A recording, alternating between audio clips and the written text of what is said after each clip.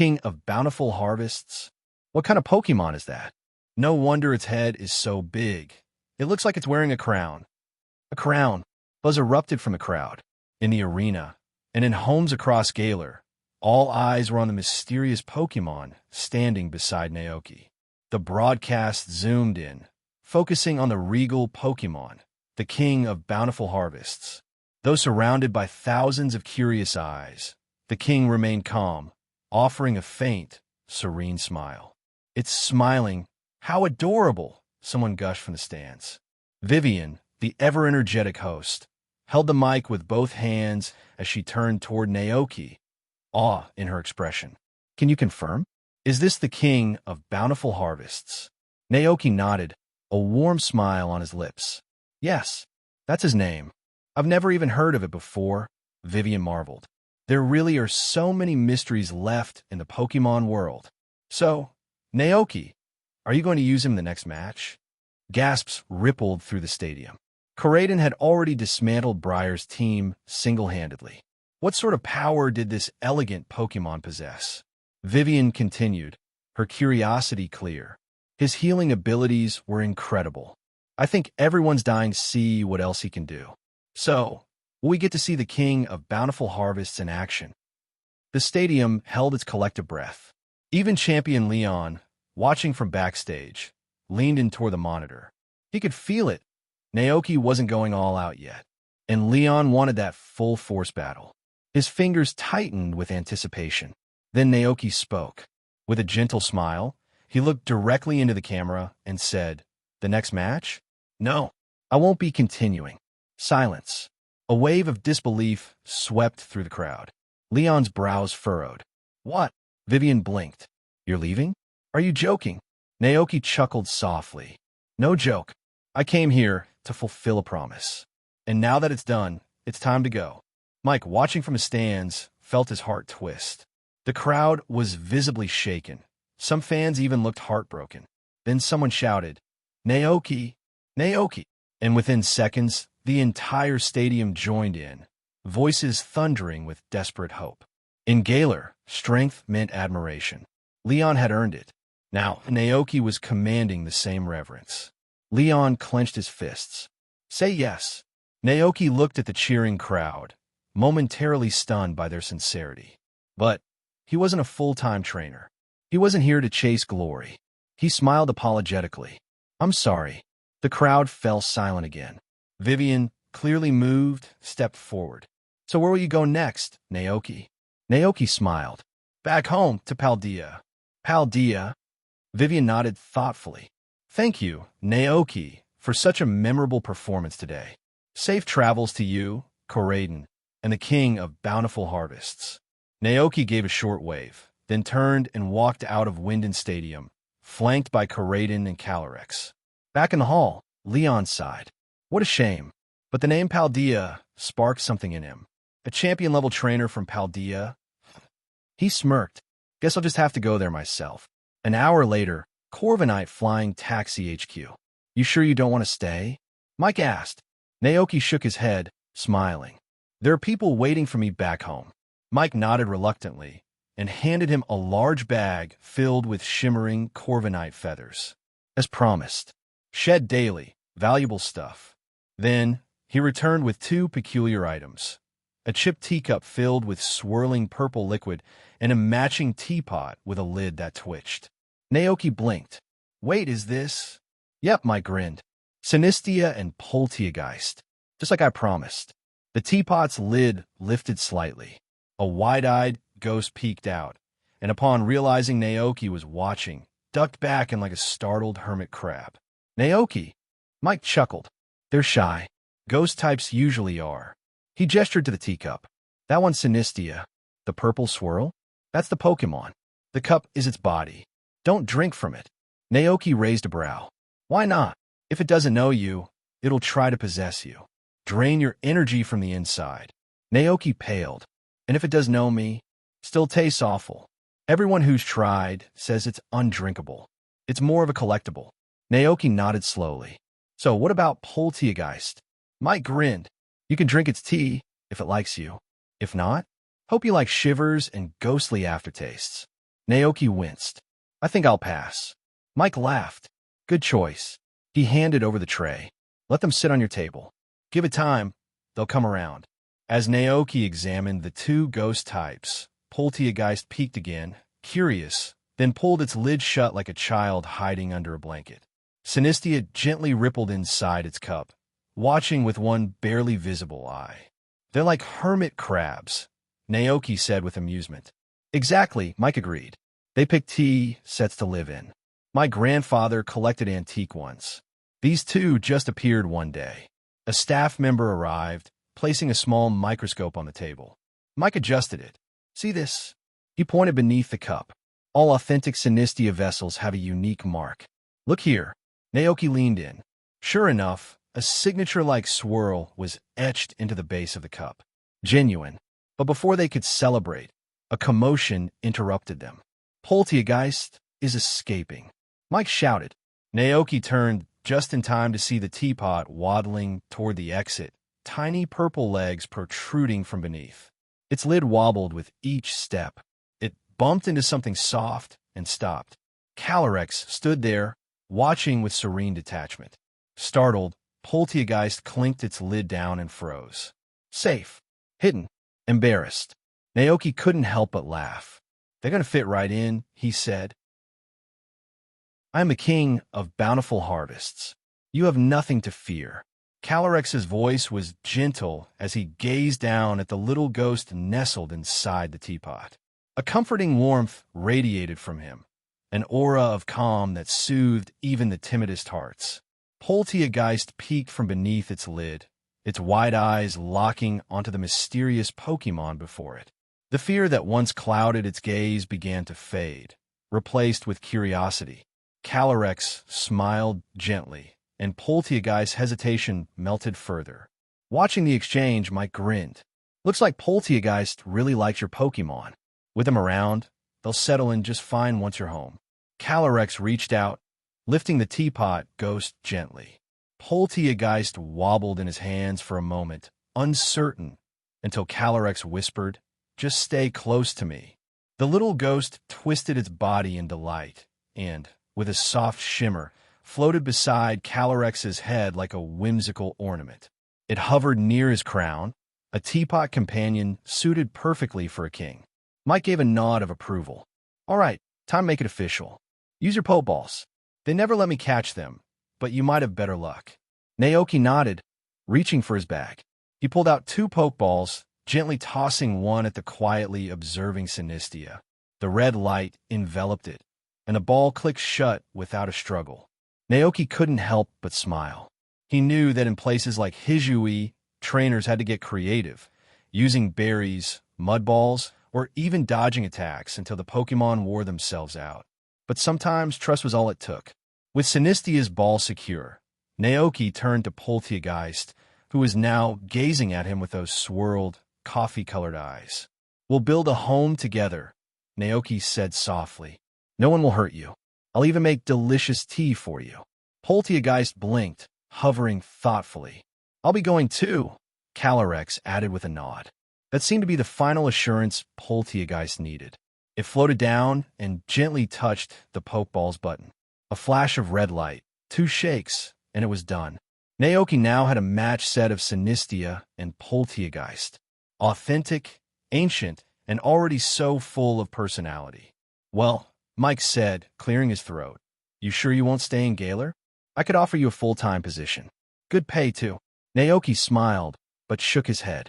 Thanks, but I prefer my quiet life. Mike blinked. You're not with the Paladine League? Nope. I run a small ranch in Kosagi Town. A rancher? Mike echoed, stunned. Naoki nodded. Pokémon, crops, peaceful days. Mike could barely believe it. A trainer this strong, living as a humble farmer? He half suspected Naoki was a former champion in disguise, living in quiet retirement. He exhaled with a bittersweet smile. If only I'd met you sooner.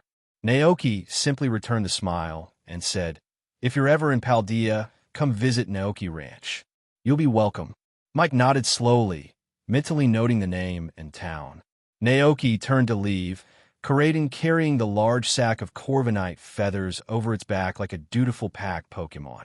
Calyrex floated serenely at his side, a ghostly teapot following like a loyal squire. By sunset, they reached Winden Station and boarded the final train to Hulbury. The journey was smooth, fast trains, quiet tracks, and by 5 p.m., they arrived just in time to catch the last ship to Paldea. They took a spot on the deck. The lighthouse faded behind them, and the sea reflected the golden hues of dusk. As the ship pulled away from the Galarian shore, Naoki gazed at the horizon, arms resting against the railing, Coraden and Calyrex beside him. "This trip was amazing," he murmured. From befriending Glastrier and Spectrier to earning Calyrex's companionship, even acquiring a living antique teaware set. The journey had been unforgettable, but now his heart longed for home. He wondered how his Pokémon were doing. Were there new challengers attempting the green grass trial? Had the little blacksmith Pokémon finished its hammer? Had Knacklestack evolved into Garganacl? Were Butterfree and Combi keeping warm in the greenhouse? And had Mew and Teddiursa sent any more postcards? He missed them all. Deeply, Calyrex stood silently beside him, eyes reflecting the moonlight. The king's thoughts drifted to his past, worshipped in Galar, honored at the crown shrine, before fading into legend. The long sleep, the loneliness, then the spark. Faith, from far-off Paldea, had reignited his will. Now, he was no longer the king of Galar. He was simply Calyrex, Naoki's companion, and he was happy. 3 days later, on board, en route to Paldea. It was a quiet night at sea. Moonlight shimmered over calm waters, the ship rocking gently. Naoki finally had time to relax. He brewed tea, specifically for Sinistea and Polteageist. He poured hot water over standard-quality black tea leaves, watching the rich aroma swirl upward. Black tea, sea bitter, awakening brew with a coffee-like kick. Effect, refreshing. Level 1.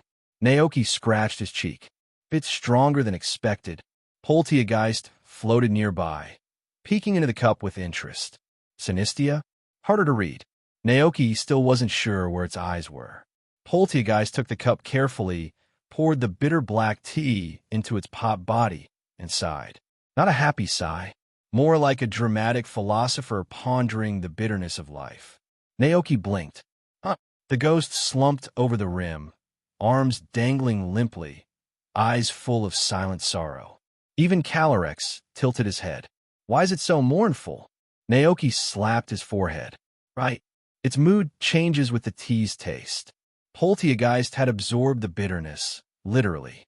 Naoki could only watch in amused disbelief as the little ghost sank into tea-induced melancholy, sighing into the night like a haunted teapot Shakespeare. "Well," he said finally, "next time." Hey everyone, I sincerely appreciate your support. If you enjoy my audiobooks, I would be truly grateful if you could subscribe to the channel. And if you'd like to support even further, you're welcome to become a Patreon member, where you can access audiobooks of novels as long as they are freely available on the internet. Your kindness and support mean so much. Thank you. On October 28th of the Alliance calendar, Naoki's ship finally arrived in the Paldea region, docking at the port of Lumina City. Once on land, Naoki set out toward his ranch, with Coraden carrying a bag full of Corviknight feathers. Unlike the Galar region, Paldea didn't have trains connecting every city, so most travel was done by bus or riding Pokémon. Since carrying such a large bag on the bus would be difficult, as soon as Naoki left Lumina City, he released Spectrier and Glastrier from their Pokeballs. He placed the bag of Corviknight feathers on Glastrier's back while he and Calyrex rode Coraden and Spectrier, heading toward Kosagi Town. After a few days of travel, stopping and starting along the way, they finally reached Kosagi Town on the evening of October 31st. Seeing the familiar road that led to the ranch, Naoki's heart filled with excitement. After being away so long, he wondered how everyone back at the ranch was doing. As he neared his home, he spotted a large truck coming down the road. He immediately recognized the truck. It was Zach's. Zach drove it daily to local ranches and farms to pick up supplies. It was close to 5 p.m., just the time when Zach would be making his rounds. Naoki quickly guided Karaden to the side to let the truck pass. Spotting Naoki from afar, Zach honked twice in greeting. As he got closer, he stopped the truck, rolled down the window, and leaned out with a big smile. "Back already?" Naoki smiled back. "Yep, all done and ready to finally come home." Thinking of Naoki's ranch, Zach's face filled with admiration. "Your Pokémon are amazing. While you were gone, they managed the ranch just as well as if you'd been there yourself. Truly impressive." Zach's gaze shifted to Karaden, and he smiled, waving. "Good to see you, Karaden." Karaden gave a happy cry, "Rayo." As Zach's eyes fell on the unfamiliar Pokémon next to Naoki, he assumed it was one Naoki had caught on his trip. But then his gaze landed on the Pokémon riding with Naoki on the horse, and he suddenly froze. There was something familiar yet extraordinary about this Pokémon's appearance. Could it be? Zach's face lit up in shock as he jumped out of the truck. "Is this who I think it is?" He stared at Calyrex, who returned his look with calm, gentle eyes, seeming to sense Zach's reverence. A slight smile played on Calyrex's face, and he nodded to Zach. "Oh my..." Zach couldn't hold back his surprise.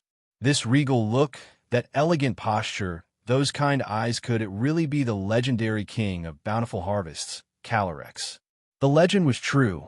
Naoki had not only met Calyrex, the king of bountiful harvests, but had managed to bring him back to Paldea. Overcoming his initial shock, Zach quickly pulled Naoki aside to whisper privately. "When the world happened?" he asked, tried to keep his voice down. Naoki gave him a puzzled look. "What do you mean?" Zach lowered his voice even further. "Isn't the king of bountiful harvests supposed to be Galar's protector? How did you convince him to come here? If the people of Galar learned that their region's symbolic Pokémon, Calyrex, the king of bountiful harvests, had been taken to another region, would they try to reclaim him?" Zach worriedly considered the worst, imagining that such an act might even lead to tensions or worse, a conflict between the two regions. Naoki chuckled, looking a bit exasperated. "It's not that serious," he assured, thinking back to everything he had shared with Zach about Calyrex's past. He had told them the legendary tales of Calyrex, once revered in Galar for riding across the land with his loyal steed, blessing the people with bountiful harvests. But Naoki realized he hadn't mentioned the sadder parts of Calyrex's story, how he was forgotten by the people and stripped of his powers. With that in mind, Naoki explained everything to Zach, recounting how Calyrex, the king of bountiful harvests, had been gradually forgotten, his temple left in ruins, and how he had wandered the icy wilderness, powerless and alone. Hearing this, Zach frowned, visibly indignant. How could they forget a Pokémon who brought them so much? That's unbelievable. Exactly. Naoki nodded. "When I arrived, I nearly froze in the snow myself. I can't imagine how a grass-type Pokémon like Calyrex managed to survive there for so many years." "Well, it's a good thing you brought him back," Zach said. "Since they don't seem to appreciate him, we'll take care of him here. If Calyrex needs believers, I'll spread his story to every town on my route," he said, clearly inspired. Naoki chuckled. "Great, I guess you're officially missionary number 2. He could already see Zach as Calyrex's enthusiastic advocate across the Paldea region. But, on a more serious note, Naoki continued, it's important to remember it wasn't the ordinary people of Galar who forgot about Calyrex. It was the Galarian royal family. They erased all records of him to claim his achievements as their own and to keep their rule intact." Zach sighed. "Well, that explains a lot. Thank goodness the monarchy is long gone. It's the era of the Pokémon League now." Naoki nodded in agreement. Exactly. After finishing their conversation, Naoki and Zach turned to rejoin Calyrex, who was waiting a short distance away. Zach gazed at Calyrex with a mix of admiration and respect. After a moment of hesitation, he managed to say, "Lord of the Harvest, please feel at home in our town. We'll honor and believe in you alongside Naoki." Calyrex gave a gentle nod, smiling warmly. Zach, catching that smile, couldn't help but grin back. But suddenly, he remembered his responsibilities, gave himself a little slap on the forehead, and dashed back to his truck. I almost forgot. I still have deliveries to make. You guys should head back to the ranch. Dragonite and the others have missed you. Naoki nodded, watching Zach's truck until it disappeared down the road before setting off on his own journey. He rode on Coraden, with Calyrex beside them, while Glastrier trailed behind, carrying the bag of Corviknight feathers. "This is our home," Naoki said as they passed under the Naoki Ranch sign. They made their way through the main gate, and Calyrex took in his new surroundings with curiosity. Neat rows of fields and flower beds, now wilted with the season, and yellowing grass stretched out before them. Naoki looked a bit sheepish. Since winter's coming, everything's looking a little faded. Calyrex gave an understanding nod and smiled. "I see," he replied warmly, "but I can already imagine how beautiful it will be in spring." In the pasture, several Pokémon lay lazily in the grass, absent-mindedly tugging at weeds. Pokémon like Palmot, Alcremie, Glacian, and Knacklestack lounged about with their backs to the entrance, gazing at the blue sky with a mixture of boredom and longing. Alcremie sighed, "Alcremie. So boring." Knacklestack echoed, "Stack. Boring." Palmot exhaled, "Palmot, Palmot. Naoki's been gone for ages. I wonder when he'll be back." Glacian, usually happiest in winter, sighed as it gazed wistfully at the sky. Although it once loved the chill and snow, now it seemed to prefer the fresh scent of flowers' tea. The warmth of the sun, and playing with everyone on the green grass. Thinking of this, Glacian let out a soft, wistful sigh. Glacian. If only. Several of the Pokémon glanced up at the endless blue sky, all letting out a united sigh. Even the sky seems empty without Naoki here, one of them murmured to the others. Just then, Coraden, ready to announce their arrival, felt Naoki gently cover his mouth. Confused, it looked up, only to see Naoki making a gesture, his eyes glinting with mischief. Though puzzled, Coraden followed Naoki's lead, keeping quiet as Naoki tiptoed closer to the Pokémon, who were still gazing at the sky, oblivious to his approach. Coming up behind Palmot, Naoki gently covered its eyes. "Guess who?" he whispered with a playful grin.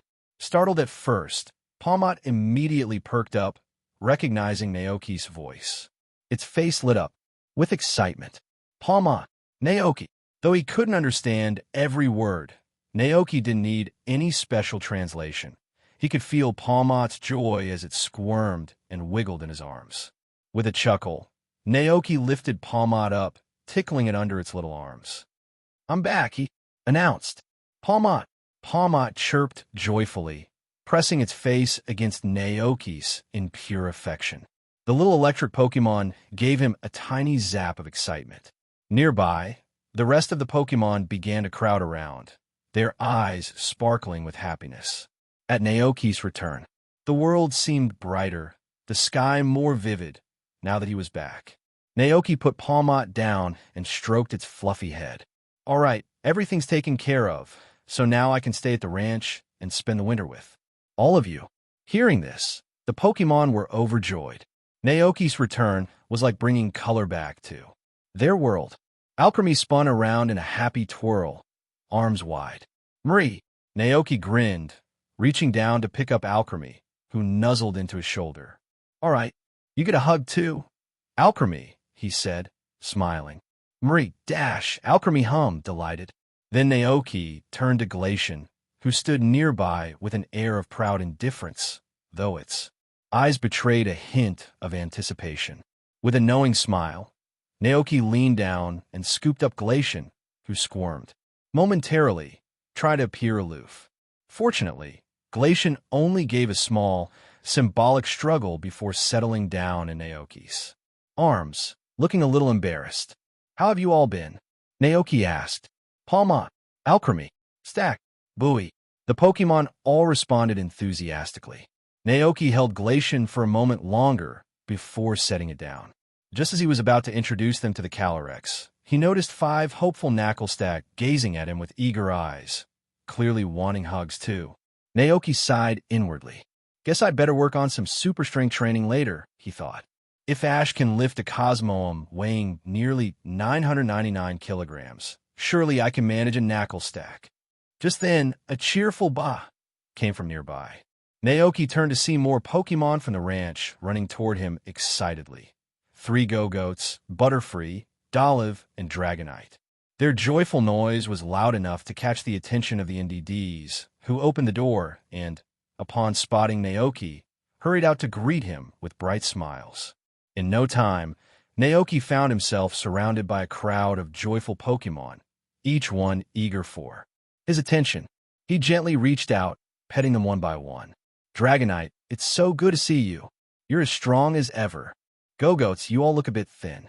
Don't worry, there's still grass from the last harvest. I'll make some fresh grass dumplings for you soon. Dolive, it's been a while.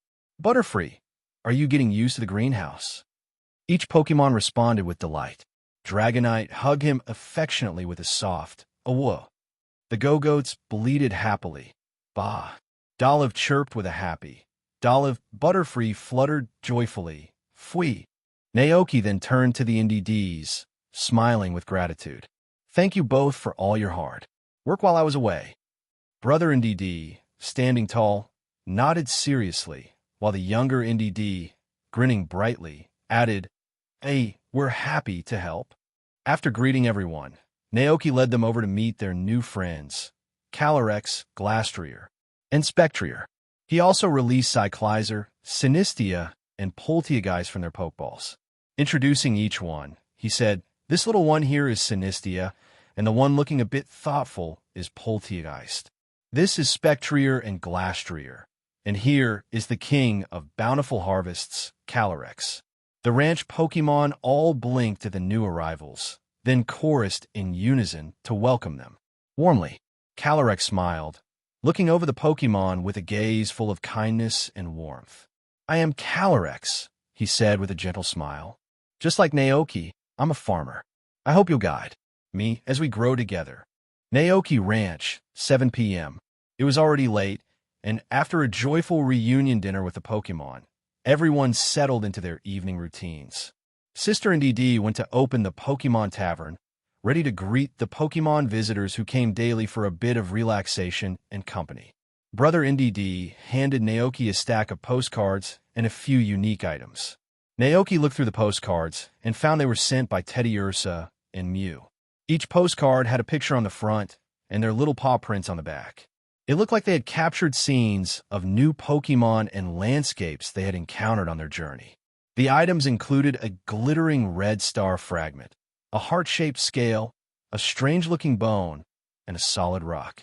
Clearly, Teddy Ursa had gathered these using its pickup ability. Naoki set the postcards and trinkets aside, planning to read through them more thoroughly as bedtime stories. For now, though, he had a few tasks to take care of. First on his list was to thaw the fresh grass harvested in autumn and prepare it into grass dumplings. The batch he'd made before he left had been entirely eaten by the 3 Go-Goats, so it was time to make a new supply. He mixed the grass with dough, placed it in a pot, and set it to steam. While Naoki was busy, the other Pokémon gathered in the living room or scattered around the cozy house. Occasionally, he'd catch a glimpse of Alchemy and Palmot playfully racing up and down the stairs. With the nightfall, the temperature outside dropped quickly, and Naoki knew that no Pokémon would want to be out in the cold when there was a warm, well-lit house with a crackling fireplace, plus an endless supply of fruits and snacks inside. Naoki smiled, checking on the grass dumplings. He set the timer and adjusted the alarm, which would go off once the dumplings were ready. While he waited, Naoki prepared a few cups of his favorite sweet black tea from Kitakami. He brought the tea back to the living room, placing 1 cup in front of Calyrex, who was resting on the sofa, and another 2 cups in front of Sinistea and Polteageist. After drinking that cup of bitter black tea on the boat, Polteageist had remained downcast, without a trace of a smile. Seeing this, Naoki decided to offer it a fresh cup of tea. Care for another try? He said, pushing 2 cups of sweet black tea in front of Sinistea and Polteageist. The 2 Pokémon stared down at the tea. Sinistea floated forward, happily absorbing the tea. A moment later, the cup was empty, and it let out a contented sigh, visibly cheered by the sweet flavor. It was clear this tea was just to Sinistia's taste. Beside it, Poltergeist gazed down at the tea with the lid balanced on its head, seeming a bit unsure. After a moment, it let out a small sigh. Naoki raised an eyebrow. Just then, two curious little faces peeked out from under the table. Pomat and Alchemy, each with a look of encouragement. Alchemy beamed and chirped, "Marie, Naoki's tea is really tasty. It's sweet." Pomat nodded with enthusiasm. Pomat. Yeah, give it a try." Poltergeist looked at the two Pokémon, sensing the warmth and friendliness in the room. It was a far cry from the lonely, dusty warehouse it had once called home. With a small, determined shake of its head, Poltergeist seemed to make up its mind. It reached out with two delicate hands, picked up the tea, and poured it carefully into itself. A moment later, Poltergeist's form swelled slightly, brimming with tea, and a small drop of purple tea spilled onto the table. Poltergeist looked a bit flustered, but Naoki simply smiled, grabbing a cloth to wipe it up. "No worries, we'll just clean it up." As it looked at the caring, human, and friendly Pokémon around it, Poltergeist's once downcast expression brightened. Its eyes sparkled, and it let out a joyful little sound, "Ho." "Feeling better now?" Naoki asked. Poltergeist gave a happy nod, the sadness from before now gone. Calyrex, watching from nearby, smiled warmly. It's amazing that a Pokémon's mood can be lifted so simply by a cup of tea. Even in all my years, I've never seen anything quite like it. Naoki chuckled in agreement. "Yes, it's quite magical. How about you, Calyrex? Would you like to try some? I'm curious if this tea suits your taste too." The king of Bountiful Harvest nodded and took the cup of tea, sipping it elegantly. After savoring it, he smiled gently. "This is delightful. I quite enjoy the taste." "Glad to hear it." Naoki grinned, watching Calyrex with admiration. He couldn't help but imagine a scene: Calyrex sitting gracefully in a field of flowers under the warm sun, enjoying a peaceful afternoon tea. Naoki thought it would be even more perfect with a slice of grass cake alongside. Afternoon tea paired with a grass cake dessert sounds just right. Recalling that Calyrex is a grass-type Pokémon, Naoki thought about the grass dumplings and grass cakes he'd developed before. He realized that these treats could not only strengthen Calyrex's grass-type moves, but also boost the grass-type energy within him. And with Calyrex's influence, there could be amazing results when cultivating crops just like the enormous watermelon he'd grown before. He also wondered if Calyrex's power might help speed up the growth of the ranch's world tree, a tree that would normally take 100,000 years to mature. But that would have to wait until another day. For now, Naoki had a lot to prepare. For example, building separate stables for Spectrier and Glastrier and creating special fields in the ranch. Using the power of Calyrex and the two horses to make snow-covered fields and spectral areas to grow ice carrots and shade root carrots, the horse's favorite treats. While deep in thought, he heard the alarm go off.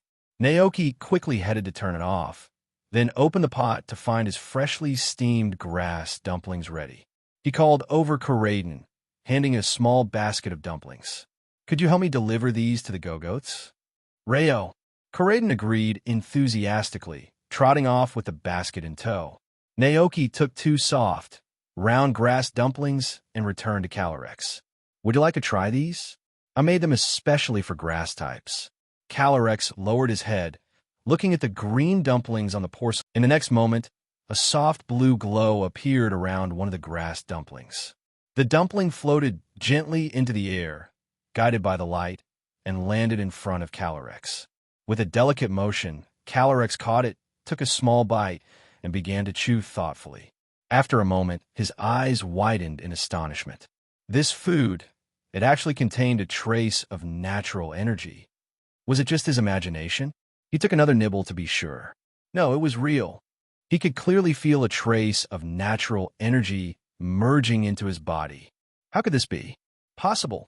Calyrex looked at his little believer with a mixture of surprise and curiosity.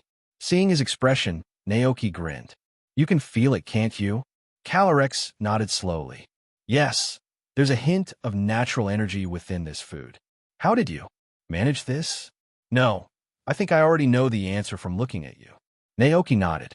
It's something I can do. I can bring out the potential in food, giving it different effects, like restoring energy, healing, or even helping to understand new moves.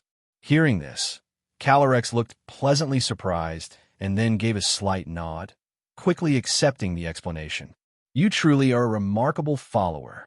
To hold such an ability, nature must have chosen you. I am so proud of you. Naoki chuckled, feeling a bit bashful. Maybe it's not that impressive. It seemed Calyrex might be overestimating his skills just a bit, but Naoki decided to let it be, returning the king's smile with one of his own. At that moment, Karaden returned with the basket. Naoki took it, thanked him, and headed back to the kitchen to clean up for the evening. After finishing his tasks, Naoki couldn't help but yawn. He'd been on the go for several days, and now, feeling a bit worn out, he glanced at the clock. It was already 9 in the evening. He wanted to head to bed, but remembered he needed to arrange a place for Calyrex to rest. By the way, Naoki asked, do you have any particular place in mind for sleeping? Calyrex gave a gentle shake of his head. No particular preference. You go ahead and rest. I like to take a look around outside, and I'll find a spot to settle in afterward. Since he was here to stay, Calyrex wanted to explore the ranch and get a feel for the land and its surroundings. All right, if you need anything, don't hesitate to call for me, Naoki replied. With a warm nod from Calyrex, Naoki bid him good night. Turning to the other Pokémon, he said, I'm heading to bed, so feel free to keep playing. Rayo Dash, Karaden, who was lounging on the carpet, responded enthusiastically. Naoki glanced around, looking for Palmot, but guessed it must have gone upstairs to play with its friends. Giving up on his usual bedtime cuddle with it, he picked up the postcards and little trinkets Teddy Ursa had sent back from its travels and went to his room. He placed the letters by his bed and headed to the bathroom to get ready for bed. Meanwhile, Calyrex floated outside, surveying the peaceful, moonlit ranch from above. He noticed Spectrier blending into the shadows and Glastrier standing proudly in the field. Snorting softly, he saw a brightly lit little house bustling with activity, where Pokémon were gathered, happily drinking and chatting. In a nearby glass greenhouse filled with blooming flowers, several bug-type Pokémon were dozing, their eyes closed in peaceful slumber. He saw Pokémon nestled in cozy wooden cabins near the orchard, sleeping soundly. And then, in a fenced enclosure, he saw 3 Go-Goats happily munching on grass dumplings. Near a feeding trough, Calyrex felt a surprising energy radiating from these Go-Goats, which caught him by surprise. Curious, he watched the Go-Goats as they finished their meal and made their way over to a small sapling. They lay down around it, drifting off to sleep. With his keen senses, Calyrex saw a faint, natural energy emanating from the sapling, nourishing the 3 Go-Goats as it circulated gently among them. This is back inside the cozy living room.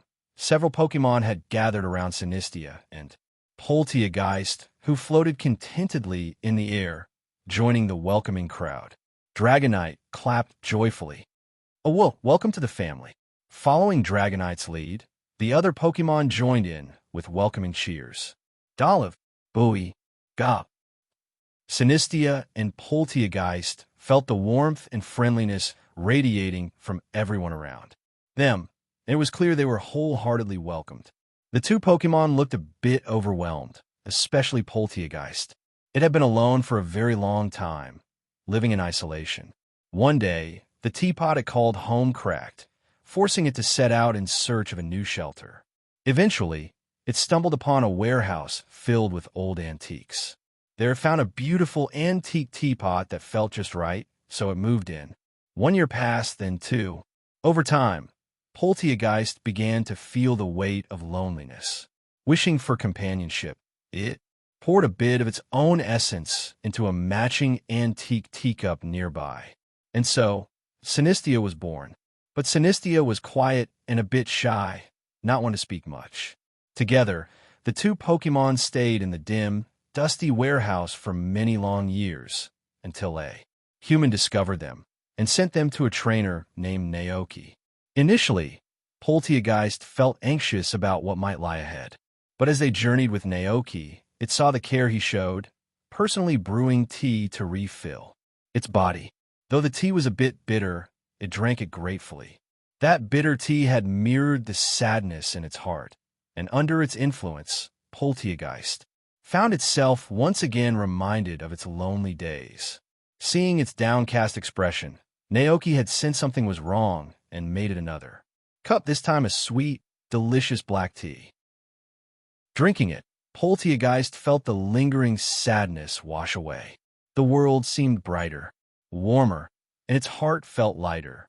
Now, not only did it feel physically warm, but the kindness and friendship from those around. It filled its heart with a warmth it hadn't felt in ages. After a moment of disbelief, Poltergeist and Sinistia let out happy cries. Poltergeist, Sinistia. Poltergeist swayed joyfully in the air, with little musical notes of happiness appearing above its head. A magical aura spread throughout the room, and the Pokémon below looked up at Poltergeist floating merrily, their eyes lighting up in delight. Each Pokémon took a berry from somewhere and began to nibble, holding their own little tea party alongside the cheerful Poltergeist and Sinistia. Inside, Naoki, who had just finished a shower, heard the lively sounds of the Pokémon and thought they might be arguing. Curious, he opened the door to check. But instead of a quarrel, he saw a heartwarming scene. A group of Pokémon gathered by the warm fireplace, happily holding a berry tea party. Seeing this heartwarming scene, Naoki stood there, momentarily stunned. A tea party, he thought, recognizing it as the exclusive move of Poltergeist. Known as tea time, this move could only be used when Poltergeist was truly happy, inviting other Pokémon to join in for a gathering filled with berries and treats. This is truly a beautiful move, Naoki whispered to himself with a smile. He chose not to approach, knowing this was a moment for the Pokémon to enjoy together. Just then, Karaden trotted out of the room, looking curious. Naoki leaned down and whispered, "Why don't you join them too?" Karaden gave Naoki a happy lick, then dashed over to the fireplace, eager to reunite with its Pokémon friends. Watching Karaden join the group, Naoki felt his heart warm. He returned to his room, sat on the bed, and pulled out the postcards Mew and Teddiursa had sent from their travels. He sorted through them with quiet delight. The first postcard showed a group of Clefairy gathered around a campfire under a full moon, seemingly engaged in some kind of ritual. Teddiursa peeked into the shot with a grin, proudly holding a small fragment of a star it had picked up. Are these Clefairy from Mount Moon?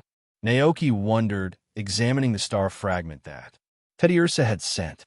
It sparkled gently, an unmistakable match to the fragment in the photo. The second postcard displayed a range of majestic, snow-covered mountains.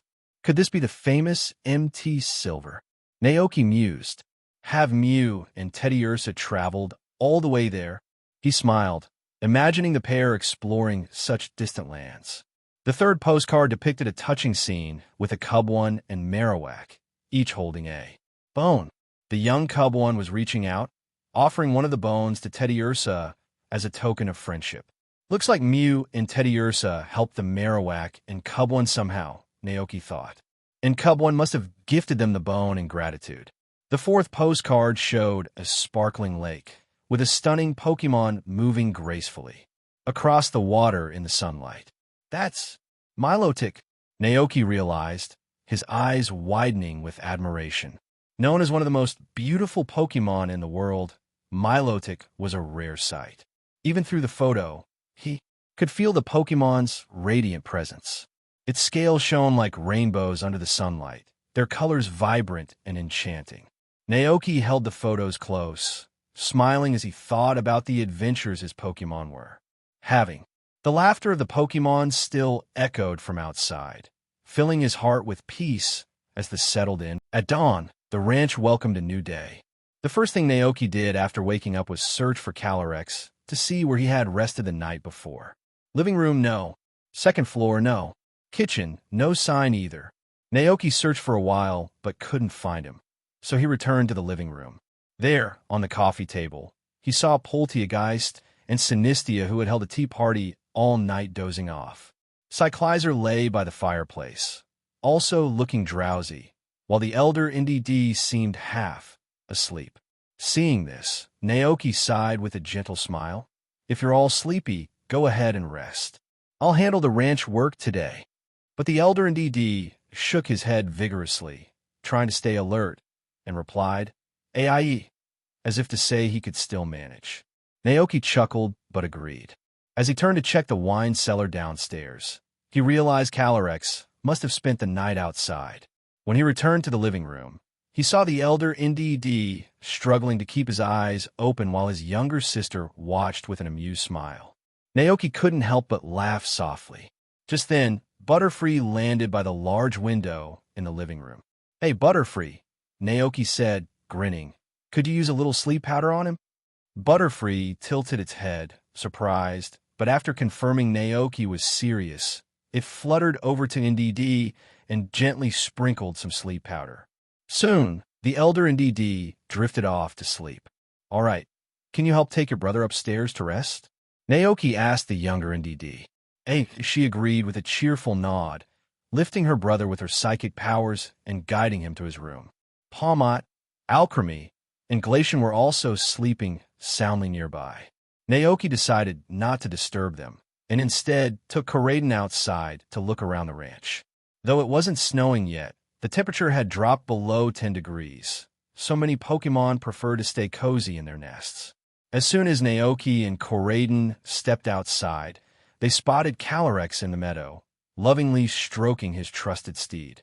Hearing them approach, Calyrex turned and greeted Naoki with a kind smile.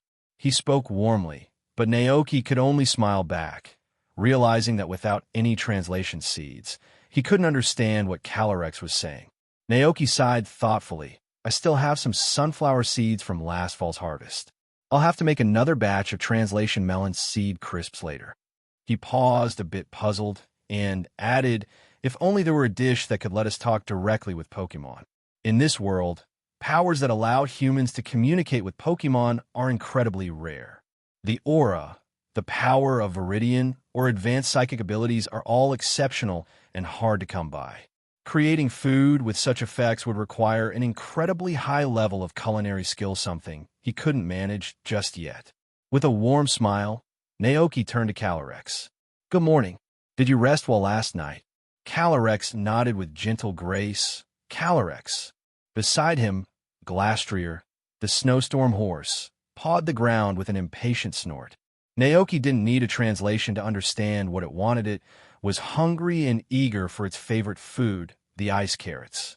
Spectrier, the ghost horse, remained calm and reserved, standing quietly with a serene look in its eyes. Naoki placed some fresh berries in front of the two horses, watching as they both leaned down to sniff the fruits, momentarily distracted.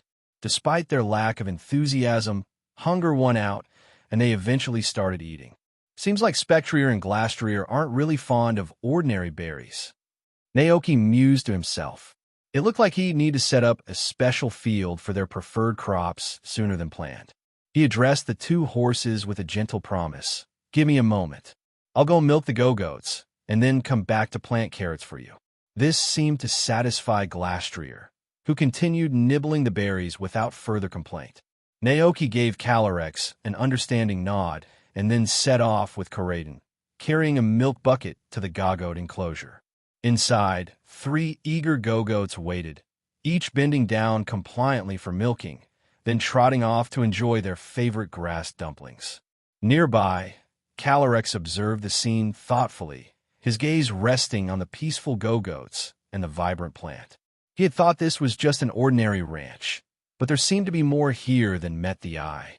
Everything in this place was brimming with mystery. After milking the 3 go-goats, Naoki headed to the henhouse to collect the eggs laid the previous night.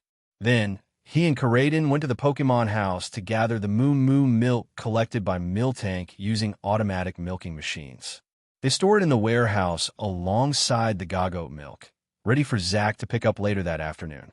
During this time, the 2 Dragonites from Dragonite Island, along with 5 Dragonaires, arrived to help. Seeing Naoki, They all trotted over with cheerful greetings. Naoki welcomed each one warmly and watched as the two Dragonites took the milk from Sister Indy D and flew off to make deliveries in town. Meanwhile, the 5 Dragonaires happily followed Naoki around the ranch. Wherever he went, they trailed right behind him. Naoki chuckled, thinking of them as his Dragonaire's entourage. Since it was winter, the pasture land was currently at rest, needing no watering. So, Naoki headed to the orchard in the southern part of the ranch with a Corviknight feather he'd brought back from the Galar region. During Naoki's absence, Tinkatuff had already finished forging its hammer.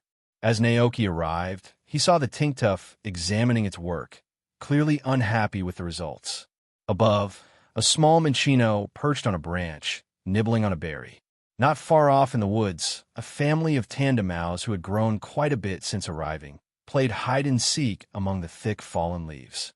With these wild Pokémon now part of the ranch, the orchard felt more alive than ever. Naoki watched as the Tinkatuff frowned at its hammer.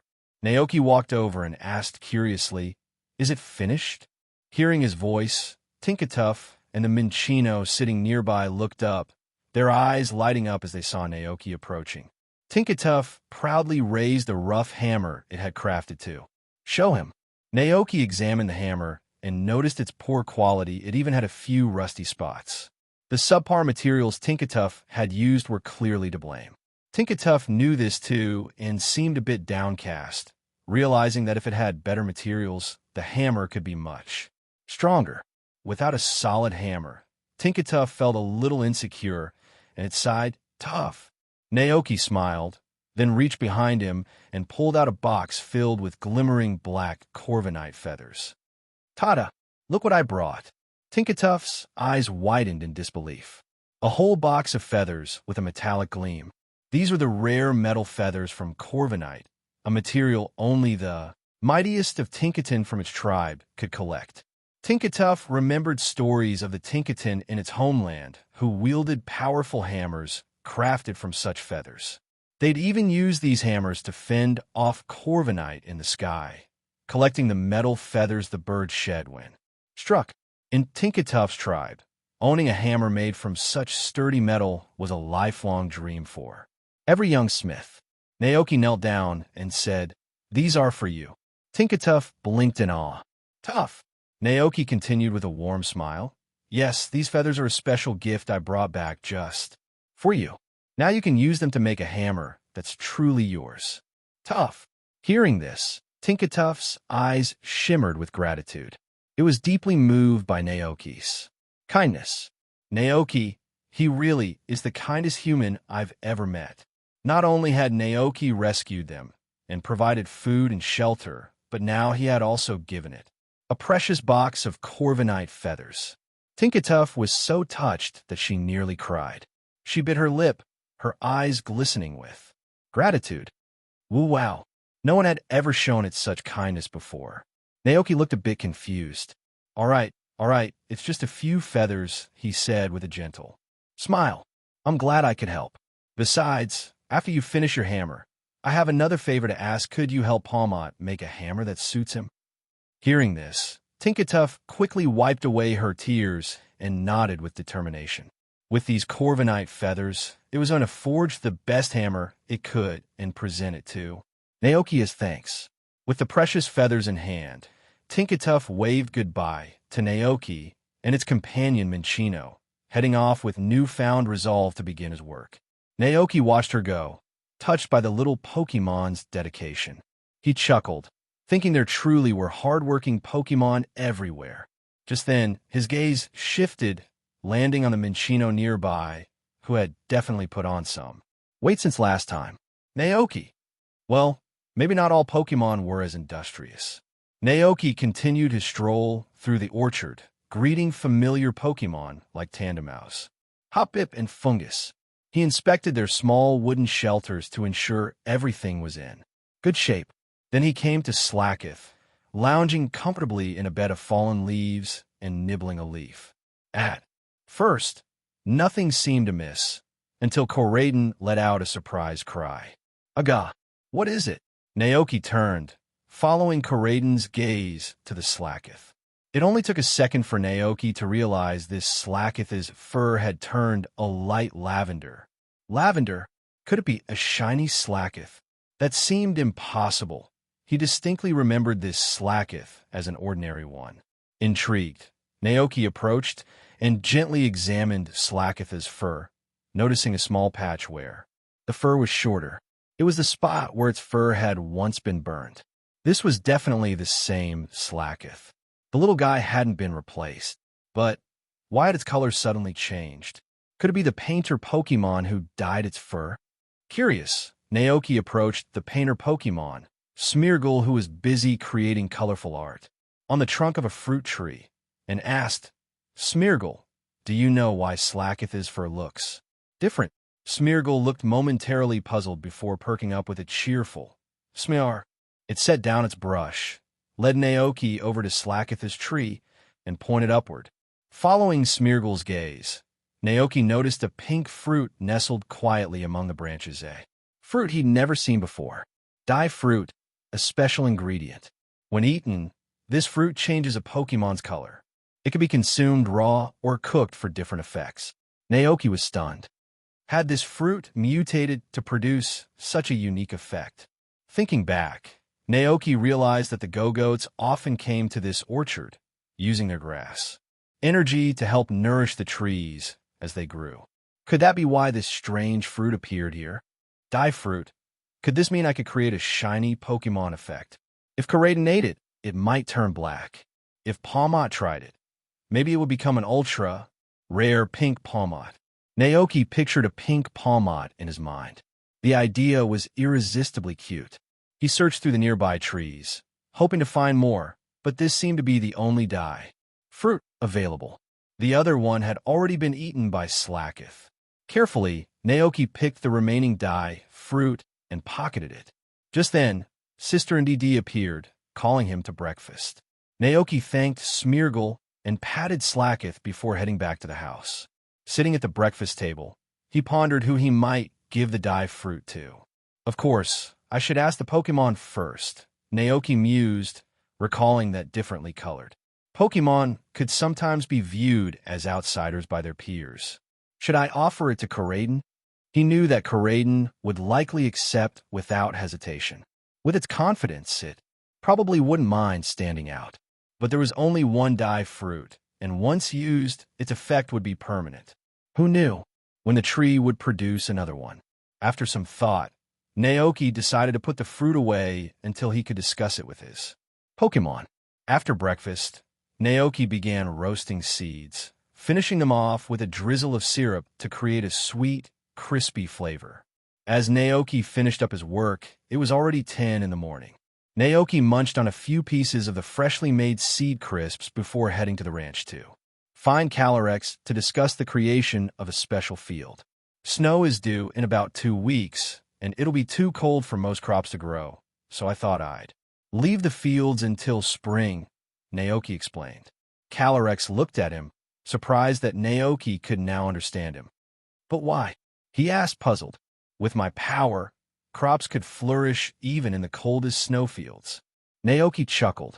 Honestly, I was hoping for a bit of break. A break? Yeah, Naoki admitted. I've been busy in the field from spring through fall.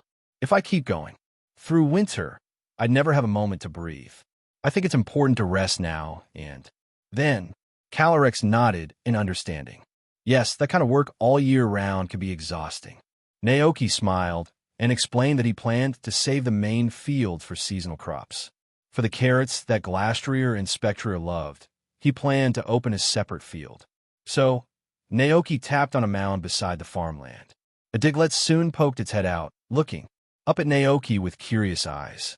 Could you help me make a couple of new fields here? Naoki asked. The Diglett gave a cheerful nod, diving underground to start digging. In no time, 2 neatly turned fields appeared, thanks to Diglett's efforts. Calyrex watched in awe, murmuring, "You really are cherished by all these Pokémon." Diglett, having finished its work, returned happily, and Naoki rewarded it with a treat. I give them food and shelter, and they help me with the ranch work. I suppose it's a kind of mutual care. It's more than that, Calyrex replied. They seem to genuinely care for you. Naoki smiled, then took the carrot seeds he'd prepared and planted them in the new fields. Calyrex then mounted Glastrier, channeling its ice energy into the left field. Frost quickly covered the soil, turning it into a perfect ice field. Afterward, the king teleported to Spectrier and infused the right field with ghostly energy, transforming the soil into a dark, misty ground. After returning to the ranch, Calyrex and Dragonairs were still fast asleep. Taking advantage of the quiet, Naoki worked in the garden, tilling the soil and planting the carrot seeds he had bought. Noticing that the ice carrot and shade root carrots in the fields were nearly devoured by the hungry Glastrier and Spectrier, he went ahead and planted more carrot seeds. This time, there was no need for Calyrex's powers to accelerate their growth. They would grow steadily in their own time. When everything was finished, it was already noon, and Sister Dee had prepared a warm lunch. The chill outside melted away as Naoki stepped into the cozy room, where the fireplace crackled, filling the space with warmth. He let out a sigh of comfort as he slipped into his cotton slippers and looked around. Brother Nddd and Palmot, who had both slept through the morning, were already up, standing in the living room with sheepish expressions. "Why are you two just standing there? Come over and eat," Naoki called out casually, pretending not to notice their sleepy faces. The Pokémon perked up with cheerful cries and dashed over to their table. As they ate, Naoki's mind drifted to the thought of a cute pink Palmot, and he couldn't help but ask with a grin, "Palmot, how would you feel about changing your fur?" "Palmo, what?" Palmot looked startled, eyes wide. He remembered a late-night movie it had watched with Glacian and Alchemy while Naoki was away. The main characters were a group of Pikachu who lived happily together in a forest, until an evil spirit appeared one day. This spirit, as the movie went, was a Pokémon whose fur had been stolen by a villain long ago. Now, it wandered the forest, filled with resentment, asking every Pokémon if they'd seen its missing fur. No matter what they answered, the spirit would strip the fur from any Pokémon it found, leaving only fear and terror in its wake. The Pikachu in the movie didn't escape either and lost their beautiful fur to the spirit's curse. Whenever he thought of that movie, Palmot still felt chills down his spine. And now, Naoki was asking him the very same question. Could it be that Naoki had become the demon? Palmot equals. Naoki noticed Palmot's shocked expression and asked, puzzled, "What's with that look on your face?" In response, the Pokémon group eagerly recounted the story of a wicked midnight demon that specialized in stealing the fur of Pokémon. "How awful!" Naoki exclaimed, pounding the table as he stood up in indignation. Palmot and Alchemy huddled together, nodding. "Paymo, exactly. No way. I need to report this. That's not just a movie, that's a Pokémon horror classic," Naoki declared. He resolved to stay up one night to investigate, curious to see just how intense this movie really was. Palmot and the others were still visibly shaken, and even Dragonite shuddered at the memory of the chilling scenes. Cyclizer, who hadn't seen the movie, looked completely lost, while Koraidon gave a resigned sigh. "Aga," Koraidon muttered. Seeing the Pokémon's genuine fear, Naoki softened. "There's no need to worry. It's just a movie. When I say changing your fur, I don't mean taking it off. I just mean changing the color." Palmot looked uncertain. "Paymo," Naoki encouraged him. "Do you want to get a try?" Seeing Naoki's excited expression, Palmot felt a spark of curiosity and decided to go along with it. "Great!" As lunch was wrapping up, Naoki placed a dyed fruit in front of Palmot. Palmot eyed the sweet, fragrant fruit that looked a lot like a berry. Taking a big bite, he finished it quickly. Within moments, his orange coat began to shift, slowly turning into an adorable shade of pink. The Pokémon watching nearby gasped with delight, some expressing envy, others charmed by Palmot's new look. Palmot looked down at his new pink fur, feeling a little unsure at first. But as he noticed the bright, admiring looks from everyone around him, he started to feel a bit bashful, standing on the sofa, slightly dizzy from all the attention. Alchemy's eyes sparkled with excitement. Among the family, she had always loved pink things the most. And now, seeing Palmot looking as pink and soft as whipped cream, she couldn't resist. She wanted to look that way too. She turned to Naoki with hopeful eyes. Naoki thought about Alchemy's usual color, a soft pinkish cream that matched her joyful personality perfectly. But if you eat that fruit, it might change you to a color that's a bit unexpected, Naoki explained gently. Upon hearing this, Alchemy's excitement dimmed, her bright eyes losing a bit of their spark. She reconsidered, deciding that maybe her current color suited her just fine after all. Naoki chuckled and reassured her. Honestly, you look perfect in your current color. Cheered by Naoki's words, Alchemy smiled, content with her natural look. Meanwhile, Dragonite watched Palmot's transformation thoughtfully. He remembered a pink Dragonair back on Dragonite Island and thought, maybe Naoki really loves this color. If I turned pink too, maybe Naoki would never look at another Dragonite again. With this amusing idea in mind, Dragonite trotted up to Naoki and looked at him eagerly. Oh, whoa, Naoki chuckled, guessing his meaning even without a translator. So you want to change color too? Dragonite nodded enthusiastically. Oh, whoa. The thought of a Dragonite turning into a pastel pink one filled Naoki's mind, and he wasn't quite sure what to say. After a pause, he decided to give the Pokémon a bit of insight into the world of differently colored Pokémon. Shiny Pokémon are truly special. They're incredibly rare, so rare, in fact, that only 1 out of thousands, sometimes even tens of thousands, is born with a different color. Just like its name, a shiny Pokémon's coloring is very different from others in its species, Naoki explained with a smile.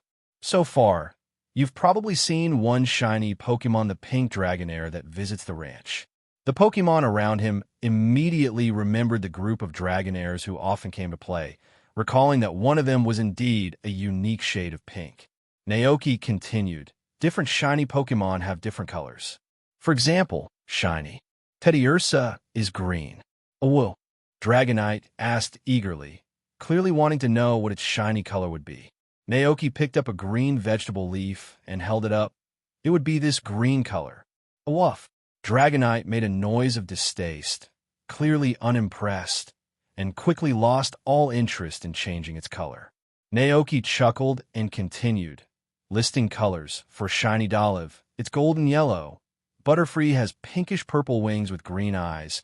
Cyclizer is a silver gray, and Koraidon has a gold shade with gray accent. With all eyes on him, Naoki glanced around at his audience of curious Pokémon.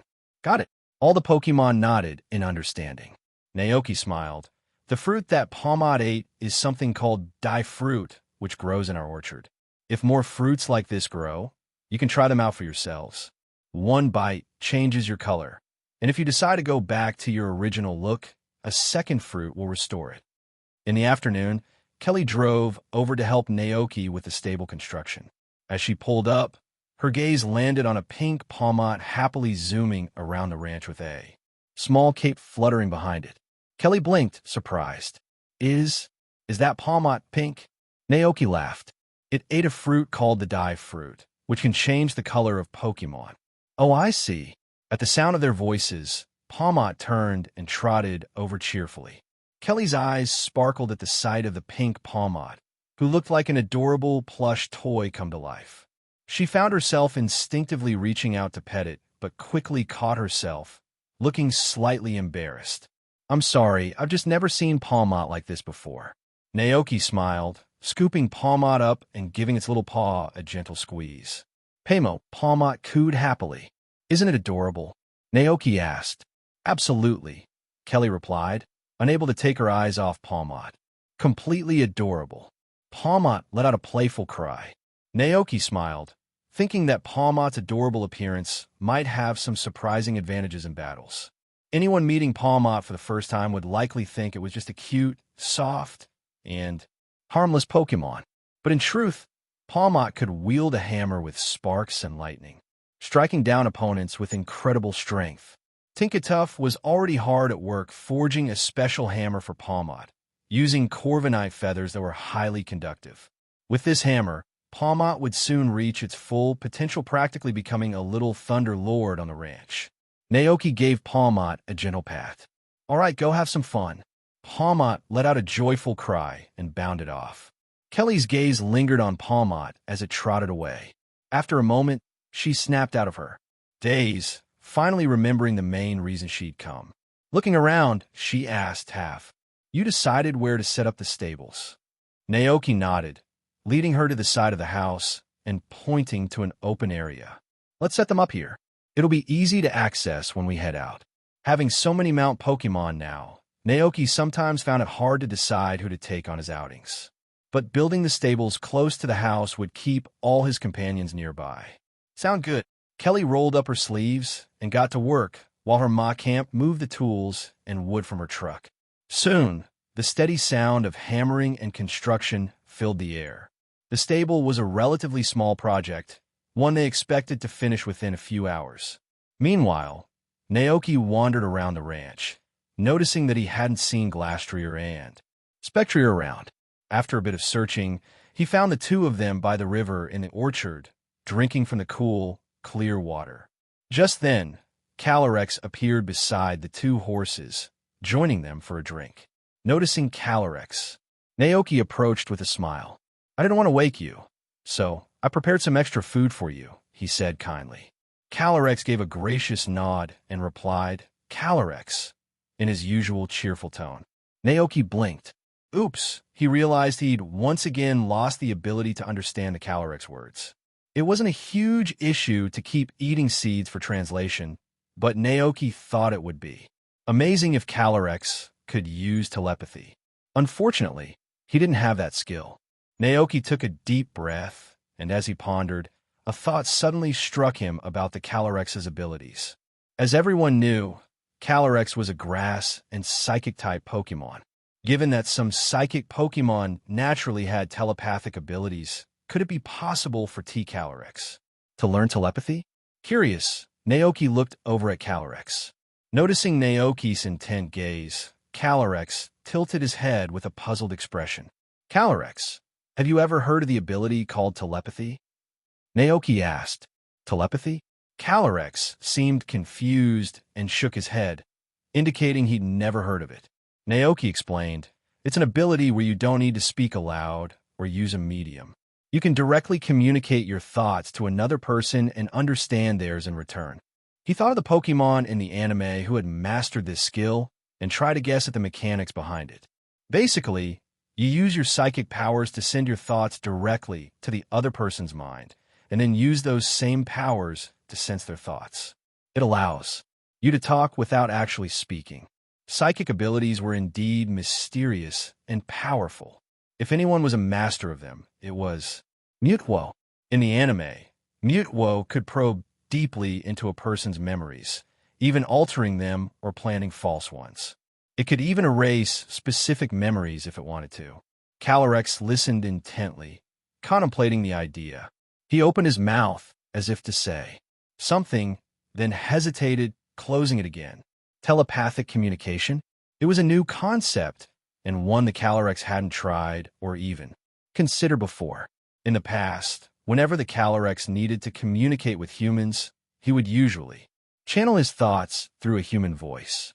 But now, Calyrex closed his ES, focusing carefully as he began to explore the method Naoki had described. He gathered his psychic powers, wrapped his thoughts within them, and sent them gently into Naoki's mind. A moment later, Naoki heard the Calyrex's voice, clear and warm, in his thoughts. "Is this how it works?"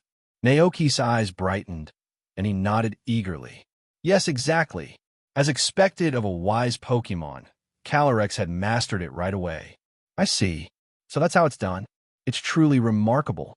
I never realized I could communicate with humans in this way. This opens up so many possibilities," Calyrex said telepathically, marveling at the discovery. Seeing that Calyrex had learned telepathy, Naoki breathed a sigh of relief. His sore mouth from all the translation seeds could finally get some rest. Turning to more practical matters, Naoki continued, "I've invited someone from town to help. Build a stable for Spectrier and Glastrier. After it's done, you can let me know if it feels right for them." "Yes," Calyrex responded, nodding gently as he gazed lovingly at his two loyal horses. My beloved horses are used to the vast, icy plains. But here is comfortable. I can sense they've taken a liking to your ranch. Naoki looked over at Spectrier and Glastrier. At this stage, his bond with Glastrier was clearly stronger, as the ice horse was especially fond of the ice carrots he'd grown. Spectrier, on the other hand, was a bit more reserved. As Naoki's gaze fell on Spectrier, he found the spirit horse looking back at him with a pair of soft, soulful eyes. Naoki and the horse exchanged a warm glance before he chuckled and said, "Oh, I almost forgot. I've got grass cakes baking at home. I'll go get them. You can wait for me in the glass greenhouse." Calyrex nodded graciously, and Naoki headed inside, retrieving the fresh grass cake from the oven. As he held the cake, information about its effects appeared in his mind. Grass cake, a cake crafted with ripe summer grass, flour, moo milk, and whipped cream from alchemy. Cooking effect, 1,000 changes. When given to a grass-type Pokémon, there is a small chance that crops grown with its grass energy may undergo unique mutations. Evaluation. This cake blends various flavors perfectly, beloved by grass-type Pokémon. The Pokémon that enjoys it may even express their gratitude in surprising ways. Naoki brought the cake, black tea, and tea set over to the greenhouse. As he arrived, he noticed Sinistia and Polteageist drifting in after him, following curiously. When he opened the door, he saw the Calyrex already seated at the iron tea table.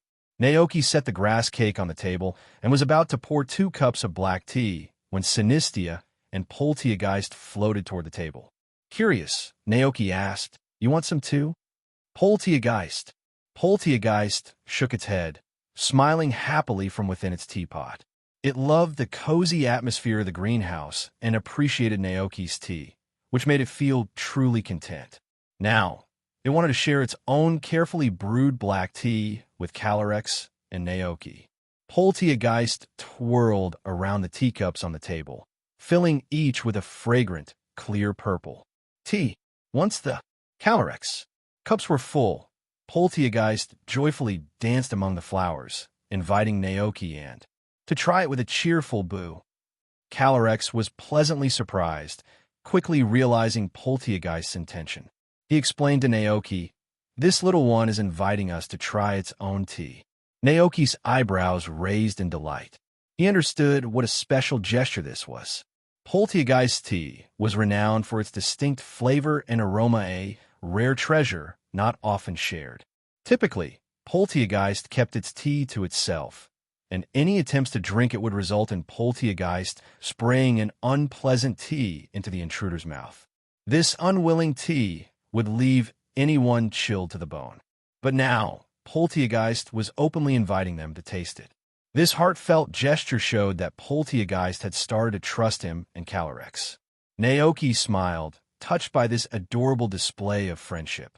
In a flower-filled room, as warm and inviting as spring itself, Naoki and Calyrex lifted their teacups under Polteageist and Sinistia's eager gaze, ready to savor its brew. The purple liquid in their cups shimmered, clear and vibrant like a pool of lilac spring water. Naoki leaned in, inhaling the unique, refreshing fragrance of the tea. He raised the cup to his lips, took a careful sip, and felt an immediate wave of delight as the rich flavor washed over him. It was like stepping into a dream world, with each sip whisking him away to a realm of bliss. Naoki's eyes brightened with delight, and he couldn't help but think of Polteageist's potential as a perfect companion for brewing specialty tea. Although it couldn't directly transform tea leaves into a beverage, its unique energy elevated the tea's quality and taste to an extraordinary level. Curious about Calyrex's reaction, Naoki glanced over. Seated among the flowers, Calyrex sipped from the teacup with elegance, eyes closed, savoring the taste slowly. After a thoughtful pause, Calyrex opened his eyes and regarded Polteageist warmly.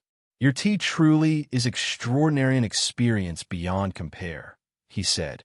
Polteageist's eyes sparkled with joy at Calyrex's words, and it turned its gaze to Naoki, who nodded with a smile. I've never tasted tea quite like this. It's wonderful. Overjoyed, Polteageist began to spin in excited circles, its happiness contagious. Sinistia, sensing Polteageist's delight, joined in, swaying along in a playful dance behind it. Naoki and Calyrex shared a smile at the sight, their hearts warmed by the cheerful display. Then, Naoki gently pushed a plate with a slice of grass cake toward Calyrex. Would you like to try it? Calyrex looked down at the slice of cake, which gave off a pleasant aroma, a blend of fresh grass and subtle sweetness. Following Naoki's example, he used a silver knife to cut a small piece, carefully picking it up with a fork and tasting it thoughtfully. The cake's flavor surprised him. The fresh essence of grass was softened by the sweetness of cream and caramel, creating a delightful harmony. It even contained a faint hint of grass-type energy, making it irresistibly appealing to any grass-type Pokémon. Calyrex took another small bite, clearly enjoying it even more than the carrots offered by his loyal followers long ago. This is the most delicious dessert I've ever had, Calyrex praised, his tone warm and grateful. Naoki laughed with delight. That's great. Calyrex, looking thoughtful, asked, You mentioned earlier that the grass cake allows the one who eats it to influence the crops they nurture. Does that mean I also have this ability now?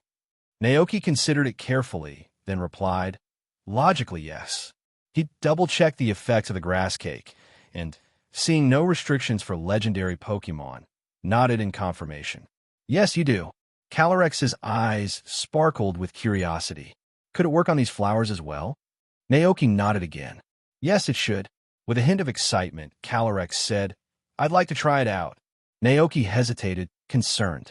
Won't that take too much of your energy? Calyrex shook his head, smiling warmly. My strength is sustained by belief, and I can feel that this land is filled with faith. With my loyalty by my side, I recover quickly. It's why I was able to regain my energy in just a month. He continued, The energy needed to make flowers bloom is entirely different from what's required to nurture the world tree. I could make the entire pasture bloom with flowers with just a thought. Naoki understood now. Caring for the world tree took 90% of Calyrex's energy, while making flowers bloom in a smaller area would only require a tiny fraction, about 0.5%. Well, shall we give it a try? Naoki asked, feeling just as curious. Calyrex nodded with a gentle smile. He floated gracefully from the wrought iron tea table into the air, facing the flowers that had not yet fully bloomed, and gently waved his right hand. At that moment, a breathtaking sight unfolded. In the expansive greenhouse, every flower and plant, whether potted or hanging from racks, blossomed in vibrant, full blooms simultaneously, filling the space with color and fragrance. Calyrex lowered his hand and turned back to Naoki with a serene expression. How's that? Naoki beamed. Let me take a closer look. Naoki began to search among the flower stands, his eyes scanning the newly bloomed flowers. Rose, no, he murmured.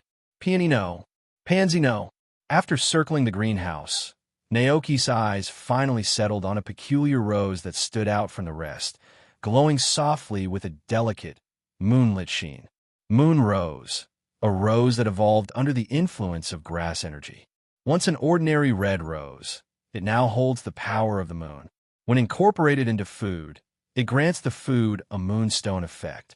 As Naoki paused to admire it, Calyrex, Sinistia, Polteageist, and Butterfree fluttered over to investigate. Calyrex took one look at the rose and knew instantly. Is this the one? Naoki nodded. It's transformed from an ordinary red rose into a moon rose. If used in cooking, it could give the food special effects. Ideas sprang to Naoki's mind. Rose pastries, flower cakes, rose jam, and perhaps a few unique dishes to experiment with. As for the moonstone effect, it likely mirrored the moonstone's ability to help certain Pokémon evolve. Sadly, there were no Pokémon on the ranch who could make use of it just yet. Calyrex marveled, glancing down at his hands. It's incredible to wield such a power. Just then, Kelly's voice called from outside. Naok, are you? The greenhouse? The stables are ready. Bring your 2 or S over. Take a look. Naoki turned to Calyrex with a smile. Looks like the stable is finished. Calyrex nodded warmly. I'll join you to see where my loyal steeds will be staying. As they stepped out of the greenhouse together, Naoki noticed two workers loading up construction tools and spare wood while Kelly was busy making final adjustments to the stable. When she saw Naoki approach, she looked up, grinning. All done. Come check it out. But the moment her eyes fell on Calyrex floating beside Naoki, Kelly froze. A series of memories flashed through her mind. The time Naoki had invited the townsfolk to his ranch to taste giant watermelons, and the special tour he gave, showing them a statue he'd called the King of Bountiful Harvest. During the autumn Thanksgiving season, Mayor Thomas had placed a large statue of the King of Bountiful Harvest in the town square. At Kelly's home, handmade wood carvings she created lined the shelves, each sold to the townsfolk.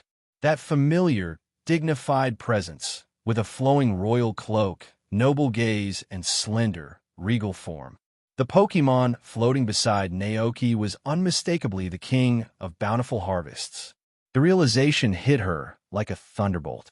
Kelly's eyes widened as she looked at the majestic figure in awe. Oh my goodness, she gasped. She recalled Naoki's tales about the legendary King of Bountiful Harvests, and now, that very Pokémon was here at his ranch. Had Naoki somehow befriended it? Kelly, Naoki called. Seeing her stunned expression, Kelly snapped out her daze. Noticing the King of Bountiful Harvest looking at her, even offering a gentle smile. Are you really the King of Bountiful Harvests? She asked, still in disbelief.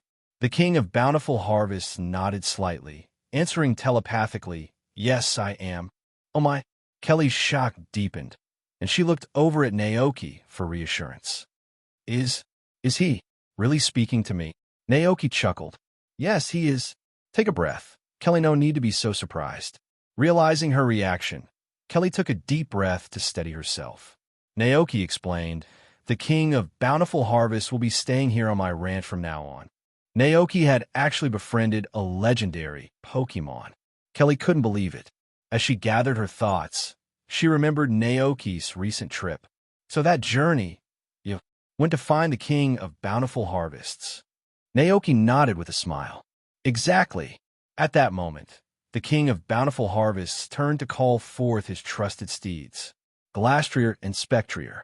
In response, the two horses trotted over from different parts of the ranch, each exuding its distinct aura.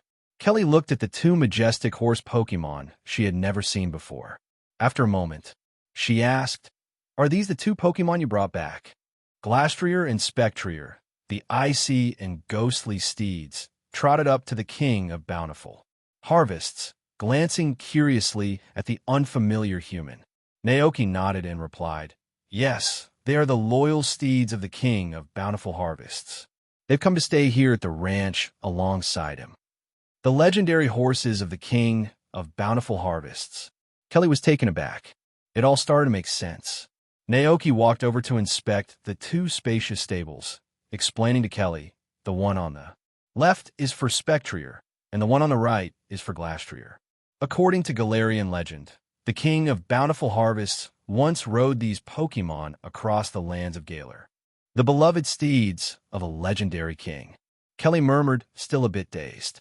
No wonder these magnificent Pokémon were unfamiliar. They were the royal companions of the king himself. After her initial awe, Kelly gradually regained her composure and turned her attention to the stables. This is the largest stable design we have, perfect for Glastrier and Spectrier, she explained. The wooden walls keep out the wind and rain, and there's room for soft hay in the back, making it a cozy place for them to rest. Naoki nodded, recalling the haystack he'd prepared with Koraidon the previous autumn. There would be plenty to keep the stables comfortable. Pointing to the front of the stables, Kelly continued, Here's the food trough and water. Trough. Just add their food and water, and they can eat comfortably without needing to leave. The stable. That sounds perfect, Naoki agreed, clearly pleased with the setup. He was sure Spectrier and Glastrier would appreciate their new home, especially since they had endured the harsh, cold-crowned shrine in the past. The stable offered warmth and comfort. By comparison, the wide pasture gave them plenty of space to run freely and enjoy the carrots during the day, while at night they could rest on soft, warm hay in their cozy new stables. Well, if there's nothing else, I'll be heading off. A leaf from Cherry Orchard ordered a wine rack from my shop yesterday, and I need to deliver it to him, said Kelly. All right. Naoki nodded, watching Kelly leave the ranch. The evening was setting in. Naoki, along with Karaden, grabbed a pitchfork and loaded a cart full of hay from the haystack, then spread it evenly across the stable floors. Afterward, he fetched fresh water, pouring it into the troughs, and finally added a small pile of berries and the remaining ice and shade root carrots. With that, the stables for Spectrier and Glastrier were ready. Go on, try it out. Pick whichever space you like best, Naoki said, standing alongside Karaden and the king of bountiful harvests as they looked at the two horses. Hearing this, Spectrier and Glastrier exchanged a silent look before each trotted into a separate stable, choosing their spaces without fuss. Naoki was pleasantly surprised. He'd half expected a bit of rivalry over the stables, but the two seemed to have an unspoken understanding, each settling into its own space. It made sense, though these two had been companions for centuries and knew each other's temperaments well. In the soft glow of dusk, the two steeds stood in their stables, happily munching on the fruits and carrots. The king of bountiful harvests looked on with a warm expression. They're pleased with the home you've made for them, he said. That's what matters most, Naoki replied, smiling as he glanced up at the sunset and breathed a sigh of contentment. With Glastrier and Spectrier finally settled, he could relax and look forward to the season ahead. It was now November, and snow would likely blanket the ranch in a few weeks. By then, he and the Pokémon would be building snowmen and having snowball fights across the fields. For now, though, it was time to prepare dinner. Naoki returned to the glass greenhouse, picking the moon rose to try his hand at making flower cakes for the Pokémon to enjoy. But just as he was about to head indoors, a purple vortex suddenly appeared in the lake on the ranch grounds. The air shifted as a portal opened, and the king of bountiful harvests immediately tensed, his expression serious as he called out, "Who goes there?" Naoki recognized the visitor and shook his head with a reassuring smile. "It's all right. It's just a Pokémon from another dimension." Hearing this, the king of bountiful harvests relaxed, his gaze softening as he trusted Naoki's calm assurance. Naoki remembered that Giratina, with its reverse temperament, had once asked him to plant some flowers in the reverse world.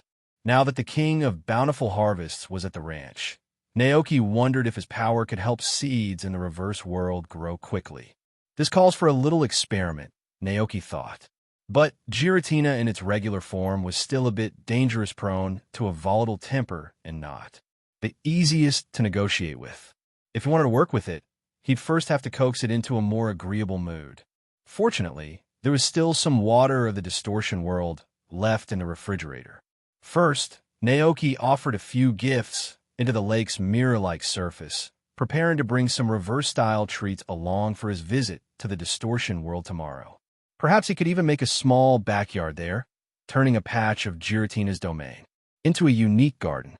Since the ranch's lake was connected to that world, visiting it would be easy and convenient. Making flower cakes wasn't too complicated, but with only one moon rose and so many Pokémon on the ranch, Naoki needed more ingredients to make enough for everyone. To ensure that every Pokémon could have a piece, he headed to the glass greenhouse and picked a basket full of flowers, nearly clearing out all the edible blooms in the greenhouse. Butterfree and Combi watched him with teary eyes, looking sorrowfully at the petals he collected. Naoki paused, feeling a bit guilty. Just then, Calyrex, watching with an amused smile, raised a hand. Instantly, vibrant flowers bloomed on the bare stems, restoring the garden to its full glory. Butterfree and the Combi buzzed happily, gazing at Calyrex with admiration. "Free!" Butterfree chirped, clearly impressed. "So amazing! Buzz, buzz!" Combi added. With a calm smile, Calyrex gracefully picked up a teacup and sipped his black tea, the very picture of elegance. Butterfree and Combi, completely captivated, flitted around him joyfully. Naoki sighed in relief. It was great having Calyrex around. With a grateful nod to Calyrex, he returned to the kitchen with his basket of flowers. "Aie, what are all these flowers for?" asked Sister Nddd, peeking curiously into the basket. Naoki chuckled. "I'm going to try making flower cakes, though it's my first attempt. I'll have to see if my method is right." The process started with making rose jam, the key ingredient for the cakes. However, true rose jam required a month of fermenting before it would be ready to use, which meant that the flower cakes would have to wait a little while. After some thought, Naoki decided to begin with the jam. Carefully, he separated the petals, washed them, and let them dry. Once ready, he mixed the petals with sugar, gently pressing them together. Naoki carefully poured the rose petals into a glass jar, added a layer of honey to seal them, and then securely closed the jar. Now, all that was left was to wait for the petals to ferment. He ended up making 3 jars of rose jam in total. As he looked at them, an informational prompt appeared in his mind. Unfinished rose jam. A jam made from freshly picked rose petals, with 30 days left to ferment. Just as I thought, 30 days to ferment, Naoki murmured to himself. He placed the jars in a cool, dark corner of the kitchen to let them ferment naturally. Next, Naoki retrieved the frozen water of the distortion world from the refrigerator. He thawed the ice, brought it to a boil, and used it to brew tea. The reversal series of dishes he was preparing had 3 types: heart, body, and technique. To calm the fiery temperament of Giratina, he would need to use a heart infusion. After brewing 3 pots of black tea, Naoki finally achieved the desired result. Reversal Black Tea Heart. A black tea brewed with water from the distortion world and tea leaves. Effect: reverses traits. Upon consumption, the hearts of humans and Pokémon may be reversed. Kindness becomes cruelty, timidity becomes bravery, selfishness becomes generosity, and vice versa. Note: handle with caution. Perfect. Now I'll just need to add it to tomorrow's offerings for Giratina, Naoki planned thoughtfully. He mentally mapped out the next steps. First, he would use the tea to reverse Giratina's personality, making it more receptive. Then he would bring Calyrex and Koraidon into the distortion world. Once there, he'd search for suitable land to plant seeds and use Calyrex's powers to nurture them. If the seeds grew, it would confirm that crops could flourish in Giratina's realm. And so, Naoki could fulfill the task Giratina had given him to transform the barren distortion world into a vibrant, green haven.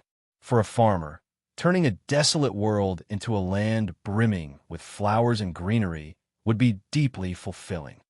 The next morning, after completing his daily chores on the ranch, Naoki shared his plan with Calyrex. "Yesterday, you saw that Pokémon from another world, a shadowy realm filled with floating islands, barren and devoid of life. It's a place that feels heavy with destruction. I stumbled into that world by accident once and met a Pokémon named Giratina. It has a surprising love for flowers and asked if I could plant some in its world. But that world is different. It exists as a shadowy counterpart to ours, where there's no sunlight, no real soil, just shadows everywhere. So, we'll need to check if we can even plant seeds there." Hearing this, Calyrex nodded thoughtfully. "I see. I'm happy to lend a hand, especially if it brings a bit of life and beauty to such a place." While Giratina's presence had indeed felt powerful and intense, Calyrex was sure that any Pokémon with a fondness for flowers couldn't be all bad. With Calyrex's agreement, Naoki smiled brightly. "Then I'll trust you with this task." Naoki, however, was careful not to rush into the distortion world too quickly. He hadn't forgotten how Giratina had nearly pelted him with its fierce attacks last time. To avoid that, Naoki went to the ranch lake with his carefully prepared offering infused with the reverse black tea. Sure enough, as if Giratina had sensed him from across dimensions, a purple vortex began to swirl over the lake, forming an entryway to its world. Naoki tossed the tribute into the vortex and waited by the lake. After a moment, a calm, inviting voice echoed from the whirlpool. My friends, you may enter. The reversal had worked. Naoki stood up, giving a nod to Calyrex and Coraden. Then, climbing onto Coraden's back, he rode forward with Calyrex following, and together they leaped into the glowing purple vortex. In the desolate space of floating islands, a massive Pokémon with golden eyes and a pure white, ethereal body marked by blue stripes hovered slowly in the void. "Nice to meet you," said Giratina, its expression oddly friendly for its usually grim demeanor. Naoki blinked. He still wasn't quite used to this newly amiable Giratina. After a moment's pause, he responded, "I think I figured out a way to plant flowers here, just as you asked before." "Oh, truly." Giratina sounded pleasantly surprised. "Is there anything I need to do?" Naoki shook his head. "Just maybe don't try to attack us." With Giratina's approval, Naoki, riding atop Coraden and joined by Calyrex, moved to a smaller floating island. Giratina floated behind, its immense form casting a calm, yet curious gaze over Naoki's work below. "What exactly are you doing? Digging around in the dirt like you did in your world?" Giratina asked. Naoki chuckled. "It's called farming," he explained, inspecting the ground beneath him. The soil on the island was a hard, reddish-brown, not exactly the best for planting. Naoki tried digging into it with a small hoe, but the soil was clumpy and resistant to farming. After some thought, Naoki decided it was time to call in a little help. He sent Coraden back to the ranch to fetch Diglett. Rayo dash, Coraden chirp happily, dashing off and returning in record time with Diglett, who wobbled nervously at the sight of Giratina. Squeak! Diglett's eyes widened as it sensed Giratina's imposing presence and quickly hid. Behind Coraden, shivering. "Rayo!" Coraden nudged it gently, coaxing Diglett forward. Naoki reassured Diglett with a gentle smile. "Don't worry, it's all right. I brought you here to help tidy up the land." Hearing this, Diglett glanced nervously at Giratina. Squeak! Seeing that Giratina had no intention of attacking, Diglett felt a bit more at ease. With determination, it burrowed into the soil, tilling the ground efficiently. As Diglett worked, the soil softened noticeably, ready for planting. "Looks like we're good to start planting," Naoki thought happily. Since this was a test run, he hadn't brought many seeds, just a few leftover berry cores. He was just about to plant them when he sensed a shift in Giratina's aura. Turning around, he saw Giratina's eyes had returned to a fierce blood red, with its body stripes changing back to black and red. Oh, the effects of the reverse T must have worn off. Naoki's heart skipped a beat, worried that Giratina might be angry. However, despite its menacing aura, Giratina remained silent. In fact, it even spoke in a surprisingly friendly tone, though a bit awkward. "My friend, why are you looking at me like that? Go on, plant those crops." Naoki blinked, taken aback. Was Giratina pretending nothing had happened? Confused, Naoki thought, is it acting like the T's effects are still working? Giratina, fully aware of what Naoki had done, retained all its memories from the reverse. T's influence. When it first found itself expressing such friendly thoughts, it had been as shocked as anyone. And now, with the T's effects gone, it still felt embarrassed and entered an annoyed state. Its pride wounded, but too stubborn to admit it. Giratina was no fool. It knew that this human had come to fulfill the request it had made before, to plant flowers on the floating islands of its realm. Giratina was eager to see if flowers could truly bloom here. So, as the effects of the reverse T wore off, it decided to maintain a calm front, hoping not to frighten Naoki and his Pokémon. Giratina, however, hadn't realized that its recovery had already been noticed, nor was it aware that its body's color and appearance visibly shifted with its temperament. Watching Giratina pretend to still be under the influence, Naoki felt a smile tugging at his lips. Since Giratina wasn't acting aggressively, he decided to play along. With a nod to Coraden and Calyrex, Naoki turned and buried the fruit seeds in the freshly softened soil. Then, stepping back, he left the next steps to Calyrex. The flower atop Calyrex's head glowed a soft blue, and in an instant the buried seeds sprouted and grew, bursting forth as a tall fruit tree with lush, green leaves and branches, laden with ripe, juicy peaches. Success! Naoki beamed with joy. The tree had grown perfectly, which meant that life could flourish here in Giratina's world. Even Giratina couldn't hide its awe, its crimson eyes fixated on the vibrant fruit tree, clearly captivated by the sight of life thriving in a place once desolate. In its own domain, a world filled with decay and shadows, fruit had actually grown. For a moment, Giratina felt a surge of complex emotions. Since the beginning of time, it had been exiled to this barren realm due to its tempestuous nature. Angry, restless, and full of resentment, it spent eons drifting alone, gazing up through distorted reflections to catch glimpses of Arceus, its creator, basking in the light of the other world. Over millions of years, however, that initial storm of emotions quieted. Arceus and Dialga faded into the void, and Giratina came to accept this place as its own, occasionally peering through its lake to admire the sunshine, grass, and flowers of the other realm. Now, here, in its own world, a vibrant tree stood before it, filled with life. Giratina watched the tree in silence, then turned its gaze toward Naoki and his Pokémon, as if in deep thought. Meanwhile, Naoki was fully captivated by the fruit tree, specifically by the strange, shimmering peaches growing on it.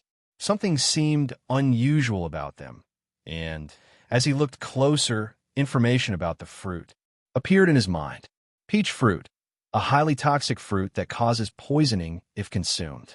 Despite this, it's highly appealing to certain Pokémon, especially poison types, who find it irresistible. Not only that, but the tree itself seemed affected by the unique properties of this world. Peach fruit tree, eternal, a typical peach tree transformed by antimatter, giving it an eternal state. It will remain as it is, never withering, growing, or aging. Wow, Naoki whispered in awe.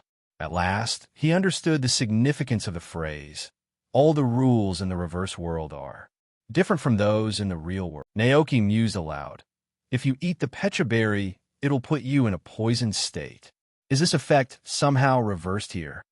He picked one of the plump, pink berry, which gave off a wonderfully sweet fragrance. It's a shame they're poisonous, he thought. A poison-type Pokémon would probably love these, but I don't have any poison types on the ranch right now. With his task complete, Naoki decided it was time to head back. He turned to Giratina and said, "Looks like we'll be able to grow things in this realm now. I didn't bring many seeds this time, so I'll head back to the ranch first to gather more." Giratina watched him silently, then nodded with a low, rumbling growl that echoed around them. A faint purple light flickered, opening the portal back to the real world. Naoki mounted Koraidon, leading Diglett and Calyrex back to the ranch. Once back, Naoki didn't waste any time. He and Koraidon immediately set off for the town of Kosagi to buy a batch of grass seeds, flower seeds, and fruit saplings from Hugh's seed store. Hugh, the shopkeeper, looked surprised when he saw Naoki's massive order. "This isn't exactly the best time of year for planting," he said, scratching his head. "It's going to snow soon, and these seedlings could freeze." Naoki chuckled, shaking his head. "Not to worry. I've got a warm spot in mind for these plants, so they won't be affected by the cold." Hugh nodded, guessing that Naoki might have a greenhouse to keep them warm. "All right." Arrow agreed with a smile. He then remembered something and added, "We just received a new batch of tea plants. They'd do well in a greenhouse, and you could pick fresh leaves for fragrant green tea." Tea plants. Naoki's curiosity was piqued. Yes, they're perfect for year-round planting if you've got a warm environment. Naoki considered this. It sounded like an excellent addition to his new project. "Great. I'll take 20 to try out." "Excellent," Hugh said, grinning. After loading the tea plants, he mentioned, "Oh, we also received some apple saplings from Kitakami Township. Kitakami's apples are famous for being large and sweet. They'd be a perfect treat for any Pokémon that loves fruit." "Apple." Naoki thought for a moment. Since he was already buying so much, he decided to add the apple saplings to his order. With his large order, the store offered a delivery service, so Naoki wouldn't need to worry about transporting everything with Koraden. As he prepared to leave, Naoki asked Hugh, "Are Kitakami's apples really that well known?" Before he transmigrated, Naoki had never heard of Kitakami Township, and news about it had yet to reach him.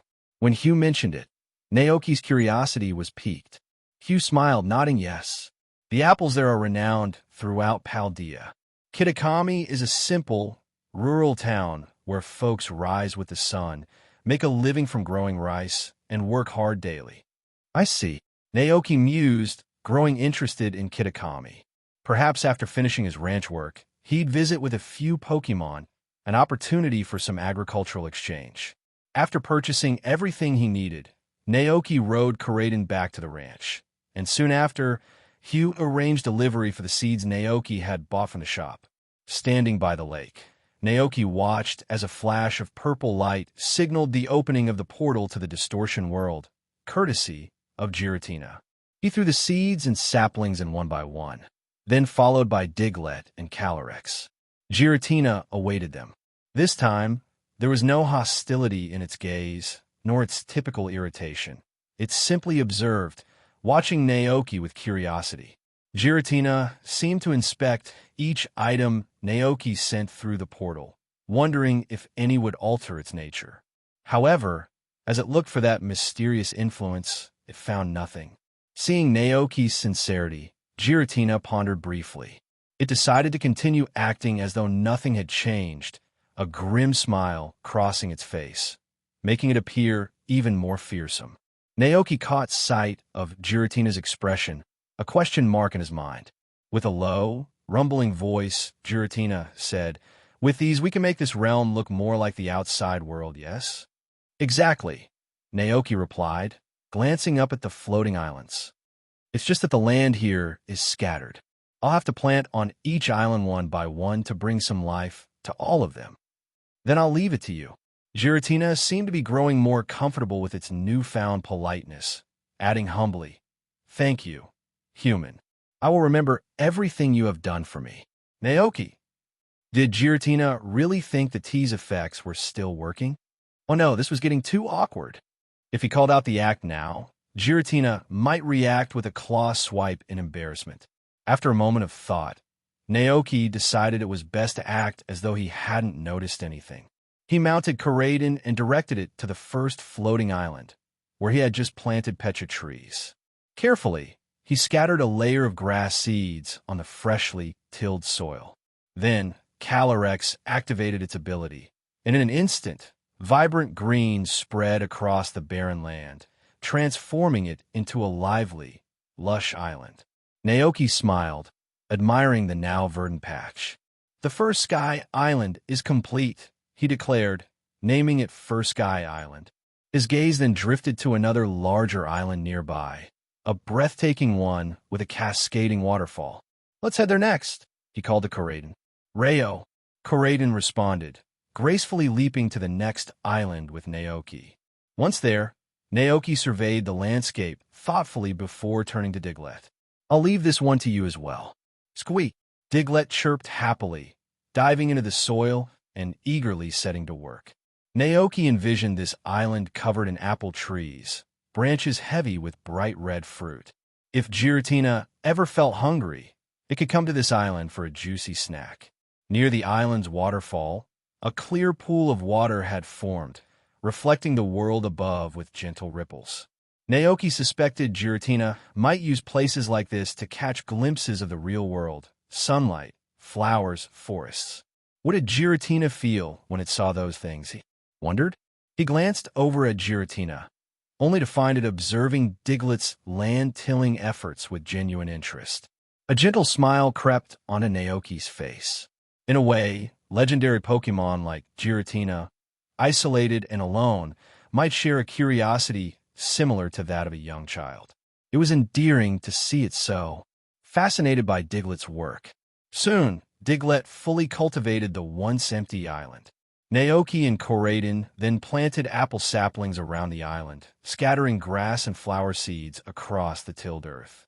Finally, with a gentle nod, Calyrex activated his power. In an instant, the barren, desolate land transformed before their eyes. What had been a bleak, empty island was now vibrant and green. Lush grass spread out in every direction, dotted with clusters of small yellow flowers, while the apple trees formed a flourishing orchard, their branches heavy with big, round red apples. Naoki smiled, looking at the beautiful transformation, and details about the apples appeared. In his mind, sweet apple, a delicious sweet apple. Enhanced by Calyrex's power, it brings joy to anyone. Who eats it? Apple tree. Eternal, atypical apple tree. Transformed by antimatter to maintain its appearance forever, it won't wither, grow further, or age. As expected, the apple trees here also have an eternal quality, Naoki murmured. He picked a few ripe apples, offering one to Calyrex, Koraiden, and Dragonite 4 had noticed that every morning, 2 Dragonites and 5 Dragonaires leave Dragonite Island at sunrise and return at sunset, always bringing back delicious, tempting food. Curiosity finally got the best of it, and today, Dragonite 4 decided to secretly follow them. It had originally thought the treats were simply gathered from trees in the wild. But to its surprise, the other Dragonites landed in a place bustling with many Pokémon, and even the clumsy Dragonite it once knew from the island was here too. Dragonite 4's curiosity grew. Looking at the 2 Dragonites enjoying their poffins, it innocently asked, "Well, what's work?" The Dragonite sitting to the left thought for a moment, then replied, "Well, work is when we help humans. In return, they give us delicious poffins." So, this tasty snack was called Poffin, Dragonite 4 thought. Just then, the Dragonite on the right noticed Naoki approaching. Waving its paw dismissively, it seemed to signal for Dragonite 4 to ask Naoki directly rather than hovering around and drooling on their food. "Oh, woo, Naoki's coming. If you want to know something, go ask him." Dragonite 4 turned and immediately recognized the human walking toward them. It was the same one who'd visited Dragonite Island before. Naoki quickly guessed where this new Dragonite came from. It must have followed the others from Dragonite Island, probably drawn by the allure of food. Glancing at the Poffin boxes clutched by the 2 delivery Dragonites, Naoki thought, another Dragonite with a sweet tooth. He gave the new Dragonite a friendly smile and then turned to his own Dragonite. "Have you explained the ranch rules to our new friend?" With a sigh and a slightly exasperated look, Dragonite shook its head. "Oh, well."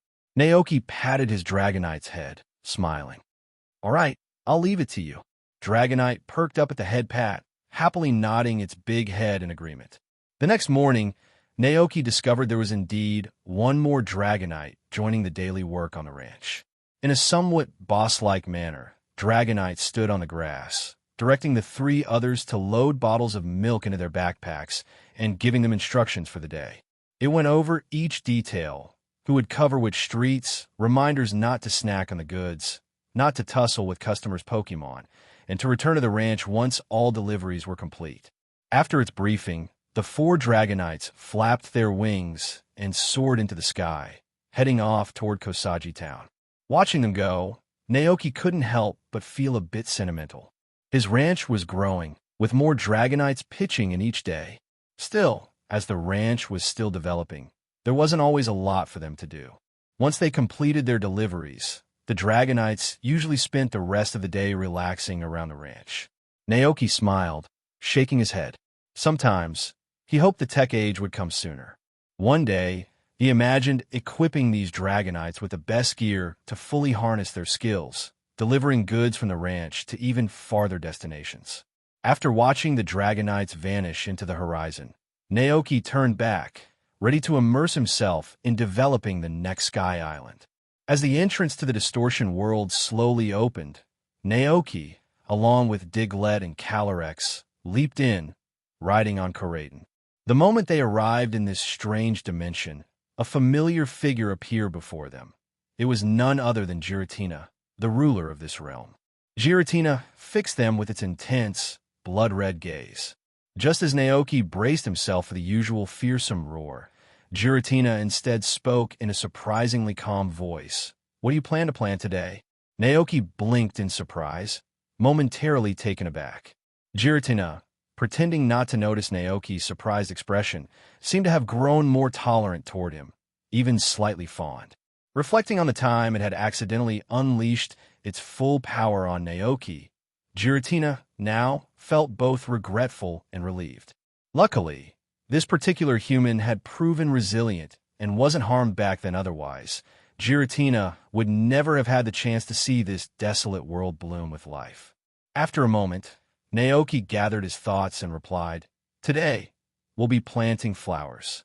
Having created the island of berries in Apple Island the day before, today's goal was to start on a flower island. Before heading to the new island, Naoki guided Karaden back to Apple Island. He was still curious about the mysterious destruction mushroom that had exploded the previous day. Scanning the island of apples and waterfalls, Naoki searched for any trace of another destruction mushroom. Although he didn't spot any new mushrooms, he did notice that several apple trees had been picked clean. It didn't take much to guess who the culprit was.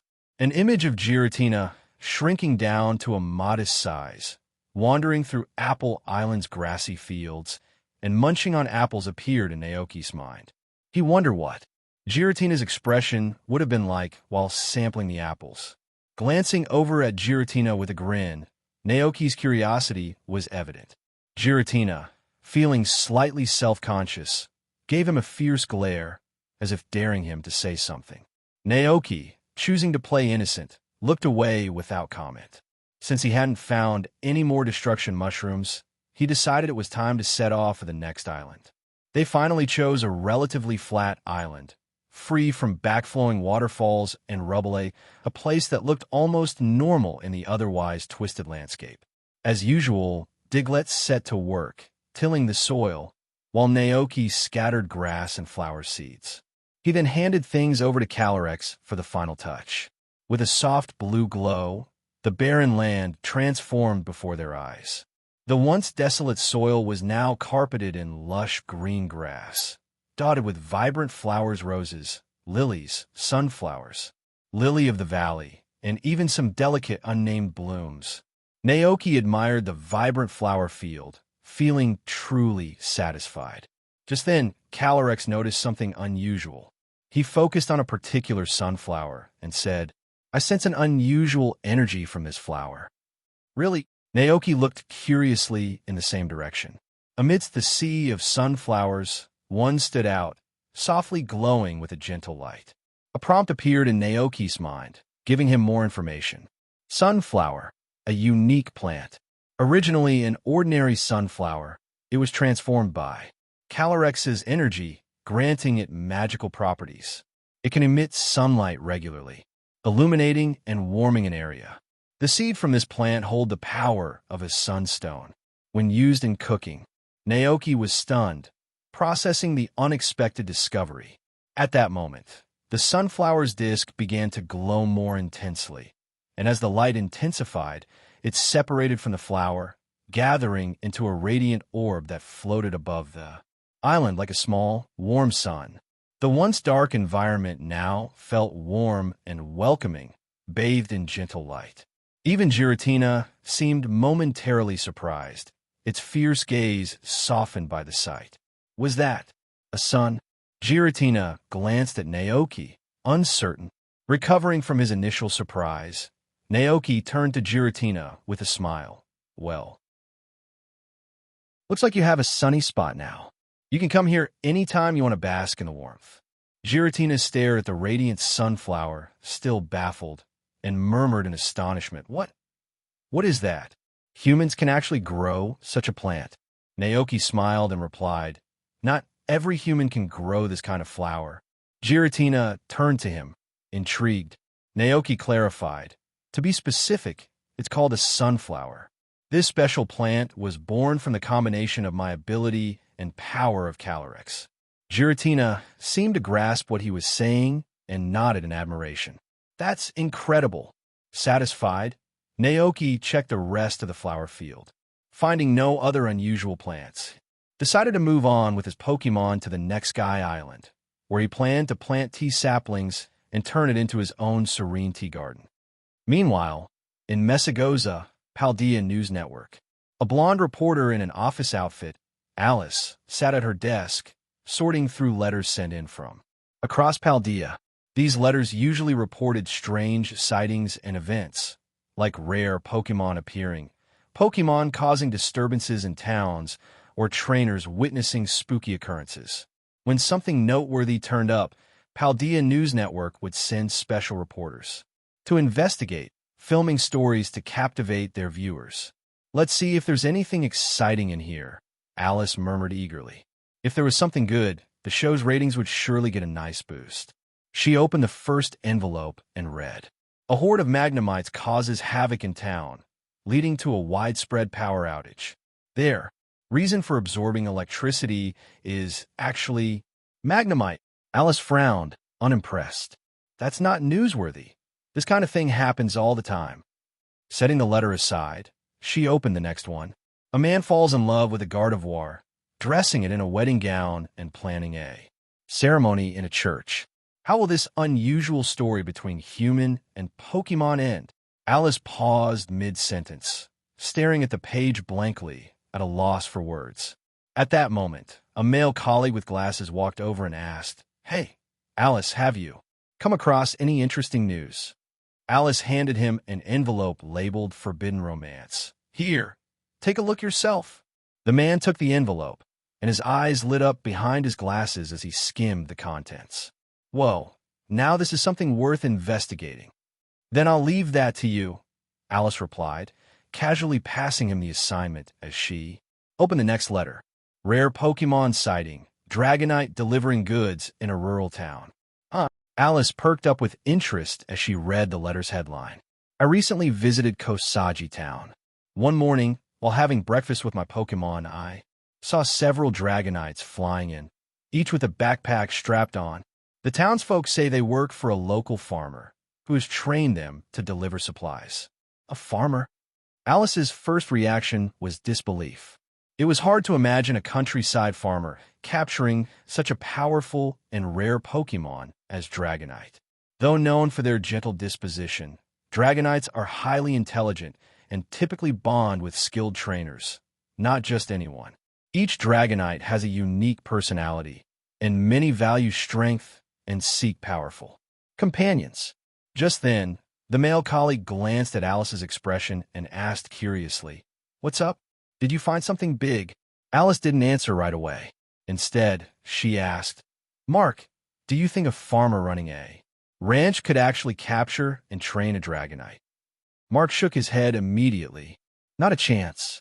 Farmers aren't typically trainers, you know? Unless it's someone as famous as Champion Gita, I wouldn't buy it. Here." Alice handed him the letter.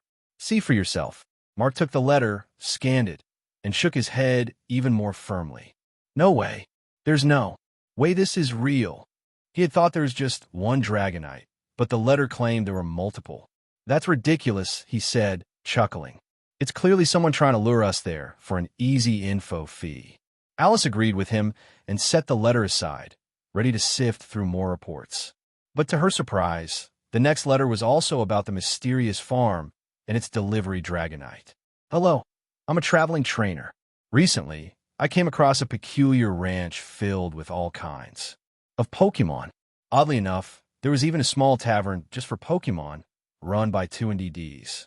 And if that wasn't strange enough, there were several Dragonites who flew out each morning to deliver fresh milk to the nearby town.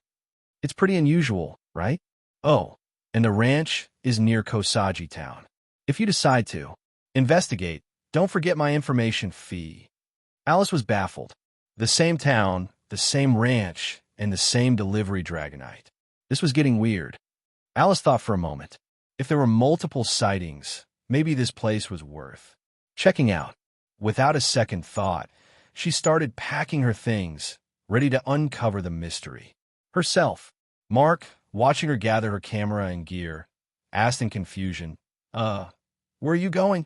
"Business trip," Alice replied, already grabbing her camera and bag, a determined glint in her Tea tree, a unique plant infused with the power of the Calyrex. Its leaves can be brewed into a delightful green tea, though they shouldn't be eaten raw. In a reverse world, Naoki stood before a newly planted tea garden on an island, his heart filled with satisfaction. Perfect. Now, whenever I want some tea, I can just come here and pick fresh leaves.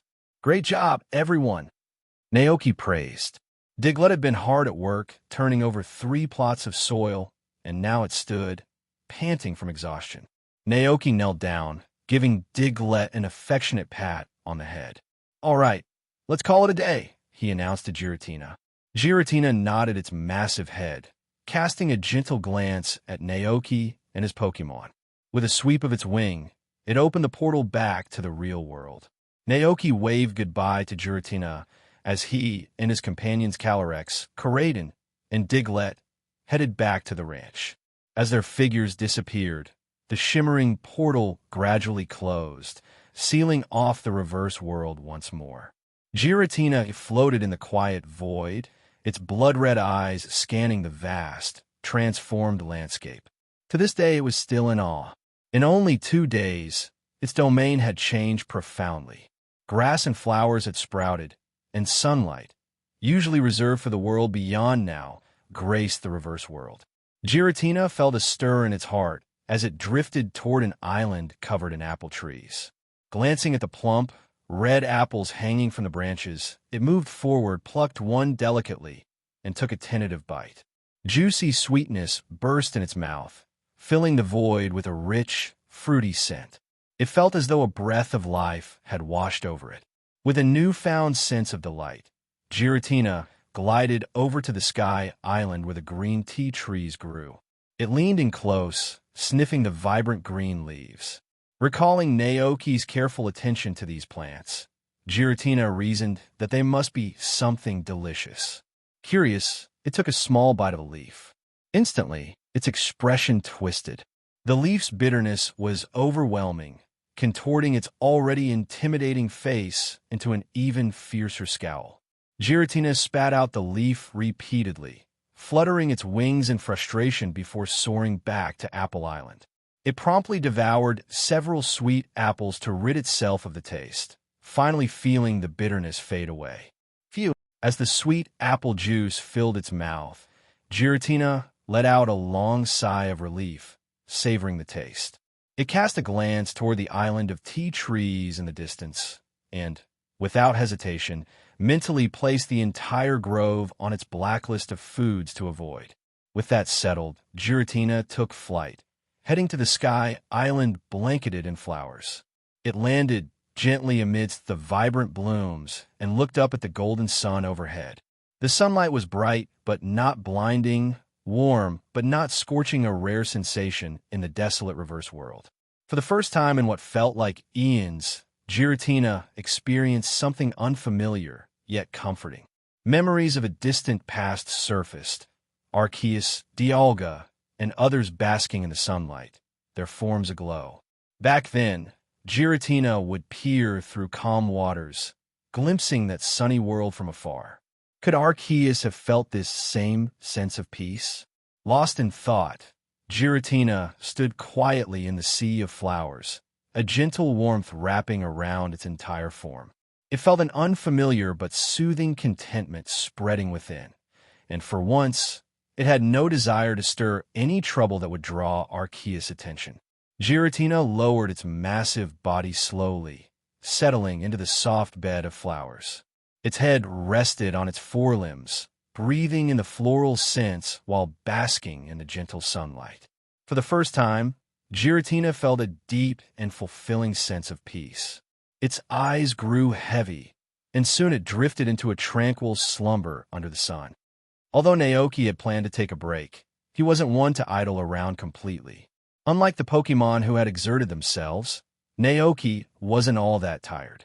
Back at the ranch, Calyrex made its way to the glass greenhouse, enjoying the warm winter sun while sipping on black tea served by Sinistia. Diglett cheerfully returned to its underground burrow, carrying a pile of treats Naoki had gifted it. Coraden, however, followed Naoki back to the house. Naoki opened a cupboard and pulled out a basket of fresh fruit, glancing over at Kraden. Why don't you go play for a bit? I need to start on today's poffins for Dragonite and the others. Gah. Kraden's head drooped, clearly disappointed that Naoki couldn't spend more time with it.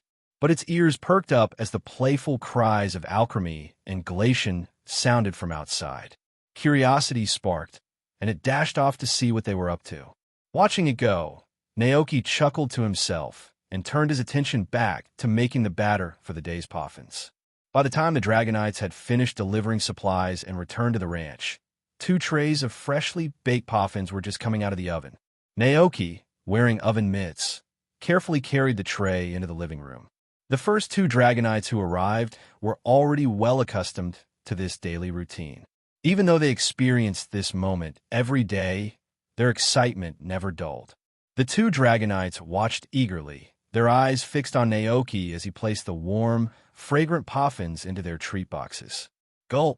A new Dragonite, Dragonite number 4, couldn't help but swallow as it stared at the poffins in Naoki's hand. This was the smell. Its mouth watered, practically a waterfall of drool. The older Dragonites looked over, slightly amused at their new companion's wide-eyed enthusiasm. Clearly, the island newcomers were still getting used to life at the ranch. Here you go. You've all worked hard today. Naoki smiled warmly, handing 2 boxes of poffins to the 2 Dragonites who had just returned from their morning deliveries. Dra! They chirped happily, accepting the boxes with their paws before scampering outside to enjoy their treats under the wide, shady tree in the pasture. Meanwhile, Dragonite number 4 gazed longingly at the remaining poffins. Noticing the hopeful look in its eyes, Naoki chuckled. He took out a fresh treat box, filled it with poffins, and handed it to the eager Dragonite. This is for you. Welcome to the ranch. Dragonite. Dragonite number 4's eyes lit up as it hugged the box close, thrilled with its decision to tag along to the ranch that morning. Happily, it waved to Naoki before dashing off to join the others outside, clutching its box of treats. Naoki and his Dragonite walked to the doorway, standing under the eaves as they watched the 3 Dragonites sitting beneath the tree, enjoying their treats. Each one leaned against the trunk, carefully pulling a poffins from their box, nibbling it with satisfaction. Ah! Naoki sighed contentedly, a touch of emotion in his voice. Who would have thought there'd be so many Dragonites on the ranch now? Perhaps he should start calling it Dragonite Ranch. The days continued as planned, and before long, it was November 6th, year 198 in the Alliance calendar. That morning, the ranch welcomed an unexpected guest. Naoki blinked in surprise as a blonde woman arrived, accompanied by 4 Dragonites. Looking a bit bewildered, he asked, "Wait, you're a reporter from Paldea News TV, here to do a story on me and the Dragonite?" Alice still hadn't fully recovered from the shock. Her gaze was fixed on the 4 Dragonites lounging beneath the trees, her face a mix of disbelief and amazement. Just the evening prior, she had arrived in Kosagi Town, a quaint place in western Paldea. She had no way of knowing the exact location of the ranch, so she stayed overnight, hoping to spot the delivery Dragonite the following morning to confirm the rumors she had heard. Initially, Alice had dismissed the reports as nothing more than a ploy to trick her network out of an intelligence fee. But to her amazement, the very next morning, she saw a Dragonite soaring above the town, a sturdy backpack strapped to its back. What astonished her even more was that there wasn't just 1 Dragonite, there were 4. What kind of person could afford to raise 4 Dragonites? Determined to uncover the truth, Alice grabbed her camera and set off, following the Dragonite team all the way to a secluded ranch. When she arrived, her jaw dropped. There weren't just Dragonite.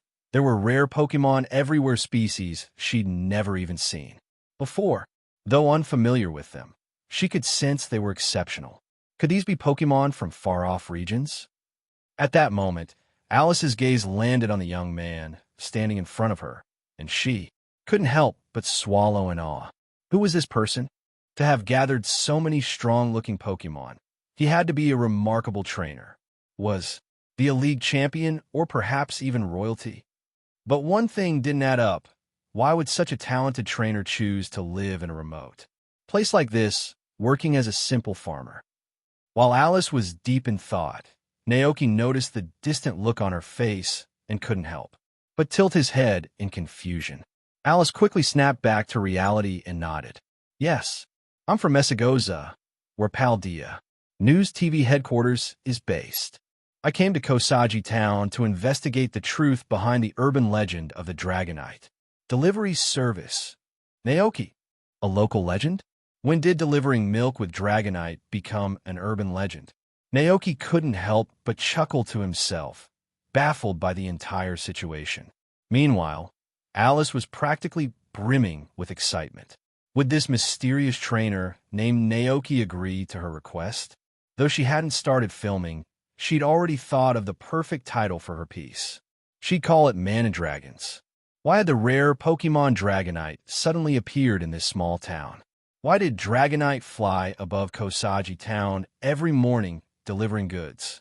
And what was the true bond between the mysterious man and his Dragonites? Tune in to tonight's segment, The Secret of Paldea, Man and Dragons, only on Paldea News TV. Naoki considered her proposal thoughtfully.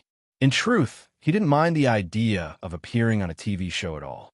Naoki had plans to establish the Dragon Express Company in the future, so he figured that a little early publicity couldn't hurt. Instead of waiting to promote it later, why not start now, using this program to raise the profile of Dragon Express and showcase the ranch? With this thought, Naoki's expression softened, and he smiled. Of course.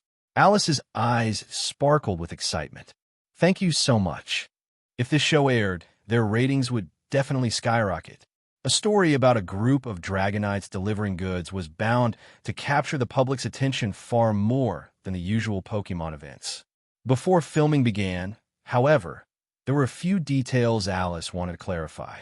Naoki invited her and her crew into the living room, where Sister NDD, who was helping out as a hostess, served them tea.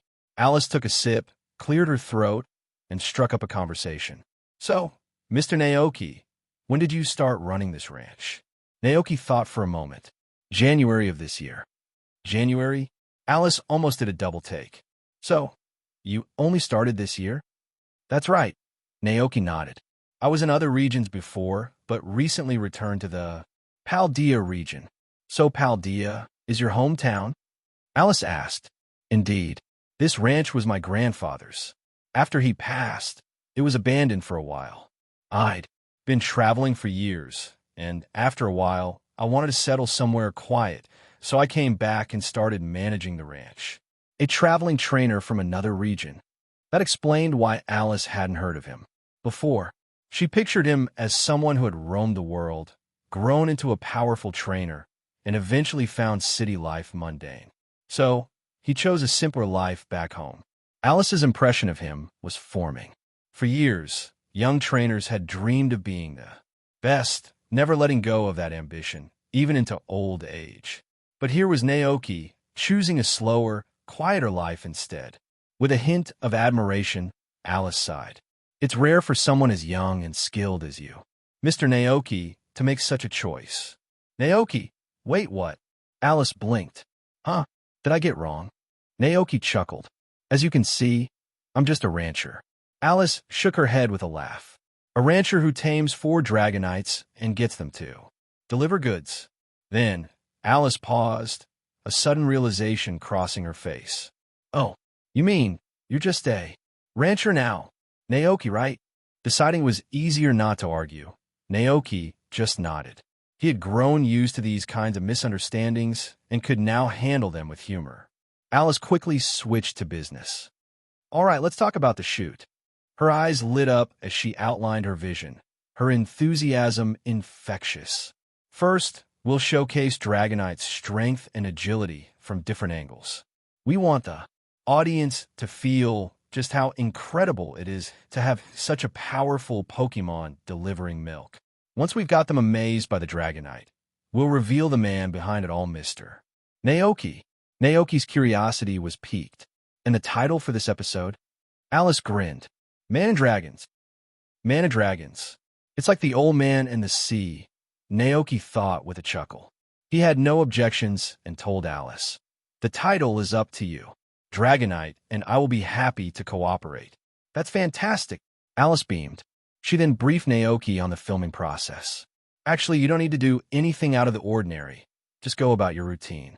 As a reporter and photographer, I'll find the right angles." "No problem," Naoki agreed.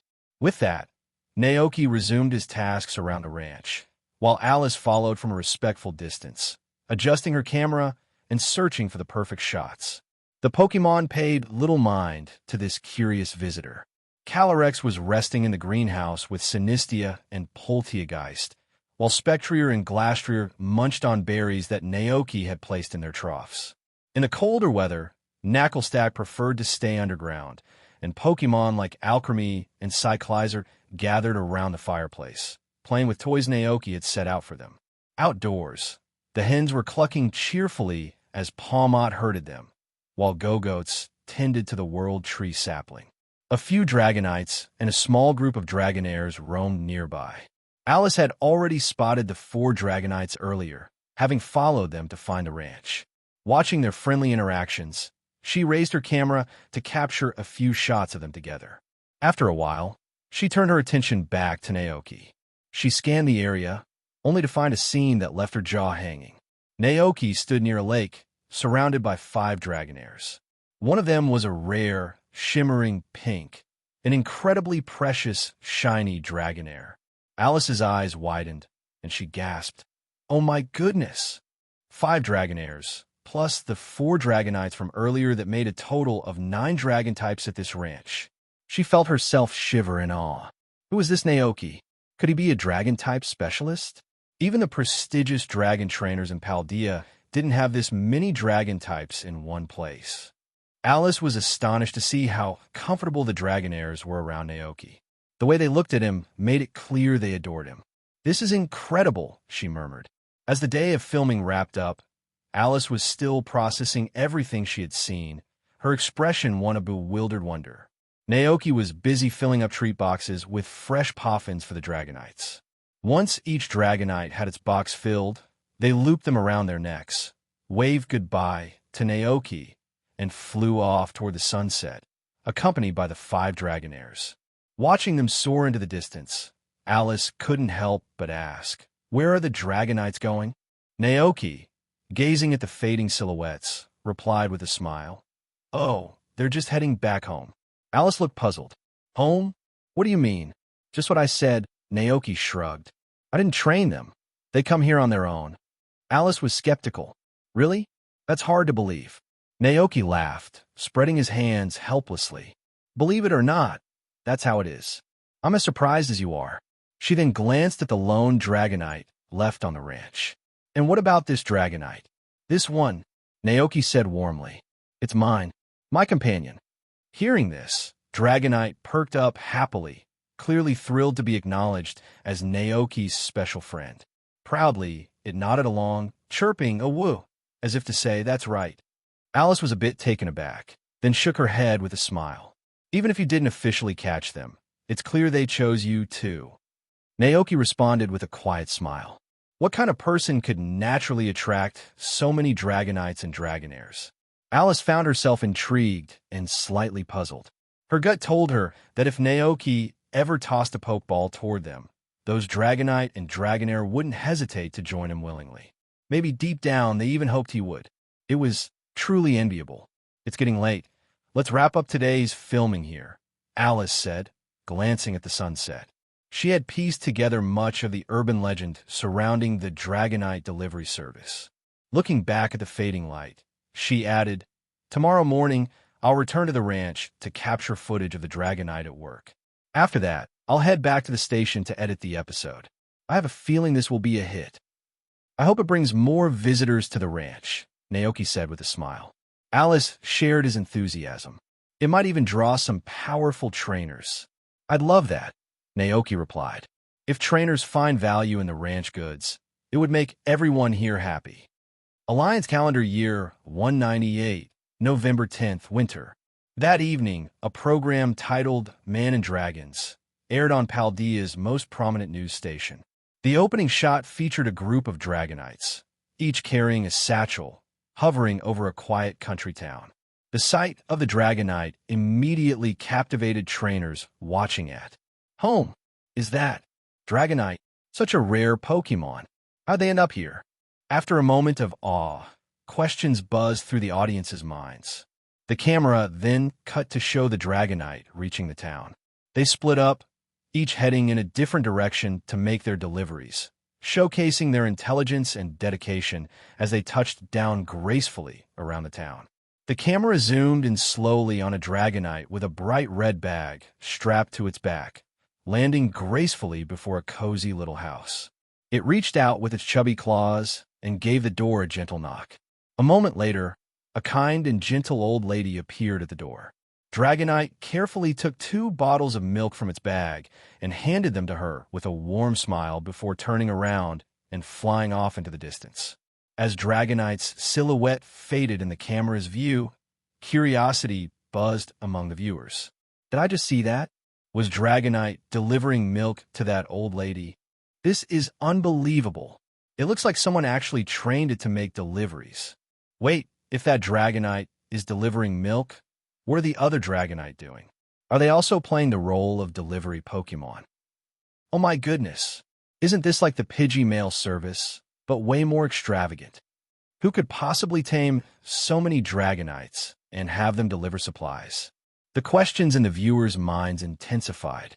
Just then, the screen shifted from the quaint town setting to a picturesque ranch in the countryside.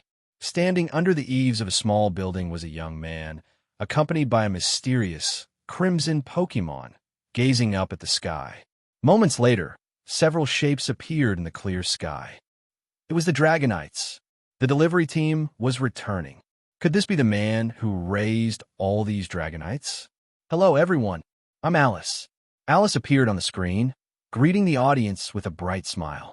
I'm here to investigate the truth behind the urban legend of Dragonite delivery, a story that intrigued many of you on your travels.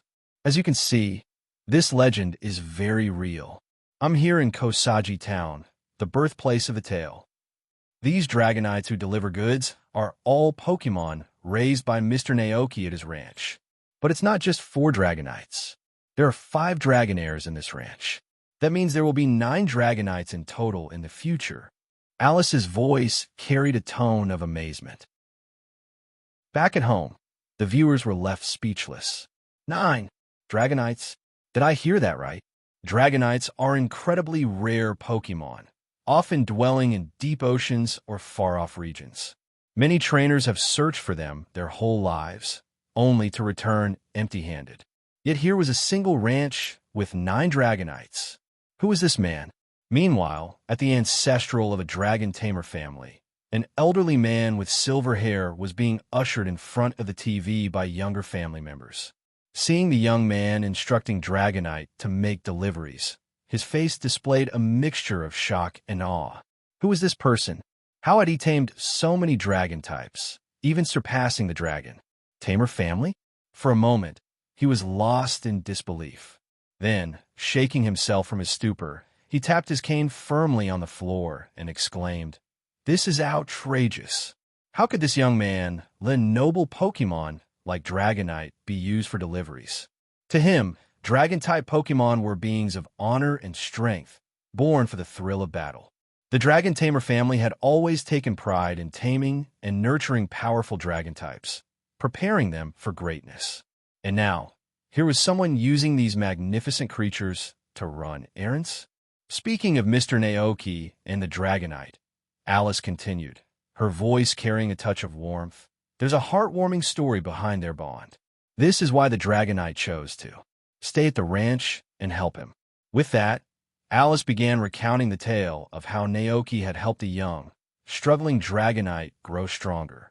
She described how, under Naoki's care, Dragonite had evolved from a timid, gentle creature into a powerful Pokémon. At the end of the story, the Dragonite that Naoki had once helped didn't leave after becoming stronger, as some might have expected. Instead, the bond between the two deepened as they shared their lives together, and from that moment on, Dragonite chose to stay at the ranch. I have to say, Mr. Naoki is truly a charming person. Alice said with admiration. The other Dragonites were also drawn to his kindness and warmth, and that's what brought them to this ranch. With a warm smile, Alice faced the camera, concluding, and that wraps up our journey into the mysterious urban legend of Dragonite the Delivery Pokémon. Thank you all so much for watching. The screen shifted to a peaceful scene of Naoki gently handing out poffins to the Dragonites. Each one waited with a joyful expression, anticipation shining in their eyes. As the harmonious image of humans and Pokémon together filled the screen, the word "end" appeared, signaling the close of this heartwarming episode. Meanwhile, in a mansion, a young girl of about 6 years, energetic and bright-eyed, sat, riveted to the TV screen. So many Pokémon, she marveled. A human who can bring together that many Pokémon must be super strong. With a determined grin, she suddenly shouted, I've made up my mind. I'm going to that ranch, and I'm going to challenge one of those Dragonites. The old butler standing beside her gave a resigned smile. Miss Nimona, you're only 6 years old. You're not yet old enough to be a trainer. But I know how to battle Pokémon, Nimona argued. And I already have 10 Pokémon.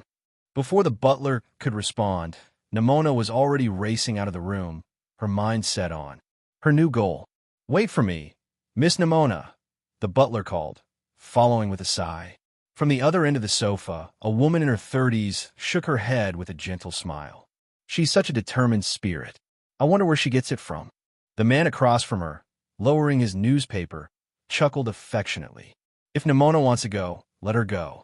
In just 4 years, she'll be old enough to start her journey as a trainer. Letting her experience a little adventure now might be just what she needs. At the Lighthouse Laboratory, young Arvin, a child often left on his own, sat curled up on the sofa with his loyal companion, Mabostiff, both watching the TV in front of them. Just then, a call came through from the depths of the Great Paldine Crater.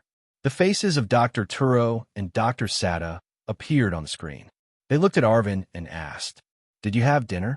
Arvin buried his face in Mabostiff's soft fur, avoiding their gaze, and answered quietly, Yes, I made a sandwich. That's good, Dr. Sada praised. You're amazing, Arvin. You've even learned to make sandwiches now. We can rest a little easier knowing that. Arvin, as always, they were his research-driven parents. With a soft sigh, Arvin's face held a touch of sadness. Most kids his age had their parents close by, but he lived with only his Mabostiff for company. He had learned to eat alone, dress himself, and even take care of his own daily needs.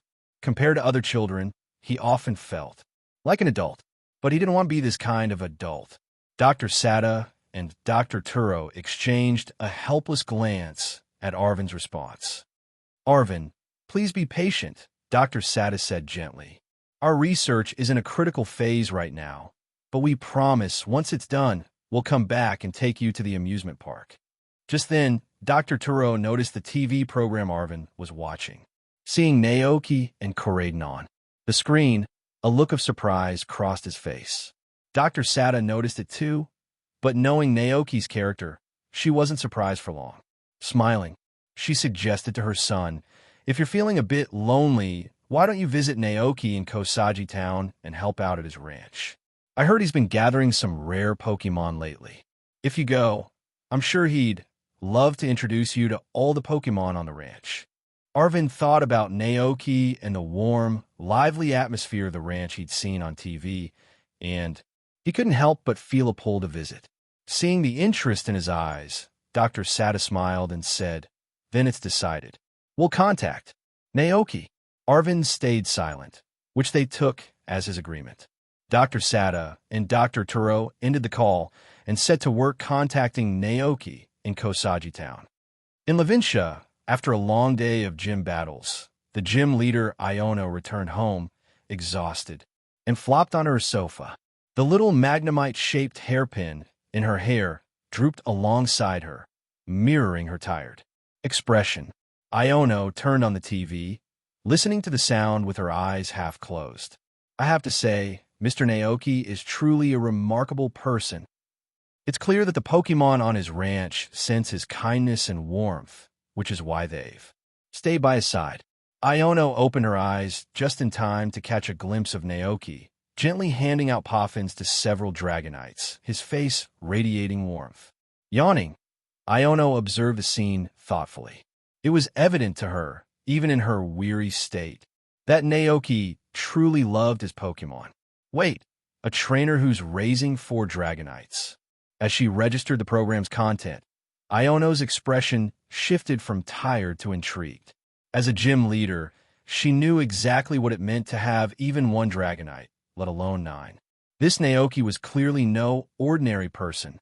He was using rare and powerful Pokémon like Dragonite for deliveries, a unique choice. After dark, Naoki finished checking the ranch facilities and settled in with his Pokémon to watch TV.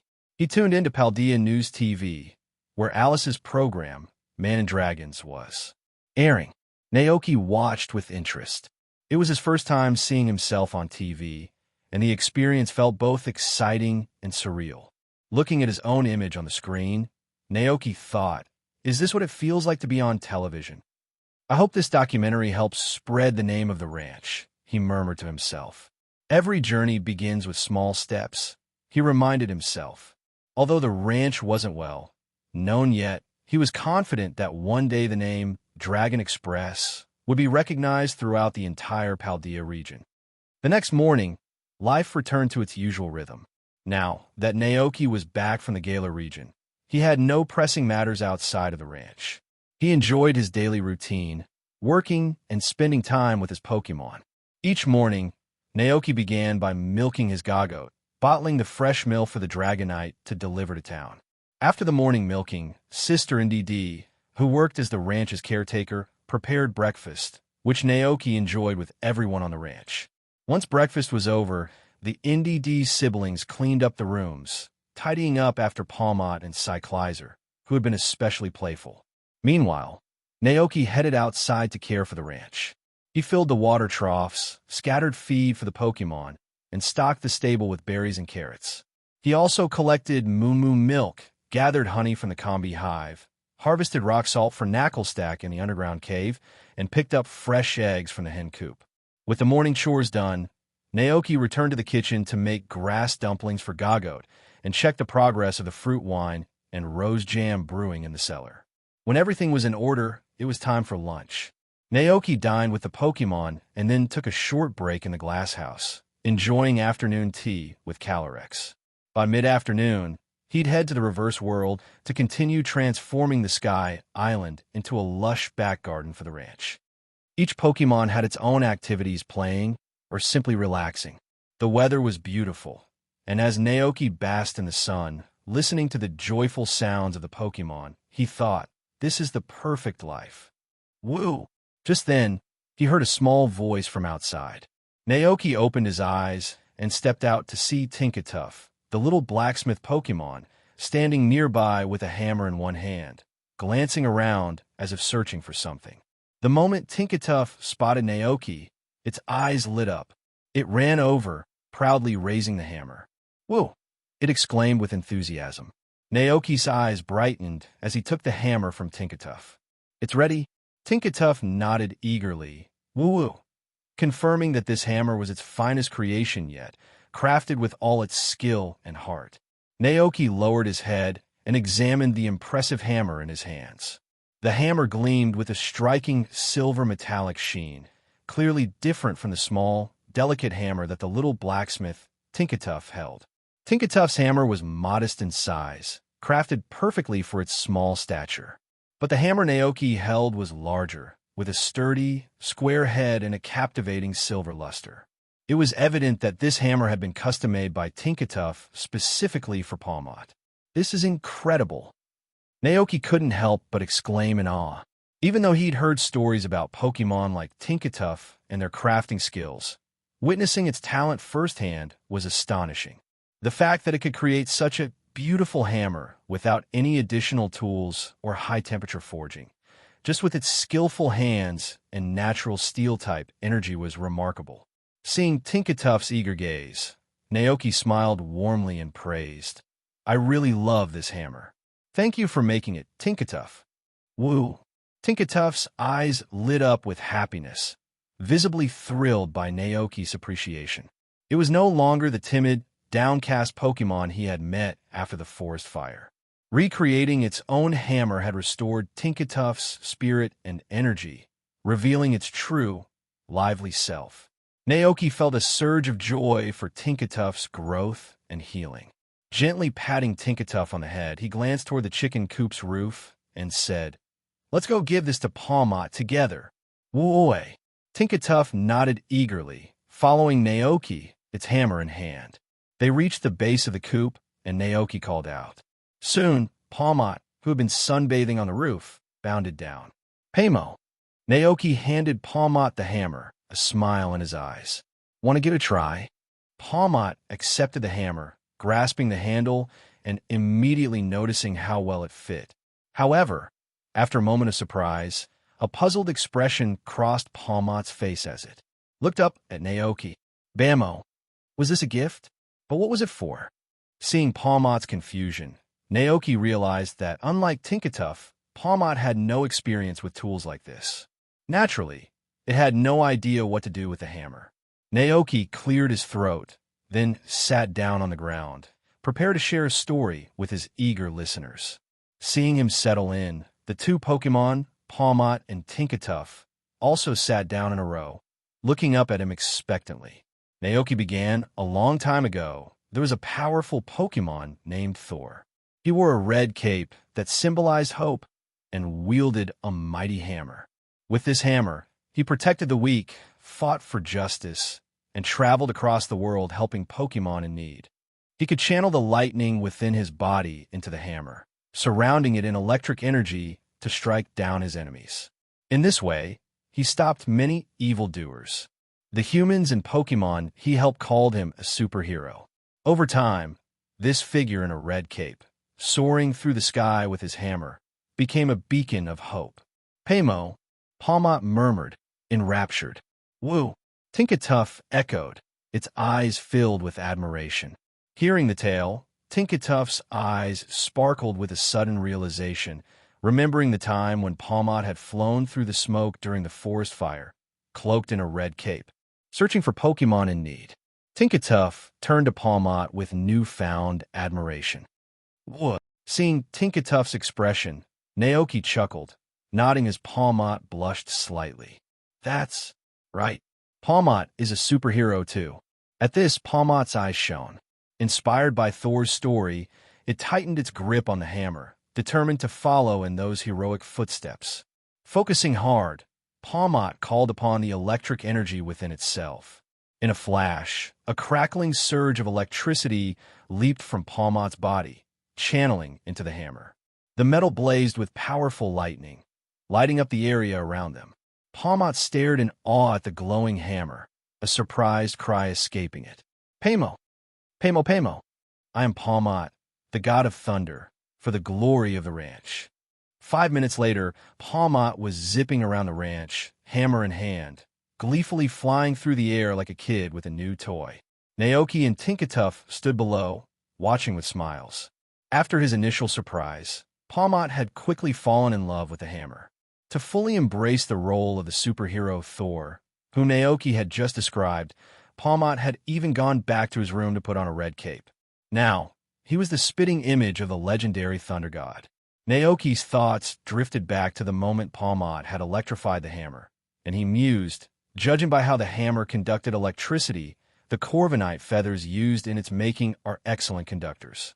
They match Palmot's electric abilities perfectly. With the electricity coursing through it, the hammer's power is amplified. And from what I can see, Palmot has instinctively learned to swing it like a pro without any instruction. Could this be a self-made move? Thor's hammer. I wonder if the Paldea League's battle rules would allow Palmot to use a weapon like this in a battle, he pondered. But it should be allowed, right? He thought with a grin. After all, Pokémon like Tinkaton enter battles wielding hammers, and even Pokémon like Tandemaus and Dragapult bring their entire families along for support. In that sense, this hammer could be considered Palmot's signature weapon. From this day forward, Palmot wouldn't just be an ordinary Palmot, but a unique individual in his species, one that the ranch would proudly call Thunder God Palmot. Naoki felt a deep sense of satisfaction, realizing he was helping to create a new legend. He was excited to see just how far Palmot, who had now embraced his Thunder God persona, would go in the future. At that moment, Sister NDD stepped out of the house and called to him, "Ai." Naoki realized she needed something, so he turned to Palmot and Tinkatuff. "You two play here." Palmot, Tinkatuff's family had a natural talent with weapons like hammers. If you ever need guidance, feel free to ask her for advice. Palmot's eyes sparkled with excitement. Turning to Tinkatuff, he asked eagerly, "Paymo?" Tinkatuff, caught a bit off guard by Palmot's admiration, looked shy but nodded confidently. "Woo!" Tinkatuff responded with a proud grin. Naoki was right. Tinkatuff and her kind had an instinctive mastery of hammers, as if the skills were embedded in their very nature. Seeing Tinkatuff's response, Palmot eagerly asked his friend to teach him the art of hammer wielding. The little blacksmith, Tinkatuff, was thrilled to finally be of help. Since being rescued, she'd been living at the ranch, enjoying meals and care. Now, she had the chance to use her talents, and she couldn't have been happier. Without hesitation, Tinkatuff agreed. With their hammers in hand, Palmot and Tinkatuff clasped paws and made their way to an open area to practice their hammer skills together. Meanwhile, Naoki turned and headed back inside. As soon as he entered the living room, he heard the sound of the video phone ringing. Who could be calling at this hour? Naoki wondered, a bit surprised. He stepped over to the phone and answered, and the screen lit up with the familiar face of Professor Sada. "It's been a while, Naoki." Professor Sada greeted him with a smile. After a brief moment of surprise, Naoki quickly collected himself. "It's good to see you again, Professor. Karaden's outside. I can call him in if you'd like." But Professor Sada shook her head with a gentle smile. "No, I'm not calling for Karaden this time. I actually need to ask a personal favor." Naoki blinked, taken aback for a moment, then said, "Of course. Go ahead. It's about Arvin." As she mentioned her son, a look of guilt crossed Professor Sada's face. "The research in Area Zero is at a crucial stage. Professor Turo and I can't leave here for long periods. Arvin's had to live on his own for most of his childhood. We owe him a lot. When we spoke yesterday, he looked so alone, sitting in that dim room. Compared to kids his age, he's far too solitary, far too mature. Turo and I always wanted him to experience more of the world, to find things that make him happy. But he's been withdrawn, uninterested in most things. When I mentioned your ranch yesterday, though, he seemed intrigued. So I'm calling to ask if you'd be willing to host Arvin for a few days, to give him a chance to experience something new and refreshing. As a thank you." At this point, Professor Sada paused, then smiled, adding, "The last time you visited Area Zero, I know you didn't get the opportunity to capture one of the Paradox Pokémon you were hoping for. Recently, the Paradox Pokémon Research Institute has made some significant advancements. If a Paradox Pokémon suited for this era is successfully integrated, Turo and I will do our best to make sure you have the chance to look after it." "Naoki." He let out a sigh, a small smile tinged with sympathy appearing on his face. "Of course, I'd be glad to help. But, Professor, as you know, this might only be a temporary fix, not a permanent solution." Professor sat aside. "I know, we failed Arvin as parents, but it feels like there's nothing we can do right now." Naoki let out a quiet sigh, feeling the weight of her words. So be it. If Arvin was destined for a challenging future, Naoki wanted to give him some cherished childhood memories to carry with him. Without saying anything further, he silently accepted Professor Sada's request. "Thank you so much," Professor Sada said gratefully. "In a week, the Institute will have a break, and Turo and I will return to Paldea to pick up Arvin from your place." "Understood," Naoki replied with a nod. After the call ended, Naoki stood thoughtfully for a moment before heading upstairs to prepare a guest room for Arvin. "A guest will be arriving at the ranch in a few days," Naoki said to the NDD siblings as he made the bed. "He's the son of 2 doctors. His name is Arvin." "Aye, aye." The elder NDD nodded cheerfully, promising that they'd take excellent care of their guest. Naoki smiled. He'd met Arvin before. He was a sensible and polite child, mature for his age. According to Professor Sada, if Arvin took the squawkabilly flying taxi from Esagoza, he'd likely arrive at the ranch by tomorrow afternoon. With this in mind, Naoki tidied the room, ensuring it was cozy and welcoming, then waited with his Pokémon for Arvin's arrival. The next day, at around 3 in the afternoon, Naoki was down in the wine cellar checking on a batch of fruit wine when he heard a commotion outside. Arvin must be here, he thought, stopping his work to go out and greet him. But when he stepped outside, he was surprised to see a sleek, black luxury car pulling up in front of the ranch. Naoki blinked in confusion. Under his curious gaze, 2 people stepped out of the car. The first was an elderly man with silver hair, dressed sharply in a black suit over a white shirt. A distinguished butler. The second was a small girl with a ponytail, bright-eyed and full of energy. As soon as the girl stepped out, her eyes locked onto Naoki. With a determined look, she pulled a red and white pokeball from her pocket, raising it with a spirited grin. "Battle me, Naoki." The old butler beside her gave an exasperated sigh. "Miss Nimona, please, you're far too eager." "Nah, Nimona." Naoki's mind reeled. Was this spirited young girl really Nimona? But why would she be here? At that moment, the old butler approached Naoki with a polite bow. "My apologies, Mr. Rancher. This is Miss Nimona. After seeing you and your Dragonite on TV, Miss Nimona insisted on coming here to challenge you to a Pokémon battle." Hearing these words, Naoki quickly pieced together what was happening. He glanced at the spirited young girl before him and thought, she is indeed Nimona always, following her heart and doing what she wants. But just as Naoki opened his mouth to explain that he wasn't a trainer, a pink figure suddenly soared over the ranch. The figure was wearing a bold red cape and descended majestically, hammer in hand, with the wind making its cape billow. "That Pokémon is..." Nimona's attention was immediately captured. The elderly butler beside her looked stunned, his mouth dropping open. A flying Pawmot. He blinked, wondering if age was playing tricks on his vision. And it was a rare pink Pawmot. Completely unaware of the 2 guests watching, Pawmot landed proudly in front of Naoki. "Paymo, I've mastered using the hammer." Eager to demonstrate, Pawmot didn't wait for a reply. With a surge of energy, blue electricity burst from its body, covering it in crackling energy and casting a light blue glow in its eyes. The powerful electric energy funneled into Pawmot's hammer, and with a mighty swing, Pawmot hurled it high into the air. The hammer spun rapidly, gaining speed, and finally bursting into a blaze of lightning and sparks. At its peak, Pawmot let out a triumphant "Paymo" before diving from the sky, smashing down with its thunder-charged hammer. For a moment, bright electric sparks erupted in all directions, and the once flat ground now had a sizable crater left from the impact. Naoki's eyes widened, astonished by the display. What kind of move is this? And how is it so powerful? The sheer force and spectacle of it all were beyond anything Naoki could have anticipated.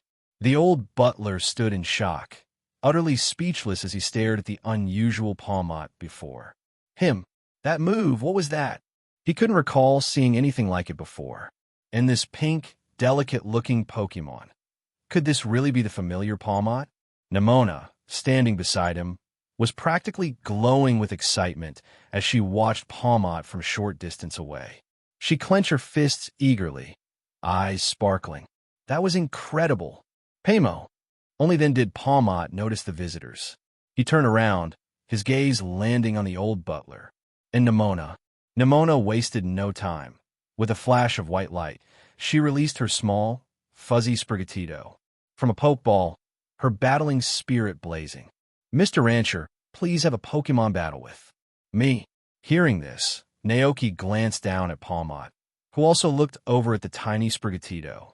The Sprigatito looked up at the towering Pawmot with wide eyes, visibly surprised to see such a powerful Pokémon that could even fly.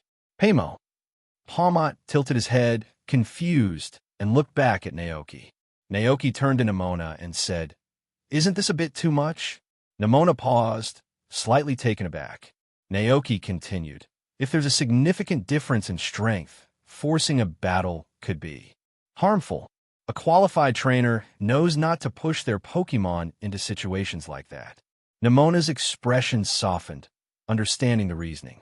She looked at her Pokémon, then back at her Pokeball, and finally returned Sprigatito. The old butler, having finally recovered from his shock, glanced around at the other Pokémon, gathering due to the commotion. He quickly realized this ranch was no ordinary place, and the man before him wasn't just any rancher. He was likely a powerful trainer living quietly in seclusion. Thanks to his years of experience, the old butler composed himself. Seeing that Nemona had given up on her battle request, he addressed her gently. "Miss Nemona, perhaps you could have a Pokémon battle with this trainer when you're a bit older." Nemona's eyes lit up, her previous disappointment melting away. The old butler, smiling, turned to Naoki and politely asked, "Mr. Rancher, may we take a look around your ranch? We've never seen so many Dragonites before. Miss Nemona and I would be happy to pay an entrance fee."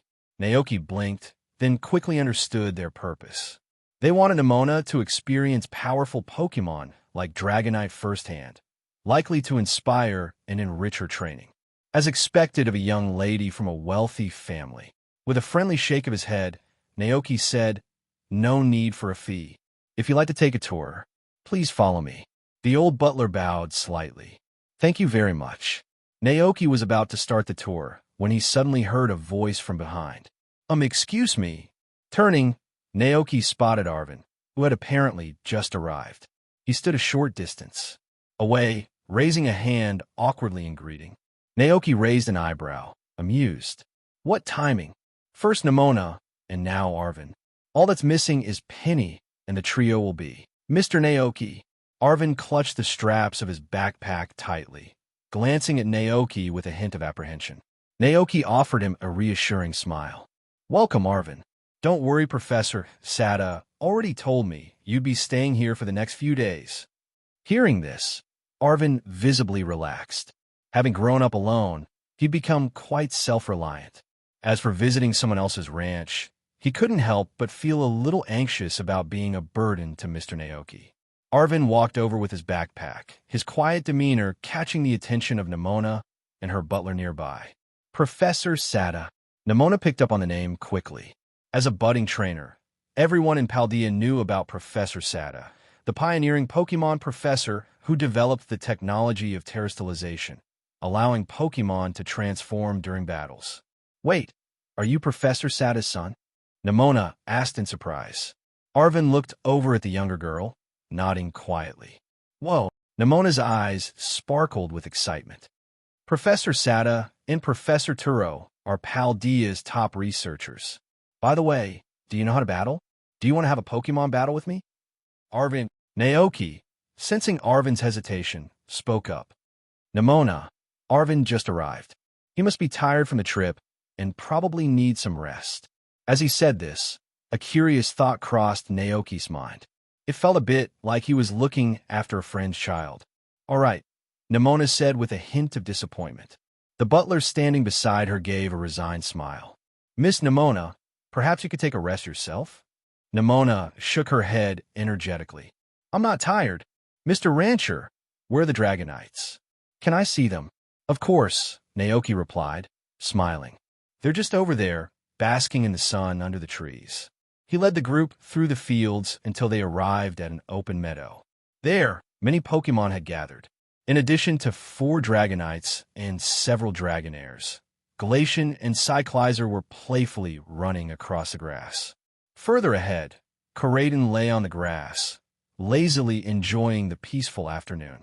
Beyond them, in a pasture enclosed by a wooden fence, 3 Go-Goats were grazing. Just on the other side of the fence, 2 elegant horses, one midnight black and the other snowy white, galloped gracefully. On one of them was a small yet mysterious Pokémon with a grand-looking headpiece. The sight took Nemona's breath away. Dragonair Dragonite Cyclizer, Glacian, Gagote, and so many others I've never seen before.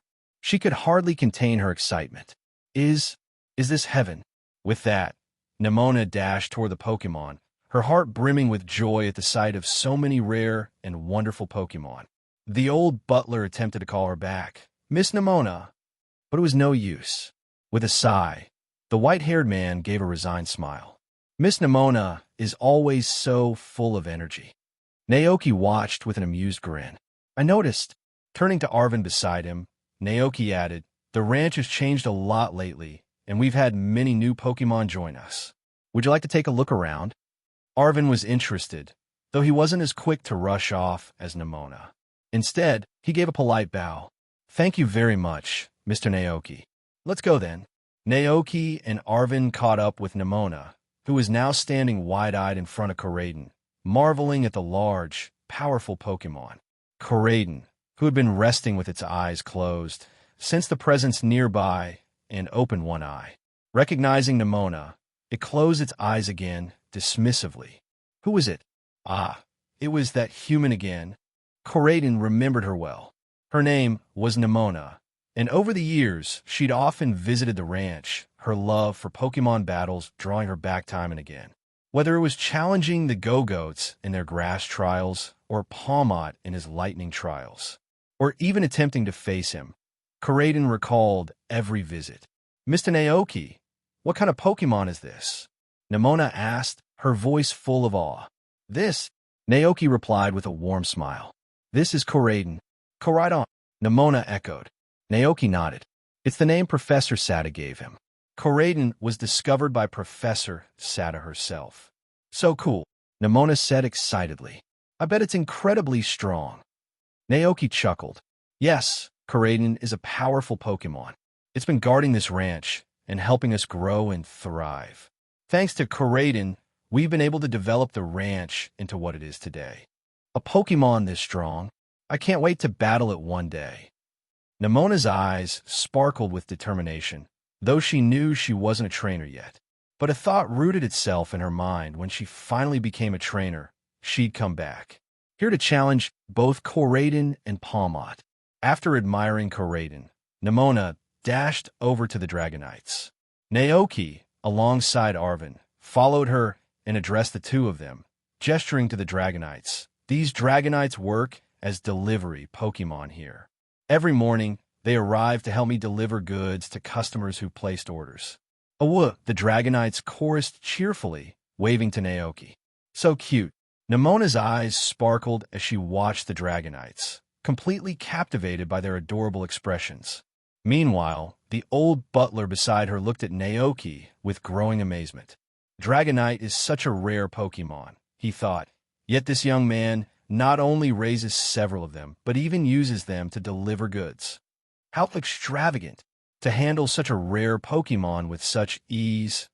Surely, this boy was no ordinary person. At that moment, Calyrex, the king of bountiful harvests, passed by on his spectral horse, Spectrier. As he neared, he slowed his pace and gave Naoki a respectful nod from a distance. Another Pokémon she'd never seen. Nimona's eyes widened with excitement, feeling almost overwhelmed. Mr. Rancher, what kind of Pokémon is that? Naoki introduced them with a smile. That's Calyrex, the king of bountiful harvest. The Pokémon he's riding is Spectrier, his loyal steed. The word king didn't immediately register with Nimona, but the old butler beside her caught it. King. He was taken aback, glancing at the regal-looking Pokémon with a hint of awe. Did you say king? Naoki nodded. Yes, that's exactly right. His name is Calyrex, and he's known as the king of bountiful harvests, a legendary Pokémon. The king of bountiful harvests. Nimona and Arvin looked at Naoki, curiosity filling their faces. Naoki nodded gently, then began to share the tale. A long, long time ago, the king of bountiful harvests rode his beloved steed across the lands. His power was so great that when he raised his left hand, crops would ripen, and when he raised his right hand, flowers would bloom. In ancient times, he used this power to bring prosperity and joy to the people. enriching the entire region. That's amazing, Nimona exclaimed, eyes wide with wonder. Arvin, catching the weight of the story, seemed almost in disbelief. The legendary Pokémon. The old butler's eyes widened as he took it all in. A legendary Pokémon. So they're not just myths, he murmured. The notion of legendary Pokémon was something they'd all heard of, creatures of immense power, rarely seen by human eyes and believed only to exist in ancient lore. Arvin thought of the legends he'd read about in Paldea, such as the mysterious, sealed disaster Pokémon from the era of the Old Kingdom. But those tales felt distant, almost intangible. Mr. Naoki, Arvin began, still trying to process, I don't think I've ever heard of this particular legend in Paldea. Naoki smiled softly. That's because everything I just shared comes from the ancient legends of the Galar region.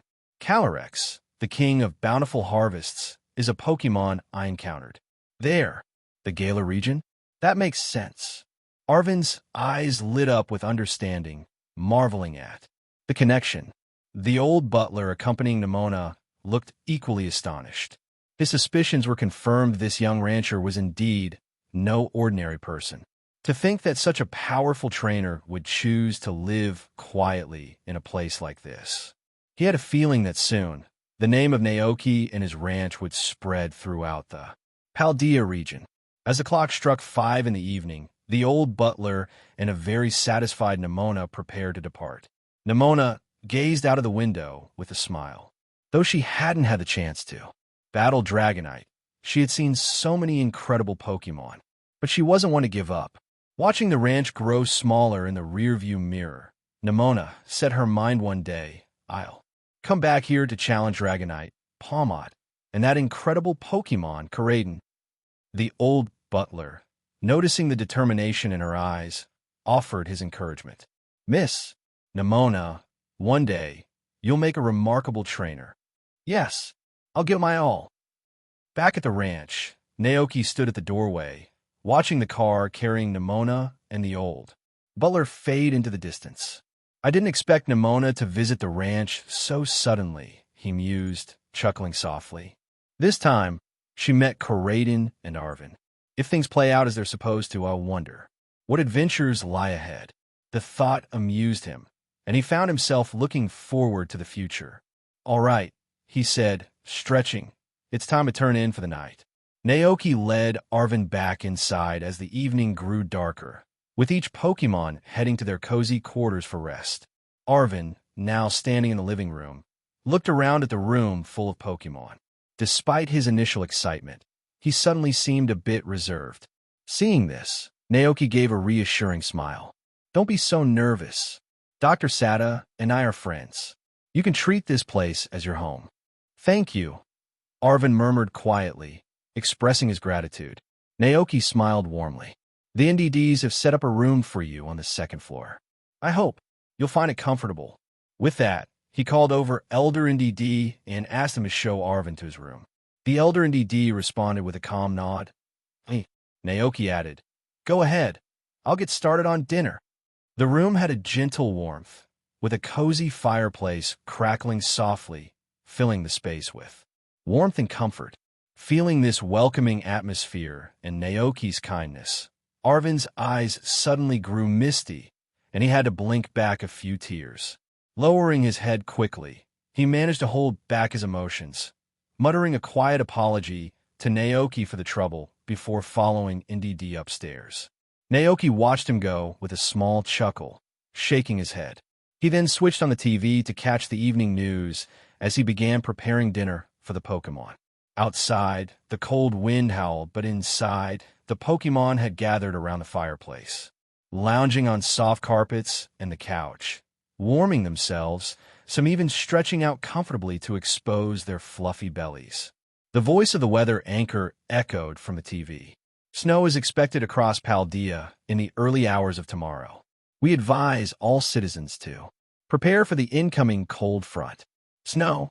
Naoki was pleasantly surprised, and after a moment's thought, he realized it was indeed the season. Snowfall would be perfect. He could already imagine taking his Pokémon out to build snowmen and have a fun snowball fight on the ranch grounds. Humming a cheerful tune, Naoki felt a rush of excitement and began eagerly looking forward to the coming snowfall. Meanwhile, on the other side of the world, there was an island surrounded by a vast blue ocean. Mew and Teddiursa stood, holding a bunch of green onions, waving goodbye to a Farfetch. They had just helped.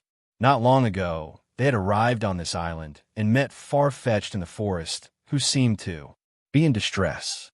Farfetch'd explained that a wild Pokémon with a taste for plants had recently shown up in the forest, eating the roots and onions that grew there. With its usual source of weaponry gone, Farfetch'd felt defenseless and turned to the great expedition team for help. Mew and Teddiursa took on the mission. When they reached the forest's edge, they discovered that the intruder was actually a small, hungry deerling. The poor deerling had migrated from a distant forest that had been cleared by humans, leaving it with no food. It had come here out of desperation. To resolve the situation peacefully, Mew and Teddiursa shared some of their treasured fruit stash with Deerling, helping it fill its empty stomach. Grateful for the kindness, Deerling promised not to eat any more of Farfetch'd's precious onions. With the matter settled, Farfetch'd gifted Mew and Teddiursa a fresh bundle of onions in thanks.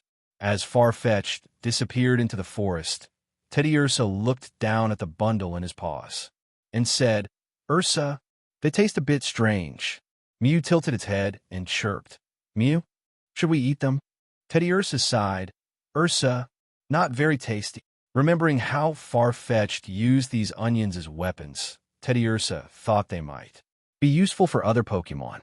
An idea suddenly popped into his mind. He decided to send the onion roots back to Naoki at the ranch to see if any of the Pokémon that could make use of them. Thinking of Naoki, the tall figure of his beloved caretaker came to mind, and Teddiursa's heart grew heavy with a twinge of homesickness. He missed Naoki, missed the ranch, and missed the delicious treats Naoki always made for him. Noticing Teddiursa's expression, Mew tilted its head. "Mew, what's wrong?" Teddiursa answered honestly, "Ursa, I miss Naoki." Mew, who had never felt homesick before, pondered this unfamiliar feeling.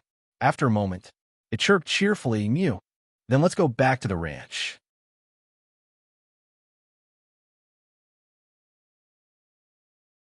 On November 14th, in the year 198 of the Alliance calendar, the Paldea region experienced its first heavy snowfall of the season.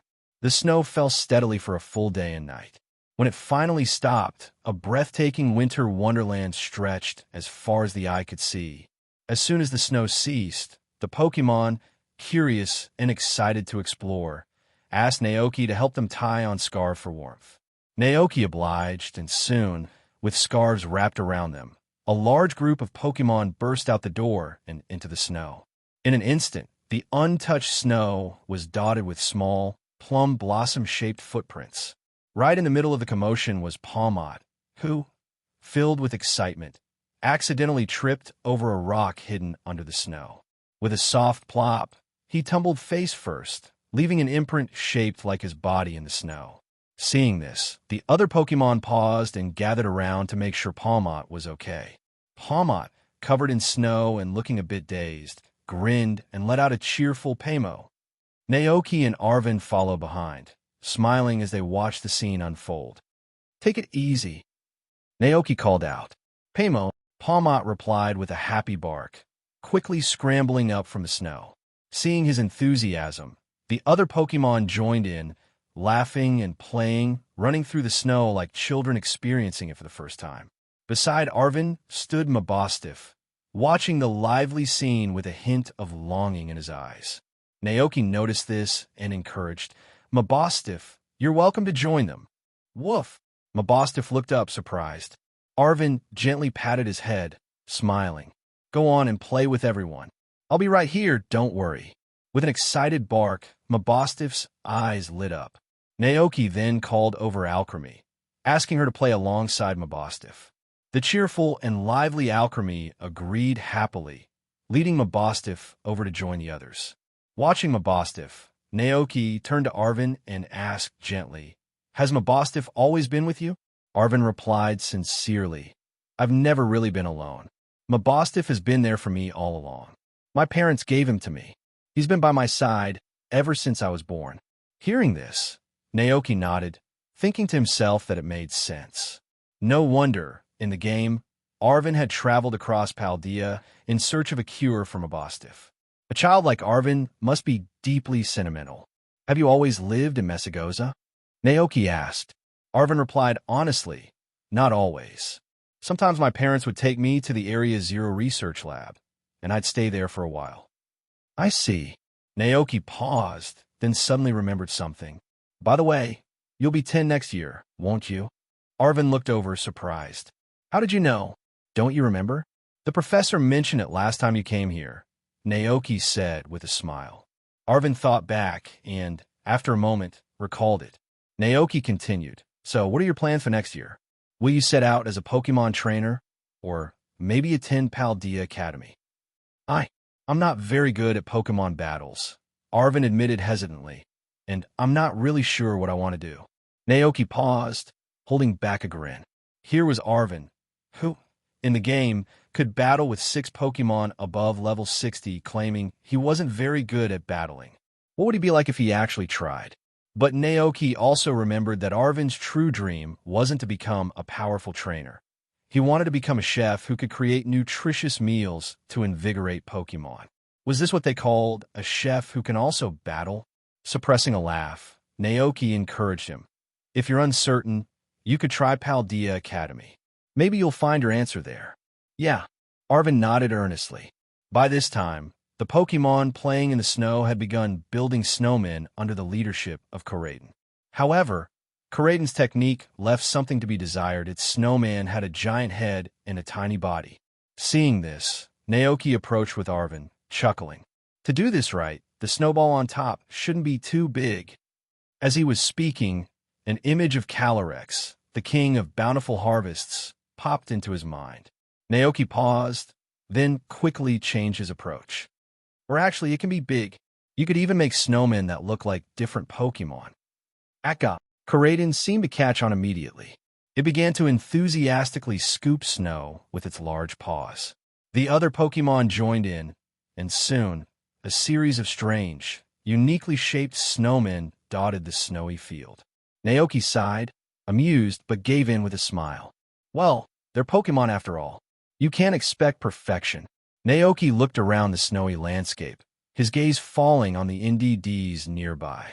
An idea sparked in his mind as he remembered a beautiful hedge maze he had once seen at a grand estate, where Pokémon played hide-and-seek within its winding paths. A thought struck him. What if he created a small ice maze here for the Pokémon to explore? Excited, he approached Glacian, who was quietly watching the other Pokémon playing in the snow with a serene smile. To Glacian, who had grown up in the snow-covered Frost Mountains, this winter's scenery was nothing new. As Naoki approached, Glacian turned its head, eyes curious. Bowie, got a moment? I have a favor to ask. Naoki grinned, explaining his idea for an ice maze. Glacian pondered the plan for a moment, then nodded eagerly. Bowie, perfect. Let's give it a try, shall we? Naoki asked, already feeling the thrill of setting the idea into motion. With an excited nod, Glacian followed Naoki to a wide, open area. All right, Glacian, Naoki said, stepping back to give it space. Start by using Ice Beam to create a wall of ice. Bowie, Glacian responded with enthusiasm, taking a steady stance. It opened its mouth and unleashed a frigid beam that swept across the snowy ground, instantly forming a solid, ice-blue wall wherever it touched. Fantastic. Just like that. Naoki cheered, seeing how smoothly the first wall formed. Now, let's connect more walls to shape the maze. With a determined Bowie, Glacian continued, precisely aiming its ice beam to create walls that stretched across the snow, section by section. Starting with 4 outer walls, Glacian outlined a large, square area. Then, with Naoki's guidance, it added a network of smaller walls of varying lengths, building pathways and turns within the space. Soon, the entire maze took shape, a grand ice maze playground with 2 entrances. The twisting paths connected, though only one true route led to the exit. As soon as Glacian finished creating the maze, a crowd of Pokémon gathered, gazing in awe at the towering walls of ice that rose from the ground. Naoki was equally impressed by the impressive structure Glacian had managed to create. The ice walls even stood taller than him. Clearly, the creamy smoothies Glacian enjoyed all summer had fueled its energy well. "Great job, Glacian!" Naoki praised, gently patting Glacian's head. He then turned to the gathered Pokémon, explaining the rules of hide-and-seek with excitement. "All right, everyone, here's how hide-and-seek works," Naoki announced. One team hides, and the other team has to find all the hiding Pokémon. If the Seekers find everyone, they win. The first Pokémon caught will become the Seeker in the next round, he continued. "Does everyone understand?" Some Pokémon nodded eagerly, while others looked a bit puzzled. But soon Palmot's eyes lit up as it exclaimed, "Paymo!" It understood. Hovering a little off the ground, Palmot called out to the others, "Paymo!" It was volunteering to be the first Seeker. Naoki chuckled, but raised a hand to stop it. "Hold on, Palmot. No flying or using special moves while you're seeking." Palmot's face fell, surprised by this rule. "No flying? Then how would it find everyone?" Naoki grinned. "You'll just have to rely on your eyes, Palmot." Palmot paused, considering this. After a moment, it nodded confidently. Seeing no objections from the other Pokémon, Naoki clapped his hands. "All right then, everyone, you can start hiding. When Palmot counts to 50, it'll start looking for you. Try not to get caught too soon." The Pokémon scattered, each darting into the maze with excitement. They weaved through the icy pathways, searching for the perfect hiding spots. Even Karaden, usually calm and composed, was swept up in the excitement, rushing into the maze to hide. Closing its eyes, Palmot began counting aloud in Naoki's instructed way. "Paymo, 1, Paymo, 2, Paymo, 35, Paymo, 36. Its voice echoed loudly, reaching every corner of the maze, and all the Pokémon hiding within could hear the countdown growing closer to 50. As the countdown neared its end, the Pokémon hiding in the maze felt a surge of urgency. Inside the maze, Alchemy glanced around in a mild panic, searching for a place to hide. Suddenly, it noticed the thick layer of snow blanketing the ground and had an idea. With a sparkle in its eye, it burrowed into the snow, hiding its body completely, though it failed to notice the trail of little footprints left behind. In a hidden corner of the maze, Cyclizer crouched low, pressing itself tightly against the wall. It nervously glanced around, convinced that by curling up and staying perfectly still, it could blend in and avoid detection by Palmot. "Paymo, 50. The countdown complete, Palmot eagerly entered the maze, ready to track down its friends. Palmot was a clever Pokémon, and it quickly noticed the trail of footprints in the snow. "Paymo, I found you," it announced, pretending to be onto something. Following the prints, it traced the tracks all the way to a dead end, where a suspicious mound of snow lay ahead. "Paymo," Palmot approached carefully, then gave the snowy mound a playful pat with its paw. The next second, a startled cry erupted from beneath the snow. "Marie!" It seems Alchemy was the first Pokémon found by Palmot. Naoki chuckled as he listened to the muffled squeal from the maze. Leaving the Pokémon to enjoy their game, he stretched and glanced over at the greenhouse, thinking it was a good time to check on the combies and their honey brewing. "Would you like to join me, Arvin?" he asked. Arvin shook his head. "No, Mr. Naoki. I want to stay here." "All right," Naoki replied with a warm smile. "If you get cold, just head back to the living room. The fireplace is still burning. It'll warm you up in no time." "Thank you," Arvin said gratefully. Naoki nodded and then headed off toward the glass greenhouse. Noticing that Calyrex wasn't around, Naoki figured he might be exploring the area surrounding the ranch to familiarize himself with the new environment. After greeting Butterfree as he passed, Naoki approached the Combi hive.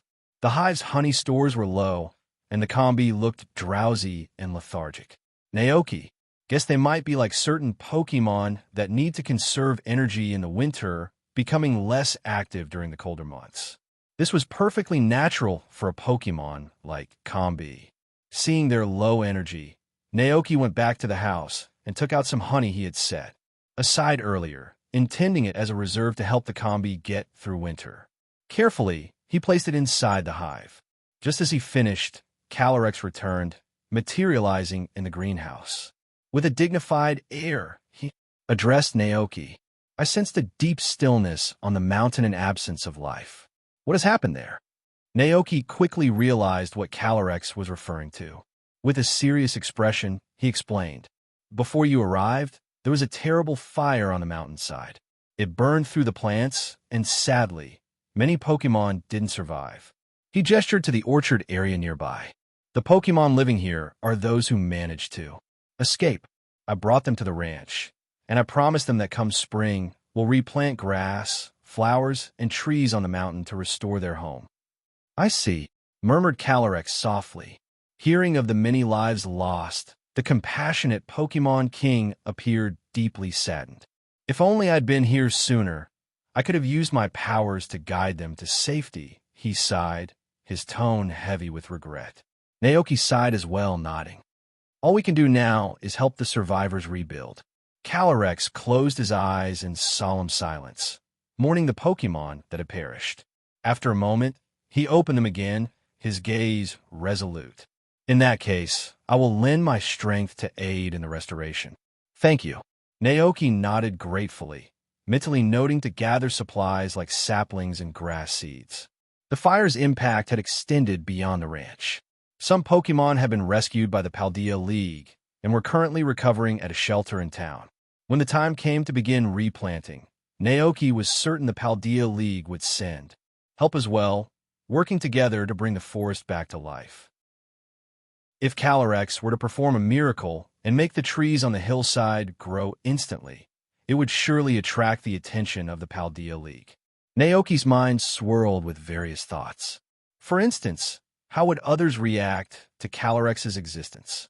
How would the Paldea League treat a Pokémon with such significant powers? Would they revere him, much like the Johto League did with Ho-Oh and Lugia, building towers and shrines in their honor?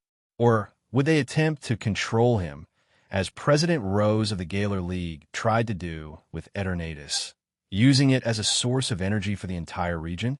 Regarding the latter scenario, Naoki wasn't particularly worried.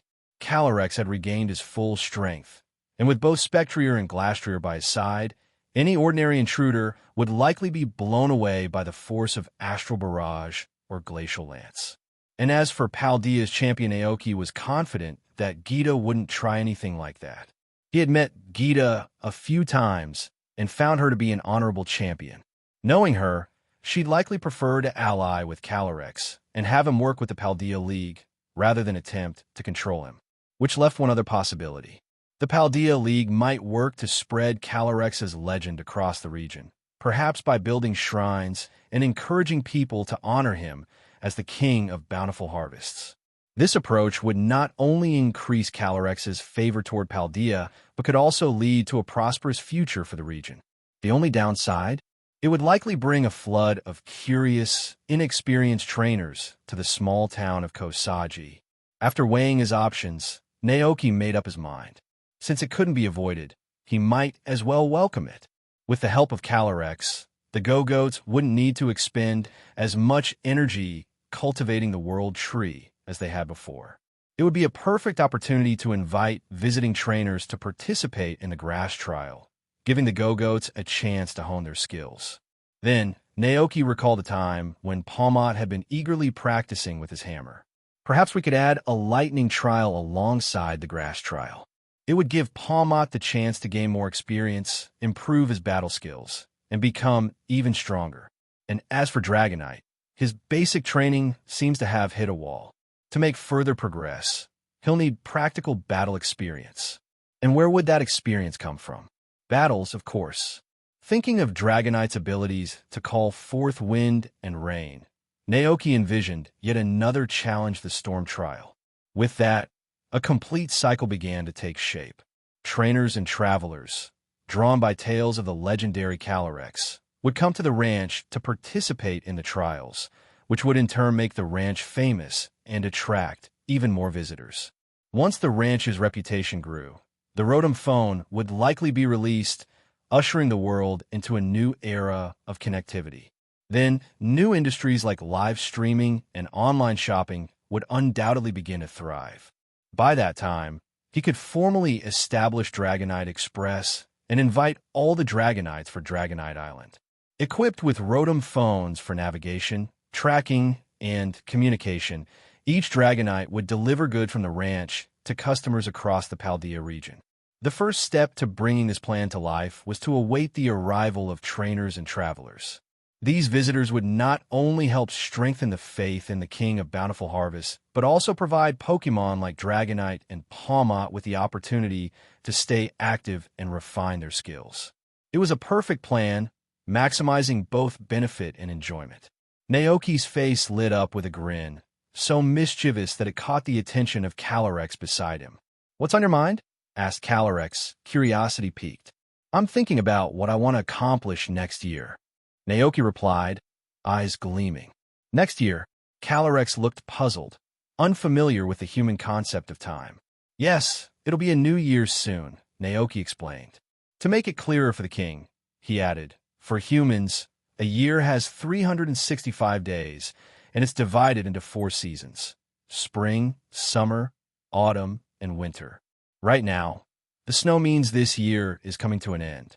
When the ice and snow melt and life returns, when flowers and grass start to grow again, that marks the beginning of spring and a new cycle." Hearing this, Calyrex seemed to understand. "I see. In the Crown Tundra, it snows all year round. The landscape remains unchanged, no matter the season. It has indeed been many years since I last witnessed a spring." He paused, nostalgia in his gaze. There was a time, long ago, when he rode his faithful steed across the Galar region and took in its beauty. The blossoming of spring, the intense heat of summer, the crisp air of autumn, and the gentle snow of winter, he had seen them all. Calyrex drifted into memories of a distant past. It had indeed been so long since he'd experienced spring that he couldn't even remember how many years had passed. "You can experience every spring from now on," Naoki said with a smile. If all went well, they would share many more years together. For Naoki, knowing and living alongside so many Pokémon, sharing meals and watching them enjoy the food he prepared, made life fulfilling. "I look forward to it," Calyrex replied, a smile forming. He was eager for the coming spring, and even more so, to share it with Naoki. "All right," Naoki said, stretching. "I need to find Dragonite and Pawmot for a chat." As soon as Naoki stepped out of the glass greenhouse, he was eager to find Pawmot and Dragonite to discuss ideas for the Lightning Trial and the Storm Trial. But seeing the group of Pokémon still engrossed in their game in the Ice Maze, he decided to let them enjoy their fun a bit longer. Naoki decided to head back to the house and prepare some warm cups of juice and milk for the Pokémon, so they'd have something cozy to drink once they came back in a rest. He turned around and began walking toward the house. Just as he reached the eaves and was about to open the door, he suddenly heard a familiar sound from behind. "Teddy!" Naoki froze, hardly believing his ears. He turned around, and there, bustling around, was the familiar sight of a little bear Pokémon. "Teddy Ursa!" Naoki called out, unsure if he was seeing things. "Teddy! Teddy! Teddy!" Teddy Ursa nodded enthusiastically, then tossed the bundle of green onions it was holding to the ground and dashed over to Naoki. As it got close, Teddy Ursa leapt up, flinging its soft, furry body into Naoki's arms. Naoki instinctively caught it, chuckling as he looked down at the little bear's shining, joyful eyes. "Ursa!" At that moment, another Pokémon descended gracefully from above. Naoki looked up to see the familiar pink figure of Mew. Surprised by the sudden return, Naoki asked, "What brought you back so suddenly?" Teddy, although he couldn't fully understand, Naoki was delighted to see Teddy Ursa again. He quickly carried the little bear back inside. "Let's get you settled. Some treats waiting for you." Mew! Mew chirped happily and floated after them into the living room. Naoki set Teddiursa down on the sofa, then went to the kitchen to fetch some snacks and drinks. When he returned, Teddiursa was seated on the sofa, looking around the room with wide-eyed curiosity. Teddy, Naoki chuckled, understanding that Teddiursa was noticing the changes in the house. It's a bit different, huh? After you left for your journey, I had the folks in town help rebuild it. The old house was too small. Teddiursa nodded, seeming to understand. Naoki set a plate filled with small cakes, puffs, and pastries on the table, along with a jar of Teddiursa's favorite honey. As soon as Teddiursa spotted the honey, its eyes sparkled with delight. Teddiursa picked up the honey jar, dipping its tiny paws into the golden sweetness, and then licking happily. Meanwhile, Mew picked up a piece of soft, flaky pastry in its little hands, nibbling it with delight. Mew, taking advantage of the cozy moment, Naoki grabbed a few seed crisps for himself and settled into the sofa, ready to chat with his two returning friends. So, what brings you back so suddenly? You really surprised me, Naoki asked, smiling. Teddiursa looked up and replied, Ursa, we came back because we wanted to see you, Naoki. To see me? Naoki repeated, a bit taken aback. But the words made him feel a deep warmth. Inside, it seemed that Teddiursa truly cared about him. He didn't say much more and simply watched as Teddiursa and Mew enjoyed their treats. Feeling content, once they finished eating, Teddiursa began to look around the room, taking in the surroundings. Its eyes fell on a photo hanging on the wall to the right. Ursa, that's what we sent back with Pelipper. Naoki glanced at the photo and nodded. Yes, the Pokémon you asked for help were very reliable. They delivered everything to the ranch right on time. Teddiursa beamed. Ursa, they're all good Pokémon. Naoki chuckled and then asked, did you come across anything interesting on your journey? Mew kept nibbling on its pastry, its little cheeks puffed out with food. Teddiursa, now full and happy, replied excitedly, Ursa, so much. With great enthusiasm, Teddiursa began sharing stories of their adventures with Naoki. They talked about encounters with Zapdos, Lugia, Mutwo, Ninetales, and even a solitary giant Dragonite. Teddiursa recounted how they had come across Zapdos, the legendary lightning bird, an abandoned power plant left by humans. Zapdos had been injured, so Teddiursa and Mew offered it some healing berries. From that day forward, they became friends with the mighty Zapdos. As they were leaving, Teddiursa noticed that a glowing feather from Zapdos had fallen to the ground, so it picked it up and brought it back to the ranch. Naoki raised an eyebrow. Wait, didn't you acquire it from Zapdos using your super luck and quick escape skills? Teddiursa blinked innocently. Ursa, of course not. It shook its head, looking genuinely puzzled. But I've heard Zapdos has quite a temper, Naoki said, still a bit skeptical. Teddiursa thought for a moment, then replied slowly, Ursa, this Zapdos was actually quite friendly, a really nice Pokémon. But later, Mew and I ran into another Zapdos with a much worse temper. Another Zapdos? When they recalled this memory, both Mew and Teddiursa exchanged sheepish glances.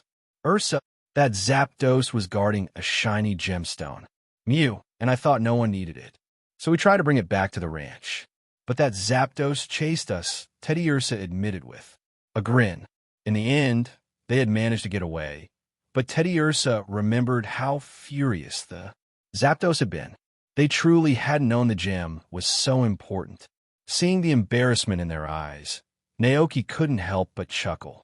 He was about to ask more, but Mew, now full and content, began looking around as if searching for something. Unable to find what it was looking for, Mew turned its gaze to Naoki and asked, Mew, where's Mutwo? Mutwo. Naoki immediately caught on.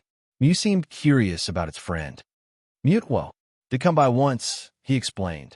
It stayed with the Pokémon here for a night, but the next morning, it mentioned wanting to find a place to settle down, and then it left. Mew. Mew murmured with a hint of sadness. It really wished it could see Mutwo again. Don't worry, Naoki said gently. Mutwo is still out there in this world. If you keep exploring, I'm sure you'll cross paths again someday. Hearing his reassurance, Mew and Teddy Ursa exchanged determined looks, their spirits renewed. Mew, you're right. Ursa, absolutely. Seeing their enthusiasm, Naoki shared some stories about what had happened at the ranch. Since they'd been away, he told them about the giant Dragonite now residing on Dragonite Island and the visit from the majestic Ninetales. Mew and Teddy Ursa beamed, delighted to hear that everything back at the ranch had turned out so well. Teddy Ursa looked at Naoki, eyes sparkling. Ursa, the hero and I formed an expedition team, and we helped so many Pokémon. I love it. Naoki chuckled as he listened to the tales of their adventures, marveling at the bonds formed between Pokémon. It sounds amazing, he said warmly. Just then, the door opened, and Elder NDD entered, holding a bundle of green onions. With a puzzled look, he asked, "AIE, whose is this?" It was left at the door. At that sight, Teddy Ursa perked up, remembering the gift it had meant to give Naoki. Quickly, it stood up, took the bundle of green onions from NDD, and presented it to Naoki. "Ursa, this is for you, Naoki." Naoki blinked in surprise. Looking at the green onions, information about them floated into. Teddy Ursa looked up at Naoki and chirped excitedly. Ursa, this is a gift from the Farfetch'd that the hero and I helped. It's its favorite onion." Naoki nodded, understanding Teddy Ursa's excitement. Pokemon like Farfetch'd are particularly fond of these special leeks, and the Pokédex even describes Farfetch'd as only living in places where these stem-like plants grow. He looked down at the bundle of leeks in his arms, realizing that these stem-like plants were indeed just large green onions. For some reason, the leeks in this world were unusually big, far larger than any he'd ever seen, even sturdy enough to be wielded like a sword. Curious, Naoki pulled one out and swung it through the air like a blade. The leek sliced through with a soft, whooshing sound. Teddy Ursa watched him and nodded in excitement. Ursa, that's right. That's how Farfetch'd swings its leek. Naoki chuckled, picturing a Farfetch'd battling with such an enormous leek. It was amusing and strangely impressive.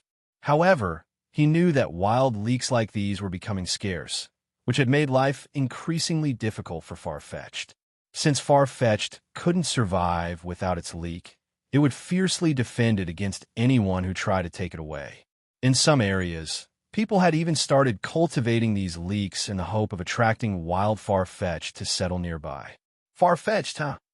Naoki mused, imagining having a few of these rare Pokémon on the ranch. But Farfetch'd only inhabited areas where leeks grew naturally, and, sadly, there didn't seem to be any in Paldea. He sighed with a hint of disappointment, setting the bundle of leeks aside. Just then, he noticed NDD, the elder sibling, watching Teddy Ursa and Mew with curiosity. Naoki remembered that the NDDs had joined the ranch after Teddy Ursa and Mew left on their journey, so they hadn't yet met each other. Realizing this, he began introducing Teddy Ursa and Mew. After you left, we welcomed many new friends to the ranch. Ursa, Teddy Ursa looked at NDD with curiosity and greeted him cheerfully. Ursa, hello. NDD seemed a bit surprised by the warm greeting, but managed to respond with a shy, NDD. Hello to you too. Naoki smiled. This is Elder NDD. He and his sister take care of the ranch and help keep everything running smoothly. Even if I'm not around, they make sure everything is in order. Hearing Naoki's sincere praise, NDD looked slightly embarrassed but grateful. These responsibilities were simply part of the job, but Naoki's acknowledgement clearly meant a lot. Teddy Ursa's eyes shone with admiration. Ursa, that's amazing. NDD, feeling even more flattered, gave a modest smile. Besides NDD, there are many other new friends, too, Naoki continued. But they're all busy playing hide-and-seek in the maze outside. I'll introduce you to them later. Naoki paused, then asked gently, You both must be very tired from all your travels. Would you like to take a nap? Teddy Ursa and Mew were indeed feeling a bit worn out. After making the decision to return to the ranch that very day, they'd rushed back from the distant Johto region without a moment to rest. They'd crossed oceans, climbed mountains, and endured many hardships to make it back here. Having expended so much energy and now cozy and full from their recent meal, the warmth of the room only intensified their drowsiness. "I'm so sleepy," Teddy Ursa murmured. "Mew, I want to sleep too," whispered Mew. Seeing this, Naoki smiled warmly. "Then go ahead and rest." He led the two little Pokémon back to their room, helping them settle into their soft beds. Teddy Ursa lay on the plush mattress, the faint scent of fresh pine filling the room. Feeling safe and warm, Teddy Ursa's sleepy eyes drifted toward Naoki, and with a soft, drowsy voice, murmured, "Ursa, I'm so glad I found you, Nao." "What was that?" Naoki asked, leaning in, but Teddy Ursa's eyes had already closed, drifting into a peaceful sleep. Beside him, Mew was also dozing off, mumbling incoherently. Before long, both Pokémon were fast asleep. Watching their peaceful faces, Naoki's heart melted. He gently adjusted the temperature in the room to keep them comfortable, then quietly slipped out and closed the door behind him. In the living room, Dragonite, who'd been playing outside all morning, returned, looking energized. Seeing Dragonite and the other Pokémon, Naoki remembered what he'd been planning to discuss with them. First, he poured warm juice and milk for the Pokémon and for Arven to help everyone warm up. Then he turned to Dragonite and Palmot with a determined look. "Do you want to get stronger?" Naoki asked. "Oh, Palmot." Though the effect of the translation seeds had worn off and Naoki couldn't fully understand their words, their expressions said it all. With a smile, Naoki continued, "I've got an idea." He went on to explain his concept for the lightning trial and the storm trial. Just like the Go-Goats who hold the grass trial, you get to challenge visiting trainers, battling their Pokémon and gaining experience. That will help you both grow stronger. "Oh, I'm in." Dragonite cheered, its eyes shining. Palmot barked in agreement, hopping up with excitement. Both Pokémon had seen the Go-Goats grass trial before. They admired how skilled and powerful the Go-Goats had become, and the thought of reaching that level themselves thrilled. Perfect. Naoki nodded with satisfaction. He'd been sure they'd be on board. The exact details of the trials, the strategies and move combinations for Dragonite and Palmot would come later, but for now, he was glad they were excited about this. Although Naoki wasn't a professional trainer, his past experiences from the games offered him some tactical insight that could guide Dragonite and Palmot in their training. At that moment, some of the other Pokémon in the living room overheard his conversation with Dragonite. Alchemy perked up, looking at Naoki with eager eyes. "Will I get my own trial too?" Naoki hesitated, feeling a bit awkward. After all, Alchemy wasn't exactly suited for battles. If he were to create a trial for her, would it be a buttercream swirl challenge? Or maybe a metronome luck test? Neither see me. Quite right. After thinking it over, Naoki replied, "I haven't decided yet. Give me a little time to come up with something fitting." Alchemy nodded enthusiastically, clearly excited at the idea. When the time came, she'd use her special metronome move to surprise her opponents. Seeing her excitement, Naoki suspected that Alchemy just wanted to join in on the fun and wasn't all that interested in actual battling. Why not? He thought with a chuckle. Since she's excited, let her have a little trial. Experience too. Just then, Naoki noticed Cyclizer looking up at him with equal anticipation. Naoki, come to think of it, Cyclizer didn't have any standout battle qualities at the moment. Sure, eating birthday treats could potentially increase his stats, but this was only his first year, so it wasn't yet clear what effects that would bring. But seeing Cyclizer's hopeful gaze, Naoki thought for a moment and said, "I'll figure something out for you too." Jow, Cyclizer beamed with joy. As for Koraidon, Naoki glanced at Koraidon, who lay lazily nearby, clearly content to watch rather than participate. Unlike the other Pokémon, this legendary creature had no desire for competition. But that was probably for the best. Given Koraidon's power, it would be nearly impossible for ordinary trainers to challenge him successfully. By the time Mew and Teddy Ursa woke up, it was already 3 in the afternoon. The two Pokémon slowly opened their eyes, blinking as they adjusted to the cozy surroundings. For a moment, they thought they were still resting in a tree hollow outside. Then, as they took in the familiar setting, they realized, though, they had returned to the ranch.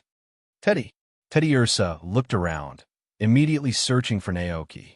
Leaping off the bed, it dashed out of the bedroom with Mew floating close behind. When they didn't find Naoki in the living room, Teddy Ursa continued its search outside. Sure enough, there he was, working the pasture. Naoki was guiding a group of Pokémon as they cleared snow from the paths. The snow didn't seem like much trouble now, but soon enough, it would start freezing over, turning into slippery ice that could make it difficult to walk. To prepare for that, they were clearing pathways ahead of time, leading to the Pokémon house, the chicken coop, the orchard, the greenhouse, the tavern, the stables, and even the underground cave. Arven was also there, lending a hand. He was watching Naoki closely, and as he observed him, Arven began to suspect that Mr. Naoki could somehow understand what the Pokémon were. Saying, "Of course, it's Mr. Naoki we should expect, nothing less." Arven thought, feeling impressed. Just then he noticed a soft pink glow approaching from a distance and looked up, astonished. "Mr. Naoki, what is that Pokémon?" Naoki glanced over and smiled warmly. "Them? That's Mew and Teddy Ursa." Arven had read about Teddy Ursa in the Pokémon Encyclopedia, but had never seen anything quite like Mew before. Watching the small, floating pink creature with wide eyes, he murmured, "Mew?" "Yes, that's Mew," Naoki replied with a nod. According to legend, Mew is an incredibly rare Pokémon. It's said they've been in this world since ancient times.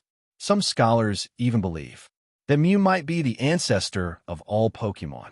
Arven's eyes widened. "An ancestor?" Naoki continued. "Mew's genes contain traces of every Pokémon, allowing it to use every known move." "Wow, that's incredible," Arven exclaimed, amazed that such a Pokémon existed in the world. "Of course, it might just be a legend," Naoki said with a smile. "This Mew isn't my Pokémon. After all, it's a friend of Teddy Ursa's." Just then, Mew and Teddy Ursa arrived in front of them. Teddy Ursa looked up, its bright black eyes shining with excitement. Naoki knelt down, gently patting its head. "I'm just clearing the snow. I left some sandwiches for you in the living room. If you're hungry, feel free to help yourself." Teddy Ursa nodded eagerly. At that moment, Mew, who had been curiously glancing around, seemed to spot something interesting. Tilting its head, it fixed its innocent blue eyes on something off in the distance. "Mew, what's up?" Naoki asked, a bit surprised. But Mew was already floating toward the spot it had noticed. Naoki and Teddy Ursa turned in the direction Mew was heading. There, they spotted a small sapling with bright green leaves sprouting up through the snow-covered ground. It was the World Tree sapling.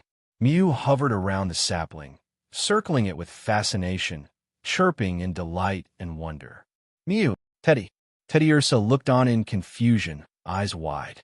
Naoki watched in amazement too, thinking, does Mew really have such an affinity for the World Tree? Recalling the connection between Mew and the World Tree in Lucario and the mystery of Mew, Naoki couldn't help but wonder if there was more to Mew's fascination than he knew. "Mew!" Mew let out another cheerful cry, filled with joy. Naoki, with Teddy Ursa close beside him, walked up to join Mew.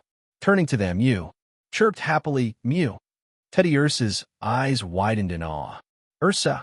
Naoki was baffled by what Mew was trying to convey, so he quickly called out to Koraiden to fetch some translation seed crisps. Koraiden sighed, though it dutifully went to retrieve the crisps. Soon enough, Koraiden returned with the translation seed crisps. Naoki took a piece, and as he ate it, Mew's voice became clear to him. "Mew, there's an incredible life energy in this tree. I really love it here." Teddy Ursa, however, didn't seem to sense it. Looking at the sapling with a puzzled expression, he murmured, "Ursa, what kind of tree is this?" Mew shook its head. "Mew, I'm not sure either." Despite its curiosity, Mew could feel that the tree's vibrant life energy made it an ideal and welcoming place for Pokémon. Seeing that Mew didn't know what type of tree it was, Teddy Ursa turned to Naoki. Ursa, do you know what kind of tree this is, Naoki? Mew looked over as well, clearly eager for an answer. Naoki smiled and said, this is the world tree. Mew, world tree. Mew had never heard of such a tree before. It seems not every Mew has a connection with the world tree, Naoki thought. This Mew is likely drawn to it because it can sense the same life energy that Calyrex is attuned to. Yes, the world tree, Naoki explained. It will take quite some time to grow, but eventually it will be enormous larger than the entire ranch. When it's fully grown, you'll all be able to live in it. Hearing this, Mew and Teddy Ursa's eyes sparkled with excitement. Mew immediately began imagining a secret base for their hero expedition team nestled within the world tree, while Teddy Ursa thought joyfully about inviting Zapdos to visit. Mew, that's a great idea. Naoki raised an eyebrow in surprise. Zapdos. Teddy Ursa nodded enthusiastically. Ursa, we met Zapdos, an old power plant. Zapdos told us that it was often disturbed by humans and attacked by their Pokémon. It said it would love to live somewhere peaceful where it wouldn't be bothered. Hearing this, Naoki's heart softened. Then we should absolutely invite it to stay here. Teddy Ursa beamed with joy, thrilled that Naoki was open to welcoming its friends to the ranch. Naoki chuckled and added, but we'll need to wait until the world tree has fully grown, which will take about 4 years. Once it's big enough, you're welcome to invite any good friends you make on your travels to live here in the world tree. Like Zapdos, or even far-fetched. The world tree would be vast, with plenty of room for all sorts of Pokémon to settle and make it their home. It's like building a living encyclopedia of Pokémon, Naoki thought with a rush of excitement. Just imagining a whole community of Pokémon living in the world tree filled him with joy. Hearing this, Mew and Teddy Ursa's eyes sparkled with newfound excitement. Ursa, Naoki, you're amazing. Naoki just smiled, feeling warm inside. Rayo, Koraidon sighed from the side, clearly amused by the whole exchange. It could almost hear the gears turning in Naoki's head, calculating this grand plan. World Tree, Zapdos. Arvin was getting more confused by the minute. What is the World Tree? What is Zapdos? Are they Pokémon? Wait, he paused, eyes widening in realization. Mr. Naoki really can understand what Pokémon are saying. Unable to contain his curiosity, Arvin asked, Mr. Naoki, can you actually talk to Pokémon? Naoki smacked his forehead, suddenly remembering Arvin was still there. He handed Arvin a small snack. Here, this is a special snack I made. When you eat it, you'll be able to understand Pokémon speech for a short while. Arvin accepted it, examining the unfamiliar snack with a mix of skepticism and excitement. Naoki continued, feigning seriousness. This is the power of good food. A true chef can unlock the hidden effects of ingredients. There are even stories of a mysterious ingredient out there that can heal even the most gravely ill Pokémon. Arvin's eyes went wide, his awe unmistakable. How amazing, he thought. Go on, give it a try. Naoki encouraged him, smiling. You might even understand what Mabosstiff says. Arvin glanced at Mabosstiff, who stood loyally by his side. At Naoki's suggestion, a hopeful gleam appeared in Mabosstiff's eyes. Woof woof. Arvin popped the snack in his mouth. As he chewed, a sweet flavor spread through his mouth, and he looked at Naoki, delighted. It was delicious. After swallowing, he heard Mabosstiff speak. Woof woof. Arvin gasped. Mabosstiff? Are you talking? Mabosstiff nodded, his tail wagging happily. Woof woof. Yes, it's me, Arvin. Arvin stood there, speechless, feeling a mix of amazement and joy. He could truly understand Pokémon's speech and experience he had never imagined. Naoki watched the heartfelt moment unfold with a warm smile. He glanced at Mabosstiff and said gently, Mabosstiff, is there anything you'd like to say to Arvin? Now's the perfect time to tell him. Arvin blinked, taken aback, then looked down at Mabosstiff, who gazed back up at him with a look of deep affection. This was the child Mabosstiff had watched grow from day one. Arvin was just a baby when Mabosstiff first met him. Back then, Professors Sada and Turo had brought Mabosstiff into Arvin's life, telling it that Arvin would be its companion from that day on. So, from that moment forward, Mabosstiff stayed by Arvin's side, watching him grow. It saw Arvin transform from a lively, carefree boy into a more reserved, sometimes lonely young man.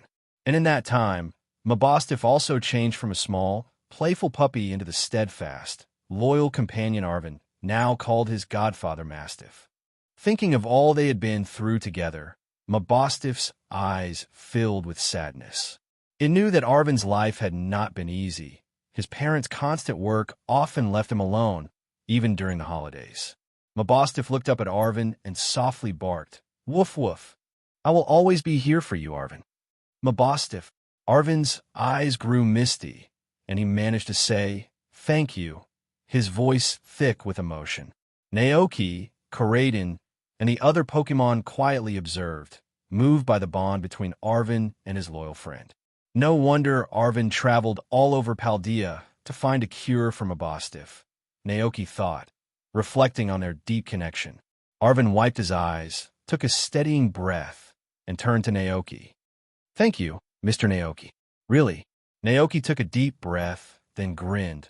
"All right, let's forget the sad stuff for now. You're at the ranch, so let's make the most of this wintry countryside. This isn't something you get to enjoy in a big city." "Right," Arvin replied with a smile, leading Mabosstiff outside to play in the snow. Meanwhile, Naoki introduced the other Pokémon to Mew and Teddiursa, who had recently returned to the ranch. After all their adventures, Teddiursa seemed different. Perhaps from meeting so many new Pokémon along the way, it had become even more lively and cheerful, able to make friends quickly with anyone. Maybe it was just Teddiursa's natural charm. As night fell, darkness blanketed the snowy world outside. Inside, in the cozy warmth of the ranch house, Naoki gathered everyone around the fireplace to enjoy the heat on this chilly evening. The soft orange glow of the fire cast a warm light on the Pokémon, filling the room with a cozy atmosphere. Koraidon lay sprawled on the carpet, head resting on its arms, looking completely at peace with its eyes closed. Cyclizer stretched out comfortably, tail wagging contentedly. Nearby, Palmot and Alchemy chased each other playfully around the Christmas tree, laughing and tumbling as they went. Meanwhile, Mew and Teddiursa enjoyed the honey, pudding, and honey tea Naoki had prepared, savoring each bite. Arvin was there, too, gently grooming Mabosstiff's fur. Naoki watched Teddiursa enjoy its honey pudding and, with a smile, said, "You've really changed a lot, you know."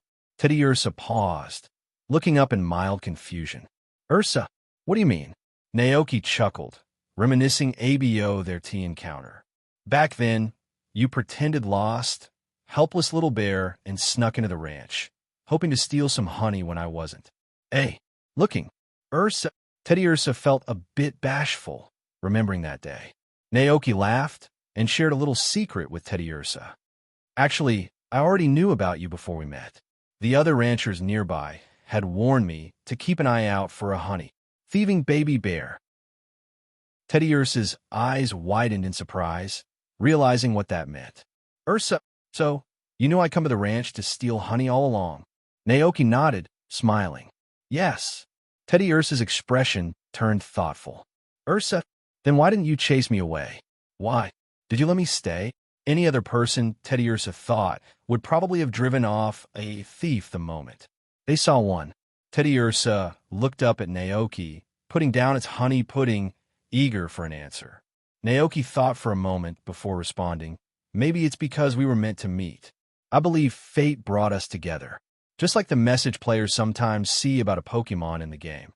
This Pokémon crossed time and space to meet you." Ursa, Teddiursa didn't fully understand, but it liked how meaningful those words sounded. It smiled and replied happily, "I'm glad I met you too, Naoki." Naoki smiled back and asked, "Are you planning to continue your journey?" At this, Teddiursa and Mew exchanged glances. Mew nodded with a gentle mew. "That's right," Teddiursa added excitedly. Ursa!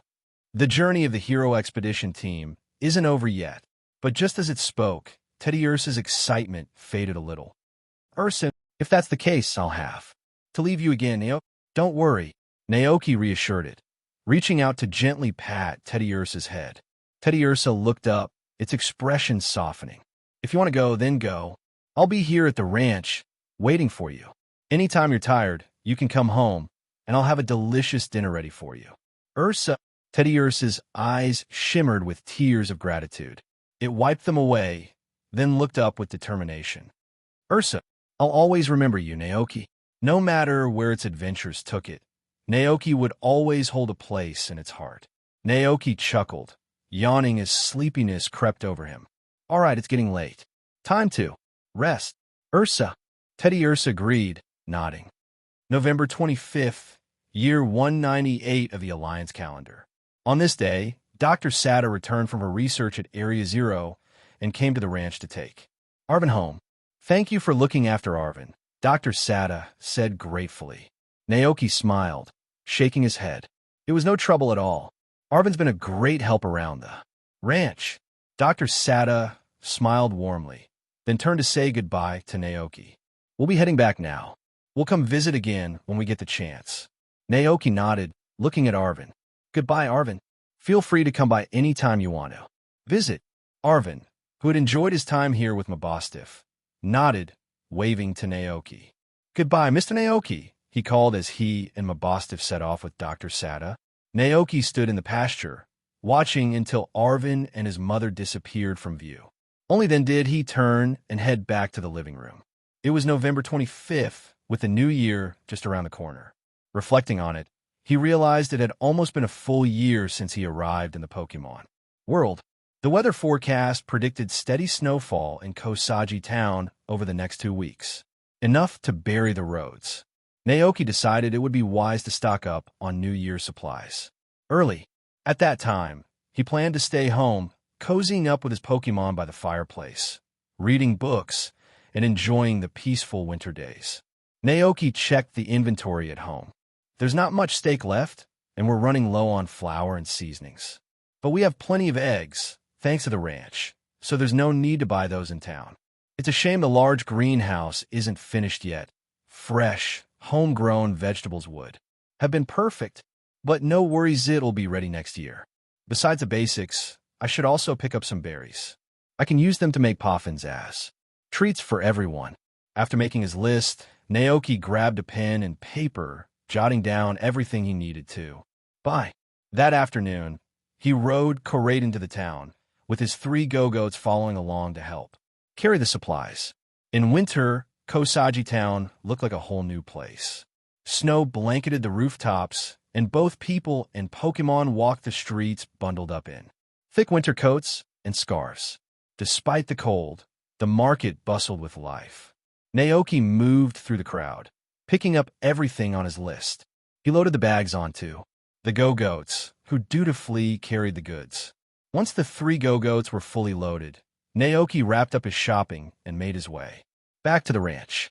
Naoki called over Pokémon like Cyclizer and Palmot to help carry the supplies back into the home, while he himself carried a few bags. By the time everything was unpacked, it was already 4 in the afternoon.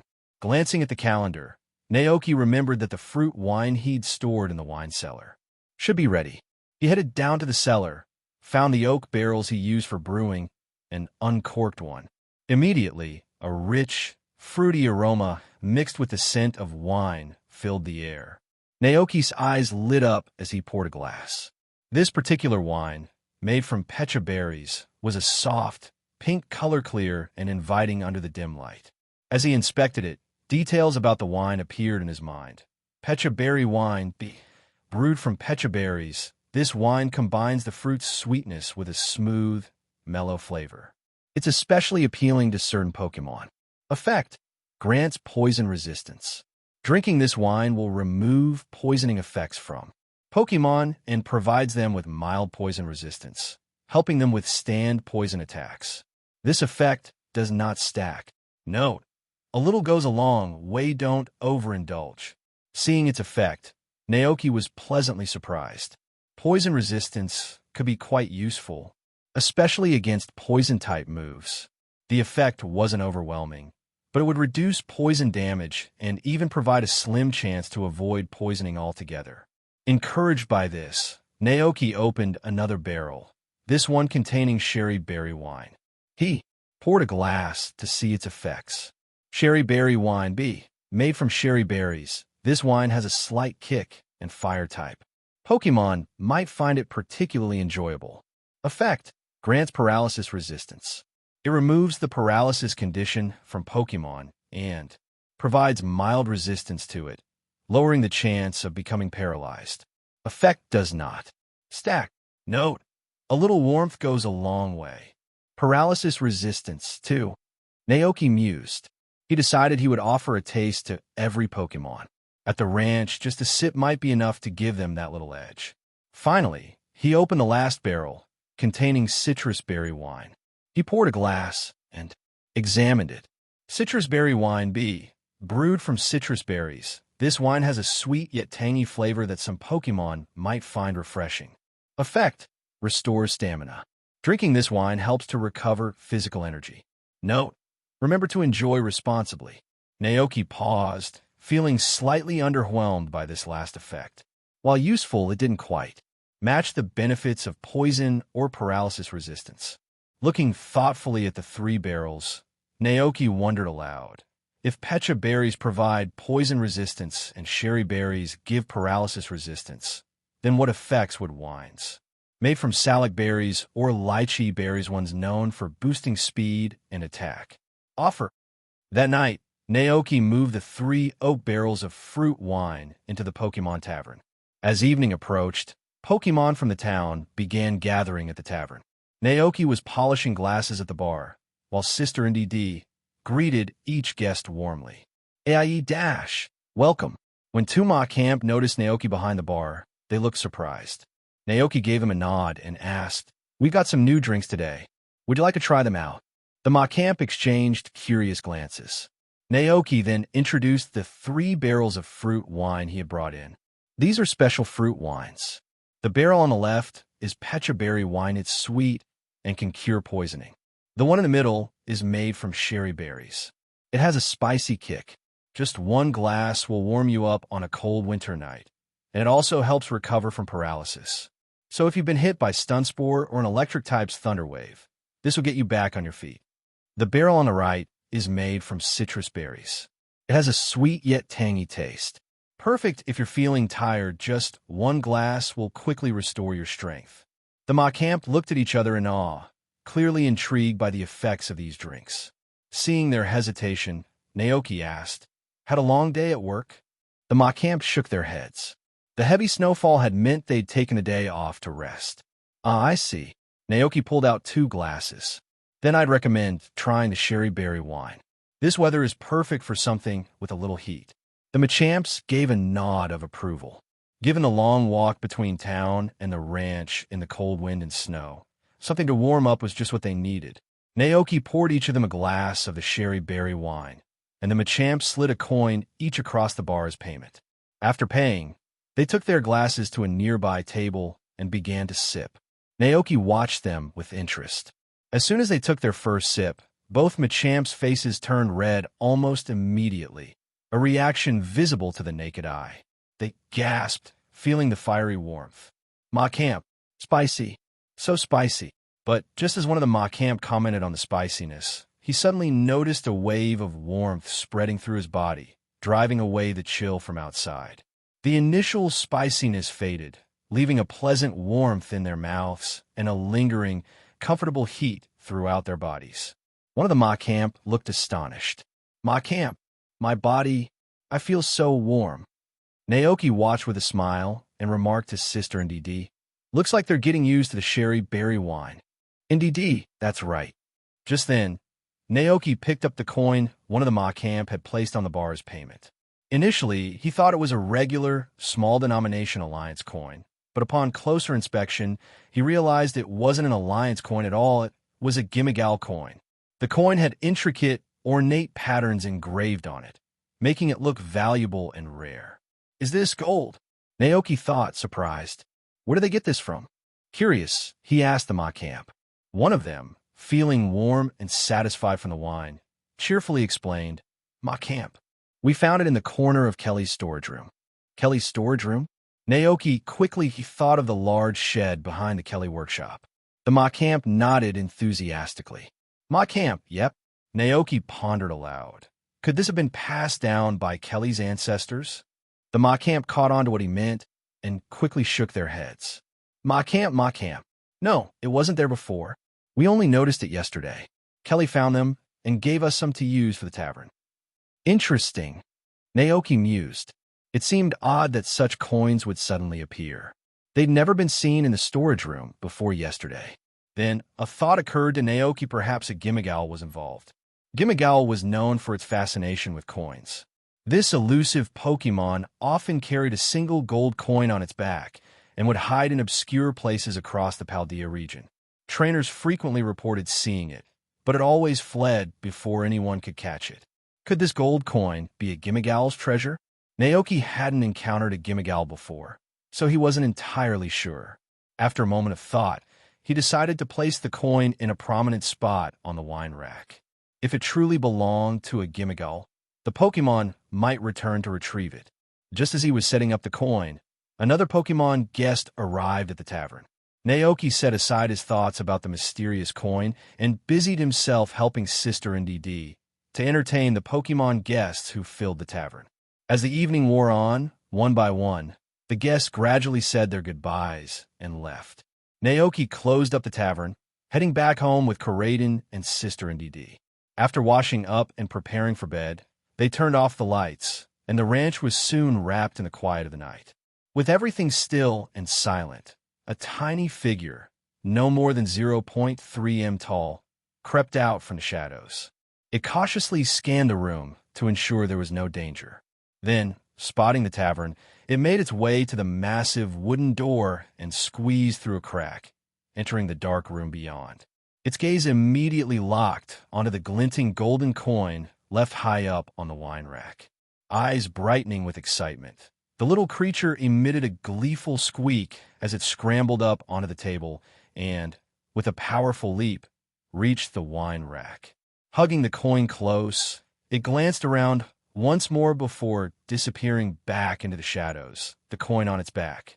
The next morning, as Naoki sat down for breakfast, he suddenly remembered the coin he had received from the Macamp. Curious, he finished his meal quickly and headed straight to the tavern. Pushing open the door, he looked up at the wine rack and froze. The coin was gone. Wide-eyed, Naoki was certain he had placed it there before closing up the previous night. Now, though, it had mysteriously vanished. Realization dawned on him. The Gimmighoul, the treasure-seeking Pokémon, returned to retrieve the coin it lost. At that moment, Teddy Ursa, who had followed him to the tavern, noticed a trail of tiny footprints in the snow outside. It let out an excited Ursa to get Naoki's attention. Turning around, Naoki spotted the line of small footprints leading from outside the ranch all the way to the tavern's door. Strangely, there were no footprints leaving the building. This could only mean one thing. The treasure-seeking Gimmighoul must still be inside the tavern. The Gimmighoul in its roaming form isn't too much trouble, but the Gimmighoul in chess form often ends up mistaken for an antique. As a result, it's frequently taken or sold to antique shops by unsuspecting collectors. Meanwhile, Mew and Teddy Ursa continued examining the little footprints left in the snow. But Naoki had already deduced who the owner of the footprints was.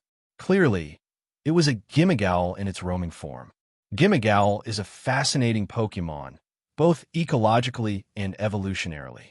It is said that Gimmighoul originated from the intense desire of ancient explorers and treasure hunters to gather treasure chests and gold coins back in the days of the Kingdom of Paldea, about 1,500 years ago. Its evolution is equally unique. To evolve into Goldengo, a Gimmighoul must collect 999 Gimmighoul coins, a daunting task. For ordinary trainers, this requirement is nearly impossible. And even for the wealthy, collecting all those Gimmighoul coins would demand an immense effort. Naoki, intrigued by this unique Pokémon, wanted to catch a glimpse of it himself. He entered the tavern and scanned every corner, but Gimmigal was nowhere to be found. Seeing this, Naoki decided to enlist Mew's help. Mew, can you use your psychic powers to scan the room? I've got a hunch that something is hiding in here. Eager to assist, Mew readily agreed. Mew, it replied, floating up and closing its eyes. Mew released a wave of psychic energy, creating a transparent ripple that spread through the tavern. Nothing could hide from Mew's psychic search. After a moment, Mew opened its eyes and drifted toward the cabinet beneath the bar. Mew? It mewed as if to say, is it there? Naoki hurried over, opening the cabinet door under the watchful eyes of Mew and Teddiursa. There, hidden in the darkness, was a small figure clutching the gold coin tightly, with half of its body obscured in shadow. Wow! Naoki exclaimed, delighted. It's really Gimmigal. Mew and Teddiursa gazed curiously at this Pokémon they'd never encountered before. Gimmigal was startled, dropping the gold coin in its grasp, and immediately turned to flee. Naoki could only sigh. So this is how players end up with Gimmigal's coins in the games. He thought, finally understanding. As Gimmigal scurried off, Mew and Teddiursa watched in surprise, unsure what had just happened. Teddiursa even tried to call out, Ursa! Wait! But it was no use. Naoki explained, it's pointless. Gimmigal's instinct is to escape. Once it decides not to stick around, it's gone for good. Mew! Mew seemed puzzled by why the Pokémon ran away so quickly. Naoki stepped outside and called after the fleeing Gimmigal. Gimmigal, don't be afraid. We mean you no harm. I won't take your coin, I'll leave it here for you. You're always welcome to come back and stay at the tavern if you like. But if not, that's fine too, we won't disturb you anymore. Whether Gimmigal heard him or not, Naoki didn't know. But he left the coin on the shelf, hoping Gimmigal might return. Then, with Coraden by his side, he headed off to start his daily snow-clearing chores around the ranch. Meanwhile, Mew and Teddiursa spent their time playing and exploring around the ranch, taking a break from their adventures. They planned to relax here for a while before resuming their journey. Naoki had mentioned that the new year was fast approaching, a time for family gatherings. In human culture, people would travel from far and wide to reunite with their loved ones, sharing warmth and memories. Teddiursa loved the sound of this festival and decided, along with Mew, to stay until after New Year's before setting off again. As Naoki and Coraden continued shoveling snow, Mew and Teddiursa wandered into the glass greenhouse to explore. Inside, they encountered a gentle-looking Pokémon with a large head and kind eyes. This was Calyrex, the king of bountiful harvests. The previous day, he hadn't been at the ranch. He had ridden his spectral steed to the mountains to pay respects to Pokémon who had passed, offering prayers for their peace. Because of this, Mew and Teddiursa hadn't yet met Calyrex. When the king of bountiful harvests saw the two little Pokémon, he was initially a bit surprised, but then smiled warmly at them. I am Calyrex, the king of bountiful harvests, a friend of Naoki's. It's a pleasure to meet you. Both. Ursa. Teddiursa blinked and tilted its head, curiously studying the Pokémon before it. Meanwhile, Mew sensed a familiar aura, similar to that of the World Tree, emanating from Calyrex. It understood instantly. Mew, you're the one nurturing the World Tree. Calyrex looked slightly surprised, clearly not expecting the small Pokémon to recognize his connection to the World Tree. He nodded gently. Yes, indeed. The World Tree is a source of life, and I am honored to contribute to its growth and vitality. Teddiursa's eyes went wide with admiration. Ursa, that's amazing. Mew's eyes sparkled with joy as it grinned. Mew will help too. Calyrex smiled, noting Mew's aura and deep, powerful energy.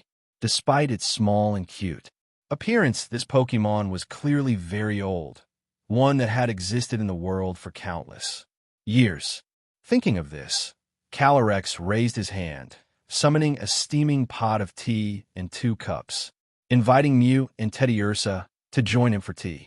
Would you like a cup of tea? Mew and Teddiursa blinked, then nodded happily in agreement. Ursa dash. Mew, Later that afternoon, Naoki made his way to the tavern to check on things. He opened the cabinet under the bar and was surprised to find the gold coin he'd left there was gone. Clearly, Gimmigal had returned to claim its coin. Naoki wondered if Gimmigal had heard his invitation to come and go freely. After a moment of consideration, Naoki asked Mew for help with finding Gimmigal. Mew released a wave of psychic energy, scanning the room. After a brief moment, it opened its eyes and directed its gaze toward a shadowy corner of the tavern. Naoki whispered, "Is it still here?" Mew nodded with a soft mew. Naoki let out a sigh of relief. At least it meant that Gimmigal had heard his message. At the end of December in the 198th year of the Alliance calendar, the Paldea region was blanketed by a snowstorm that had lasted nearly 2 weeks. A thick layer of snow covered the roads, completely blocking access to the ranch. Even Zach's delivery truck couldn't make it through. With no other choice, Zach decided to take a few days off, planning to resume work once the snowfall lightened up. Early in the morning, Naoki grabbed his tools and headed out with Karaden and Cyclizer to clear the snow.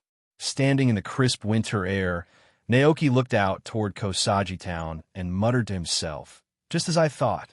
As he anticipated, the road was completely snowed in, making it impassable for vehicles. Good thing I stocked up on supplies beforehand, Naoki thought, relieved he wouldn't need to make the trek to town in these snowy conditions. In this kind of weather, most people stayed indoors, and even the usual trainers and travelers were absent. With the road to town blocked and no visitors, the ranch felt wonderfully secluded like a hidden haven, separated from the rest of the world. Everywhere he looked, there was an endless stretch of white. Being surrounded by it felt cleansing, almost as if his soul were being purified. Naoki savored the peaceful isolation, standing in the snow with his eyes closed, enjoying the quiet solitude. But in the next moment, the sound of galloping hooves disrupted the silence. Naoki opened his eyes to see Glastrier sprinting through the snow, enjoying its newfound freedom. Naoki sighed, realizing his moment of peace was over. The whole ranch had come to life now that the snow had stopped. Plumes of smoke rose from the snow-covered rooftop as Sister Indy prepared breakfast for everyone. Palmot flew out of the living room and made its way to the chicken coop to tend to the hens. Glacian led Dolive and Alchemy in a playful game of drawing patterns in the snow with their footprints. Dragonaires and Dragonites, who took up delivery duties, arrived at the ranch as well. Dragonite, leading the way with a satchel, gathered fresh goat and Momo milk to bring to the customers waiting in Kosagi town. Naoki couldn't help but smile as he took in the lively scene. Even though the ranch was cut off from the rest of the world, he didn't feel lonely in the slightest.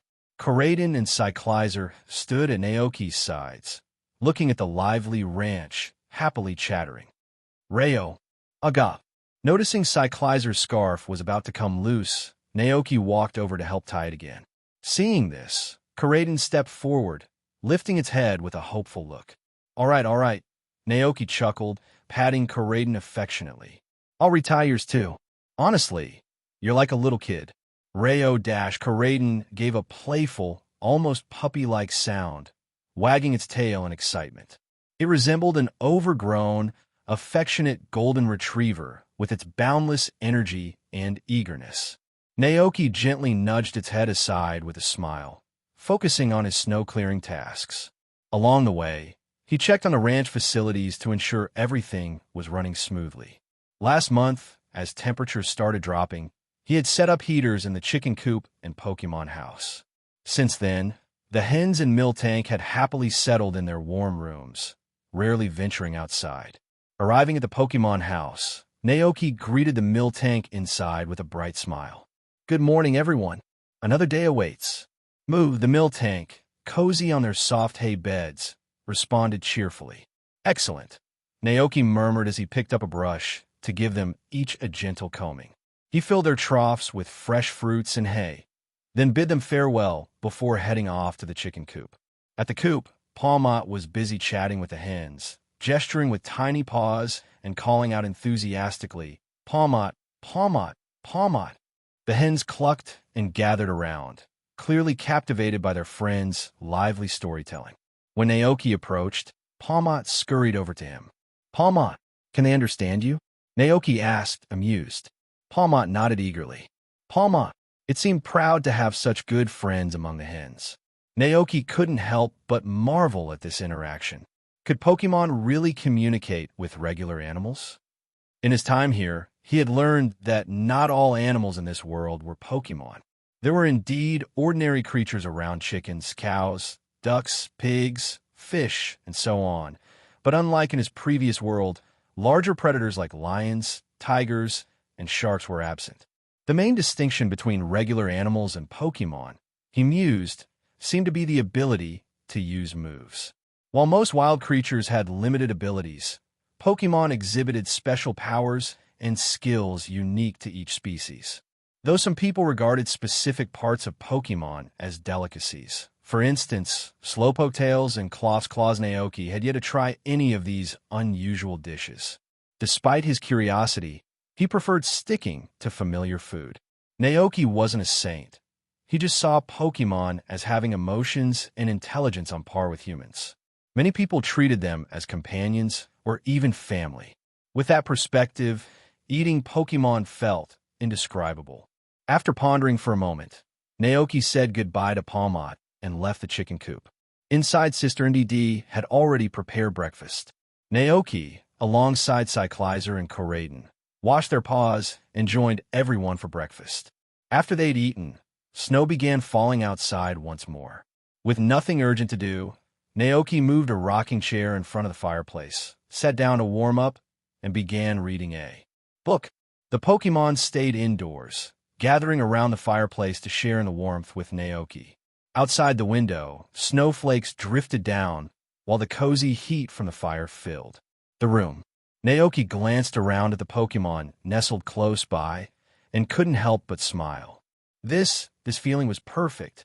Only a few days until New Year's, Naoki thought with surprise. Time had flown by. His first New Year in the Pokémon world felt deeply significant. He pondered over what he could do to make this New Year memorable for the Pokémon.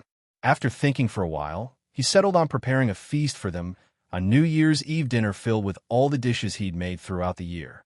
We have plenty of ingredients at home, so let's go all out, he thought happily. In the afternoon, Calyrex appeared before Naoki, a hint of excitement in his voice. My strength has returned, and I'm ready to begin the second phase of nurturing. Naoki's eyes lit up. Ignoring the ongoing snowfall, he hurried to the World Tree with Calyrex. It's incredible, absolutely incredible. Holding the leaf that glowed with a soft green light, Naoki was filled with awe. A mythical item on par with the likes of Dialga's adamant orb and Palkia's lustrous orb. He gazed at the leaf in his hand, realizing what this meant. The World Tree was giving back to them. Nearby, the three go-goats were chewing their leaves contentedly. They glanced at the snowy landscape and then at the vibrant green circle of life that surrounded the tree, filled with lush, soft grass as if spring had arrived. The go-goats' eyes sparkled with delight before they settled down around the World Tree, basking in its life-giving energy. Naoki couldn't help but watch the go-goats. They were clearly the first Pokémon to receive the World Tree's nurturing energy. His mind drifted to the guardians of the Tree of Beginning, Regice, Regirock, and Registeel. Could his go-goats one day reach that level of power? For now, it was a mystery without an answer. After lingering by the World Tree, Naoki headed to the glass greenhouse, carrying the snacks and the precious leaf he'd brought for Calyrex. He placed the treats on the wrought iron tea table and presented the leaf to Calyrex. Calyrex, can you sense anything unique about this leaf? Naoki asked. Calyrex leaned closer, eyes widening in surprise. Such potent natural energy. Where did you find this? The moment he asked, a look of realization dawned on his face. Wait, this aura, it's the World Tree. Naoki nodded. Yes, just as I was passing by, the World Tree dropped this leaf for me. It even used its leaves to feed the go-goats. Hearing this, a thought sparked in Calyrex's mind. A gesture of gratitude? Exactly, Naoki confirmed. No wonder, Calyrex murmured, lost in thought. Naoki's curiosity grew. Did you sense something as well? Calyrex nodded thoughtfully. When I infused my energy to help the tree grow, I felt a natural essence flowing back into me. At first, I thought it was just my imagination, but over time, I noticed my power had strengthened. Now I see why. Naoki's eyes widened in amazement. So, it wasn't just an illusion? Not at all, Calyrex affirmed. I see, Naoki murmured to himself. He thought back to when the Go-Goats had first tended to the World Tree. Could it be that the World Tree had been giving back to them ever since? Incredible. Who would have thought that Naoki, who originally brought the Go-Goats from Casseroya Lake to serve as dairy Pokémon, would end up witnessing something much greater? He could hardly imagine how much these Go-Goats might evolve alongside the World Tree in the years to come. Stunned, Naoki looked at Calyrex and murmured, "What will this World Tree become in the future?" Calyrex shared Naoki's curiosity. In response, he once again summoned his power to foresee the future, pouring every ounce of his energy into the vision. In an instant, Calyrex's gaze spanned thousands of years, witnessing a world transformed. He saw the World Tree rise majestically, floating above the ground, casting its influence over a world full of life. The earth below was a lush, vibrant paradise, teeming with Pokémon running freely across fertile fields and valleys filled with bountiful fruit. Slowly opening his eyes, Calyrex shared his vision with Naoki. I saw the World Tree becoming the heart of this world. Its power will extend across the planet, giving rise to more Pokémon and enriching nature. The land will flourish like never before. Did that mean the World Tree would elevate life on this planet to new heights? Naoki envisioned this future. At the current rate, it would take another 4 years for the World Tree to fully mature. For years, he was lucky to witness its growth firsthand. However, as a transmigrator, Naoki knew that the universe held countless worlds, other realms, and even parallel dimensions. Outside this world, there were other universes, each with its own mysteries. And then, there was Arceus, the creator who existed beyond these worlds, silently watching the lives of humans and Pokémon unfold. This raised a question in Naoki's mind. Could their actions draw the attention of Arceus itself? After pondering, he concluded that such matters were beyond him. The thoughts of the creator were too vast for an ordinary human to understand. Right now, Naoki was more curious about what effects food made with a World Tree leaf might have. With a plan forming, he thanked Calyrex and quickly returned to the kitchen. Dishes made from World Tree leaf. Perhaps scrambled eggs with World Tree leaf, or a special leaf cake, similar to grass cakes? After a bit of deliberation, Naoki decided on the leaf cake. Excited, Naoki called over Alchemy, his trusted kitchen helper, and together they headed to the baking workshop to bring this recipe to life. Naoki carefully blended the leaf of the World Tree into a fine paste, then added eggs, moo milk, and other ingredients. After mixing thoroughly, he poured the batter into a mold and placed it in the oven to bake. When the cake was nearly done, he took it out, spread a layer of butter over the top, and cut it into small, bite-sized pieces. With that, the leaf cake was ready. Eager to know more, Naoki examined the cake's information. Leaf cake, incomplete version. A cake crafted from the leaf of the World Tree, blended with eggs, moo milk, and other ingredients. If you listen closely, you can feel the subtle breath of nature emanating from it. Cooking effect, breath of nature. 1. Permanently boosts the power of grass-type moves by 20%. This effect is exclusive to grass-type Pokémon and cannot be stacked. 2. Allows grass-type Pokémon to connect with nature's rhythm. When using grass energy to cultivate crops, the growth time for those crops is slightly reduced. This effect is limited to grass-type Pokémon and cannot be stacked. Additional effect, Lord of the World Tree. Naoki, as the caretaker of the Go-Goats who have nurtured the World Tree, has been granted access to all areas within the World Tree in the future. This effect applies only to Naoki. Comment: Listen to the breath of nature. When the world tree matures, recipes crafted with its leaves may yield even more remarkable effects. Naoki stared at the description, stunned. Wait, does this additional effect mean only I can access all areas within the world tree? He muttered, trying to process what it meant. Reflecting on the journey of his go-goats, Naoki realized he'd assumed they were simply helping to cultivate the world tree. But the effects of the leaf cake hinted at something more. Could it be that the world tree viewed his go-goats as parental figures? And since the go-goats poured their grass energy into nurturing the world tree, wasn't that akin to feeding it? So, is it possible that thanks to the go-goats, the world tree sees me as its guardian? Naoki pondered. Or perhaps its grandfather? The more Naoki thought about it, the more absurd it all seemed. If this is true, then wasn't he, along with his go-goats, a world tree? It felt like a bizarre reversal of roles, like parents relying on their own child support. Naoki quickly shook his head, dismissing the strange notion. After all, the world tree represented the pure essence of nature. Surely, it wasn't anything quite that fantastical. Of course, all of this was just speculation, and who could say what the world tree's intentions truly were? Pushing aside the odd thought, Naoki refocused on the two specific benefits of the leaf cake. The first effect boosted the power of grass-type moves by 20%. A 20% boost that's comparable to some of the held items Pokémon can carry, Naoki mused. And this was only from the immature leaves of the world tree. Once the tree fully matured, the enhancement would likely be even more potent. The second effect, which allowed grass-type Pokémon to reduce crop growth time, was particularly valuable for the ranch's needs.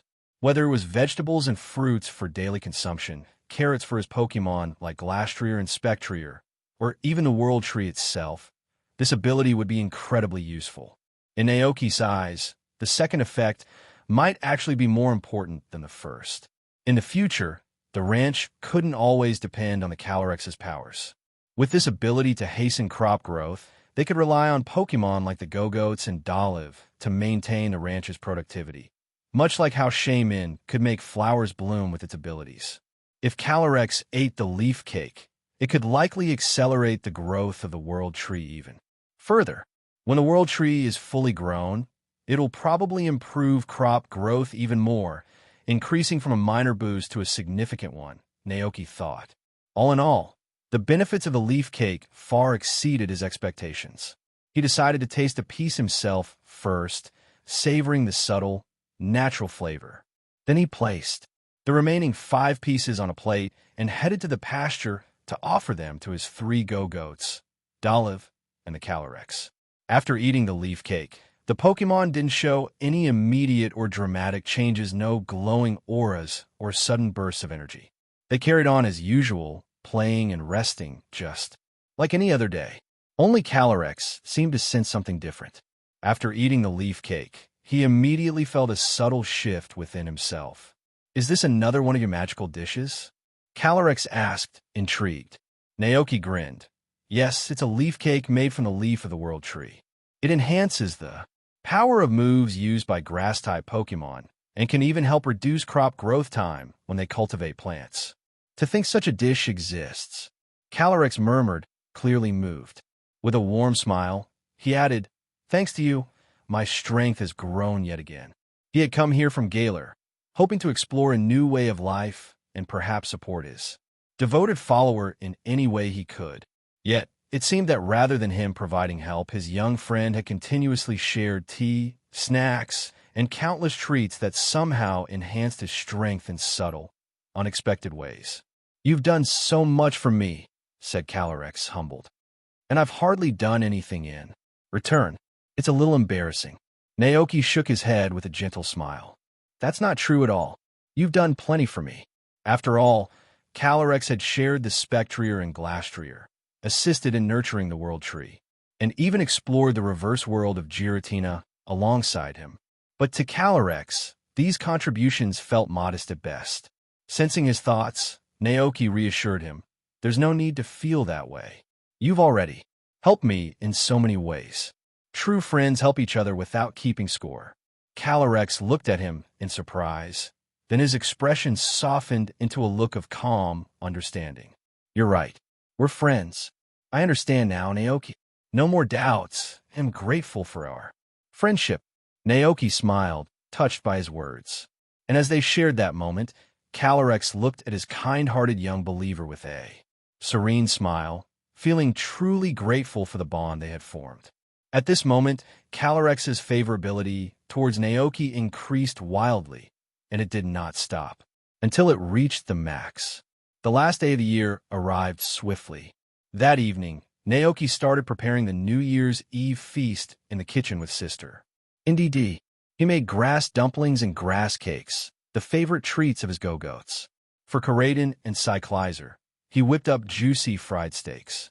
Dragonite had poffins and sandwiches ready for it. For Glacian, he prepared a creamy smoothie. Teddy Ursa's favorites honey, pudding, and honey lemonade were on the list too. And for the Knackle Stack, he made pickled salted fish and fried rock chips. Naoki made a little of everything, working steadily until after dark. The Pokémon Tavern was closed that day, and with the help of Karaden, Naoki wheeled a cart, laden with food around the ranch, sharing dishes with each Pokémon one by one. Happy New Year, he said to the Pokémon on the ranch. Though the Go-Goats didn't quite understand, they felt the warmth and joy in the air and gathered eagerly around the feeding trough, happily munching on their food. The Miltank, aware it was New Year's, beamed happily. One Miltank mooed appreciatively at Naoki. Naoki was surprised, then quickly munched on a handful of translation seed crisps. He heard the Miltank expressing its gratitude. The Miltank shared how much they loved living here with Naoki and how happy they were too. "I've found such a caring home. They hope to stay with him forever." Naoki's heart swelled with emotion. Taking a deep breath, he patted each Miltank gently. "Let's make the next year just as wonderful together." Moo! In the underground cavern, Naoki stacked salted fish into a small mound. These were all prepared by him and were a favorite of the Knackle Stack. The pile of salted fish and fried rock chips formed a small hill. Seeing this, the Knackle Stacks were overjoyed, playfully nudging Naoki with their heads in excitement. "Easy now," Naoki chuckled, patting each Knackle Stack on the head in turn. The Belly Bolt, who lived nearby, looked on enviously. Hearing the commotion, Diglett also waddled over.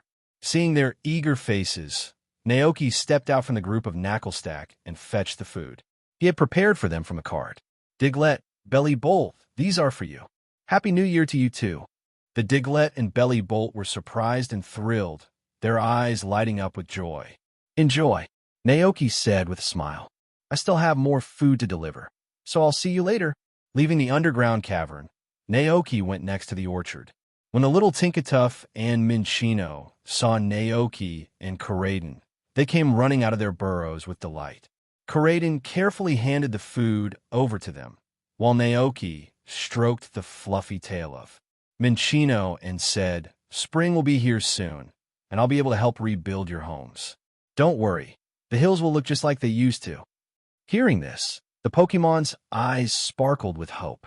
Naoki smiled softly, then left the orchard and headed to the area where the Psyduck lived.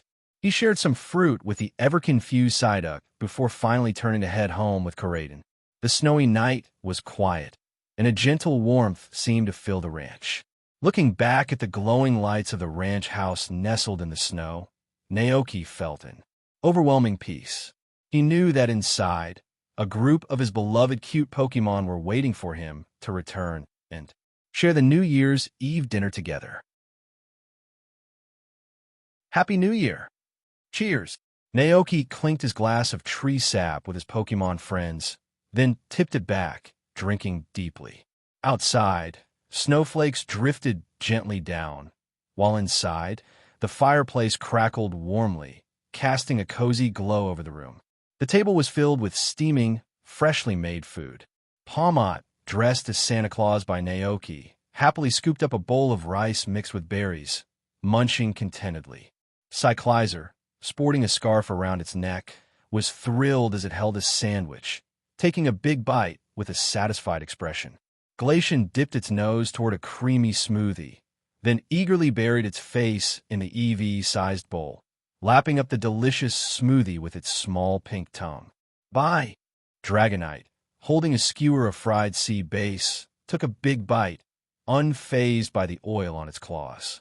The fried fish had turned golden and crispy on the outside, while the tender, juicy meat within provided an incredible burst of flavor with each bite. "Oh, woo!" it exclaimed, eyes lighting up with delight. "So tasty." Dolive sat quietly nearby, clearly enjoying the lively atmosphere, a contented smile on its little face. Meanwhile, Mew and Teddiursa had settled themselves right on the table, surrounded by a honey-themed feast that Naoki had specially prepared just for them. Their spread included honey pudding, honey bread, honey-glazed fish, honey-infused milk, honey biscuits, honey-grilled meat, and fruit drizzled with honey. Encircled by such a sweet bounty, Mew and Teddiursa were in pure bliss, savoring every bite of the honey-filled treats. Compared to the other Pokémon eagerly devouring their food, the NDD siblings ate in a much more refined manner. Yet, the joy on their faces showed they were just as enchanted by the atmosphere. Before coming to the ranch, the NDD siblings had felt uncertain about their future. They had worried about what kind of home awaited them and how their new owner would treat them. With these worries, they had devoted themselves to learning various etiquette and household chores under the guidance of their parents. It wasn't until they arrived at the ranch and met Naoki that they felt reassured. The siblings were delighted to have a kind-hearted person like Naoki and happily took on the responsibility of taking care of the household. What made them even more joyful was the warm, family-like atmosphere at the ranch. Everyone was gathered together, sharing a warm and happy evening where no one was judged by their strength or weakness. Reflecting on this, NDD brother glanced at their caretaker, Naoki. Naoki sipped a glass of hot milk, feeling the warmth spread through him as he watched his Pokémon enjoying their feast in various ways. Suddenly, he sensed a gaze directed his way. Turning, he noticed Brother NDD looking at him. "What's up?" Naoki asked. Brother NDD quickly looked down, trying to brush it off. AIE. Seeing this, NDD's sister didn't hesitate to chime in, calling him out with a mischievous smile. "AI."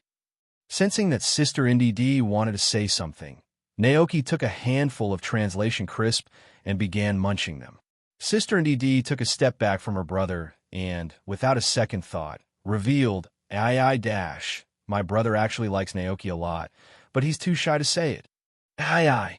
Brother NDD's face fell as he lowered his head, resigned to the confession. Though he had suspected it, hearing it from them made Naoki feel deeply touched. "Is that so?" Naoki said, turning to NDD brother with a warm smile. "Well, I like you both a lot too. Let's continue to take care of each other in the new year." NDD brother looked up at him in surprise, then nodded with a beaming smile. "Yeah. All right then, let's eat," Naoki said cheerfully. NDD's sister, smiling with satisfaction, returned to her brother's side, who sighed in amused defeat at her boldness. Watching the sweet interaction between the two siblings, Naoki couldn't help but smile. Just then, he noticed Karaden staring off thoughtfully, seeming a bit distant. Naoki turned his attention to it. "What's wrong? Aren't you hungry?" Karaden's head feathers drooped slightly, and a warm glow shimmered in its golden eyes. The look in its gaze was so gentle, a contrast to the fierce and mighty creature described in lore. Naoki tilted his head, patiently waiting for Karaden to respond. "Ajie," Karaden said softly, then, with a surge of emotion, declared, "Ajie hi." "I like you too, Naoki." Naoki chuckled and reached out to gently pat its head. "I know." Karaden thought for a moment, feeling a bit different from the others, and added, "Agassi. I like Naoki the best." Hearing this, Dragonite stopped munching on his grilled sea base and immediately jumped in to declare his own feelings. "Oh, I'm the Pokemon who likes Naoki the most." Palmot was drawn into the excitement as well, exclaiming, "Pamo, me too." Meanwhile, Alchemy, who had already finished her meal and was lounging on the sofa, perked up with renewed energy. Marie, Naoki's favorite Pokemon, is obviously me. He even built a cream workshop just for me. Dragonite wasn't having it. Oh, it's me. Naoki put so much effort into training me to be the strongest Dragonite. Palmot chimed in, determined not to be left out. Paymo. And he gave me a cape and a hammer. All the Pokemon were soon caught up in an animated debate about who Naoki's favorite really was. But after much excited chatter, they realized they still hadn't reached a conclusion. They all turned to Naoki, hopeful for an answer. Even Cyclizer, though not joining in the debate, couldn't help but glance expectantly in Naoki's direction. Naoki looked around, a bit flustered. This felt like a no-win question. You all, he began, pausing. The Pokemon gazed at him, their eyes wide with anticipation. Even Calyrex glanced over with mild curiosity. Naoki took a deep breath. You're all my favorite Pokemon. Their eyes sparkled with joy. Paymo, oh, God. All right, everyone eat up, Naoki said, gently steering them back to their dinner. Afterward, I'll read the letters that the townsfolk sent us. The Pokemon were immediately intrigued and happily returned to their meals, enchanted by the prospect of the letters. Relieved, Naoki took a quiet breath, glad to have diffused the situation. Just then, he remembered the little coin-loving Pokemon hiding out in the tavern. Getting up, he gathered some treats and berries, quietly walked to the tavern, and left the plate in the shadows, then turned and left without a word. After some time, a small, cautious Pokemon emerged from the darkness. It crept up to the delicious treats, looked down at the food, then glanced in the direction Naoki had gone, as if deep in thought. After dinner, the Pokemon played happily in the living room. Brother NDD tidied the table and the room, while Naoki and sister NDD took care of the dishes together. By the time all the chores were done, it was already 8 o'clock in the evening.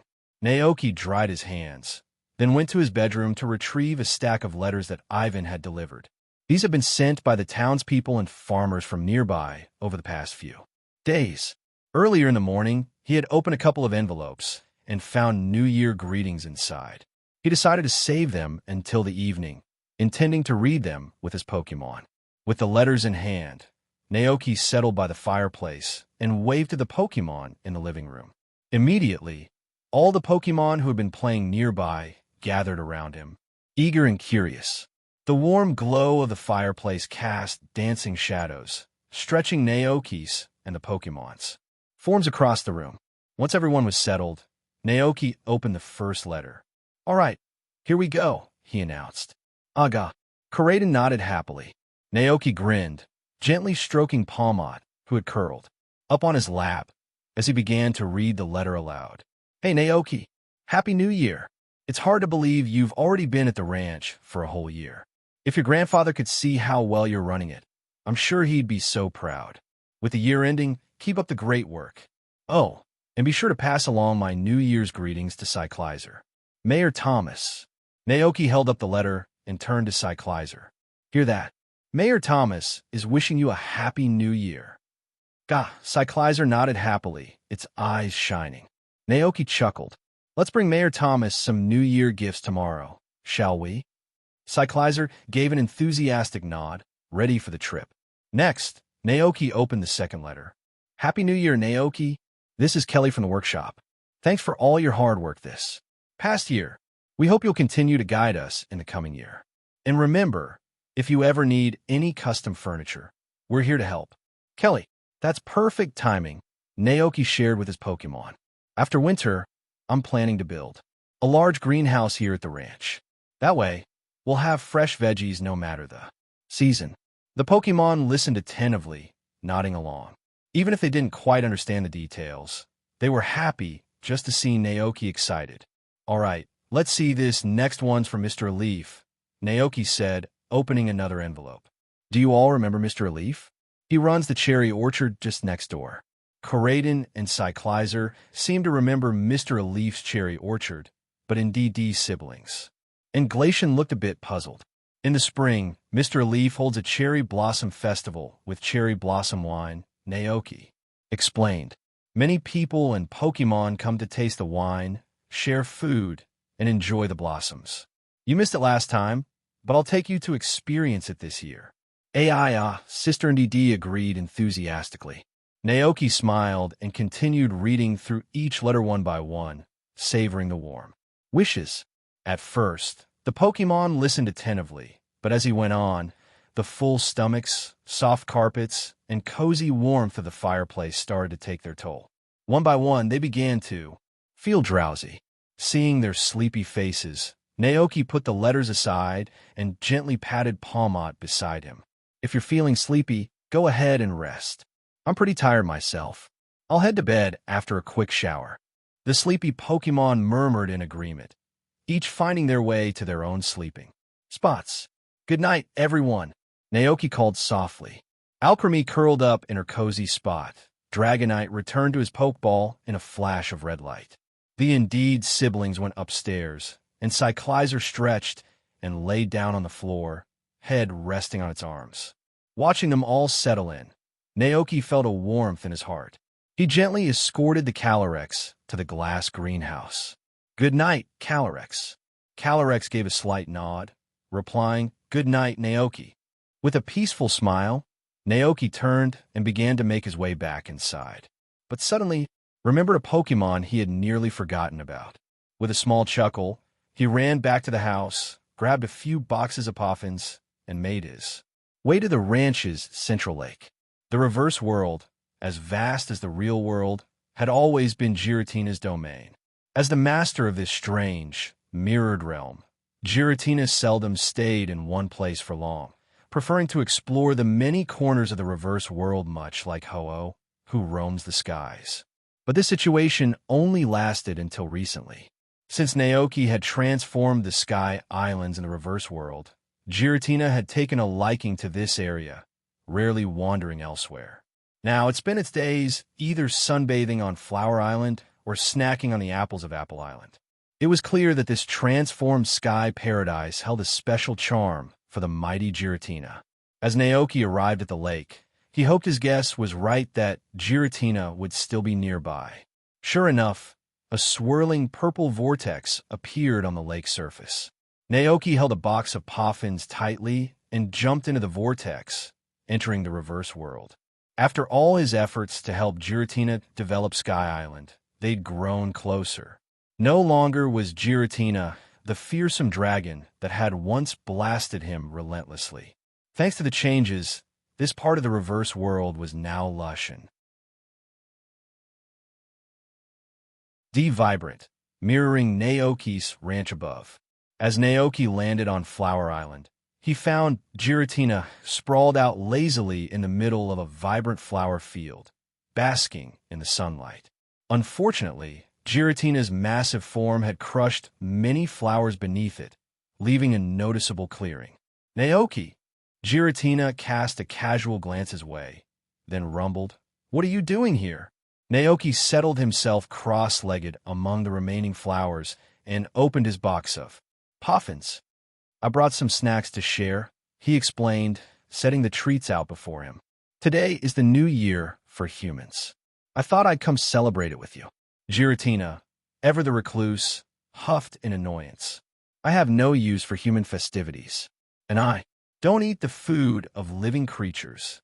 But almost immediately after saying this, Giratina's gaze lingered on the Poffins, its irritation wavering. Giratina, looking down at the small treats, found itself lost in thought. For a moment, it wished for something as whimsical as a cup of tea that could magically soften its stubborn, hardened personality.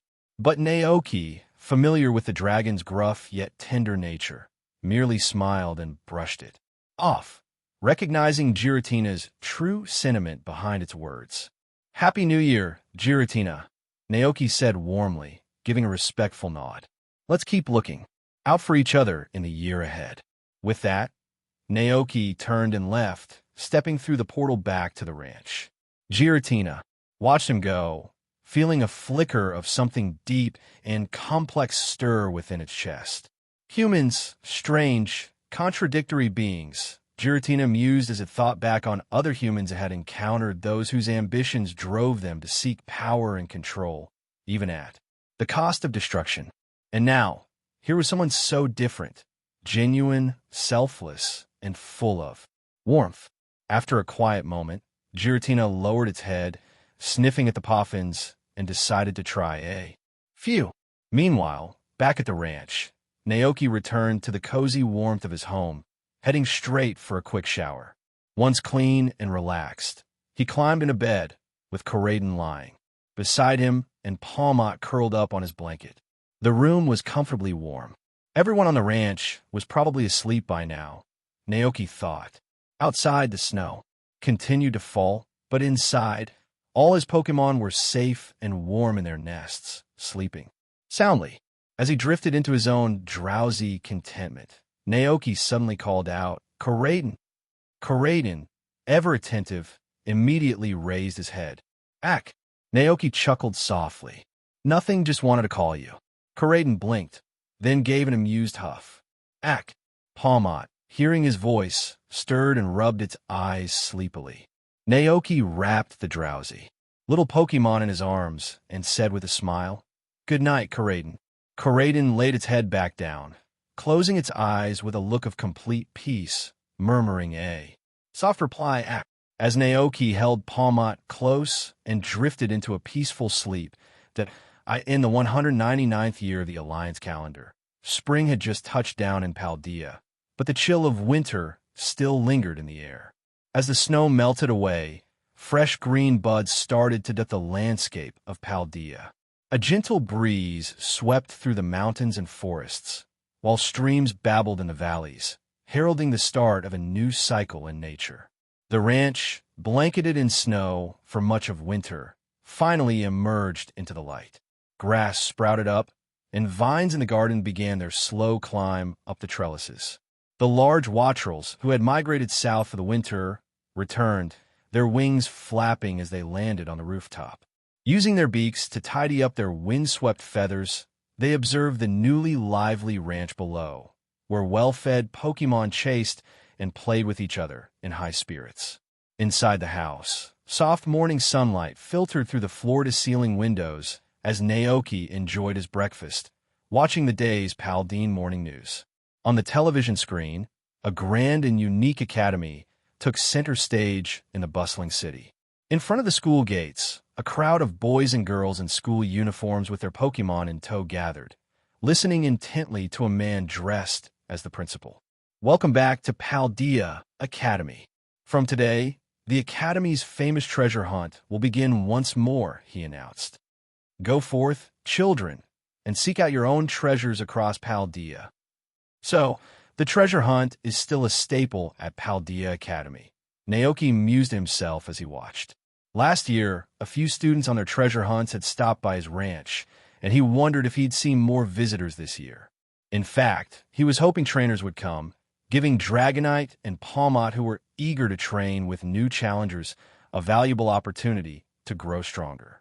No need to rush, he thought, smiling to himself. If all goes as planned, those students should be heading out soon. Paldea Academy was known for its open approach. While some students preferred adventures, others liked to stay on campus, attending classes and raising their Pokémon. If anyone from the academy did come to visit, it might not be for another couple of weeks. Gita gave a slight smile. "All right then, let's go." With that thought, Naoki finished the last spoonful of porridge, stood up, and cleared the table. Today, he had something important planned. Recently, his go-goats had been eating plenty of World Tree leaves and were consistently nourished by the tree's energy. Naoki was curious to see if this unique diet had impacted the milk they produced. After cleaning the dishes, he grabbed the milking equipment and asked Koraden to help carry the milk buckets over to the World Tree.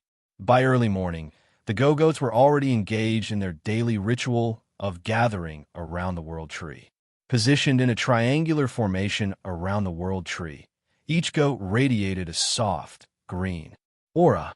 The energy of the lush green grass transformed into sparkling particles of light, which rose from the go-goats and flowed into the trunk of the World Tree. Even the leaves at the top began to emit tiny, glowing flecks.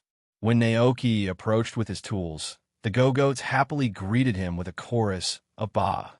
"How are you feeling today?" Naoki asked as he affectionately patted their heads. He placed the milk bucket beneath one of the goats, squatted down, and began milking. The other two goats waited in line, while the goat being milked looked utterly content. Mia, it bleated, as if to share its delight. "Is that so?" Naoki replied with a smile, eyeing the bucket now filled with milk that radiated a rich, creamy aroma. As he gazed at the fresh milk, a familiar sensation washed over him, and information about it appeared in his mind. Goat's milk, ultra-pure fresh goat's milk blessed by the power of nature, with a quality beyond perfection, packed with dozens of times more nutrients than regular milk. Drinking it provides incredible restorative benefits. It's said that even the most severe injuries can heal instantly upon consumption.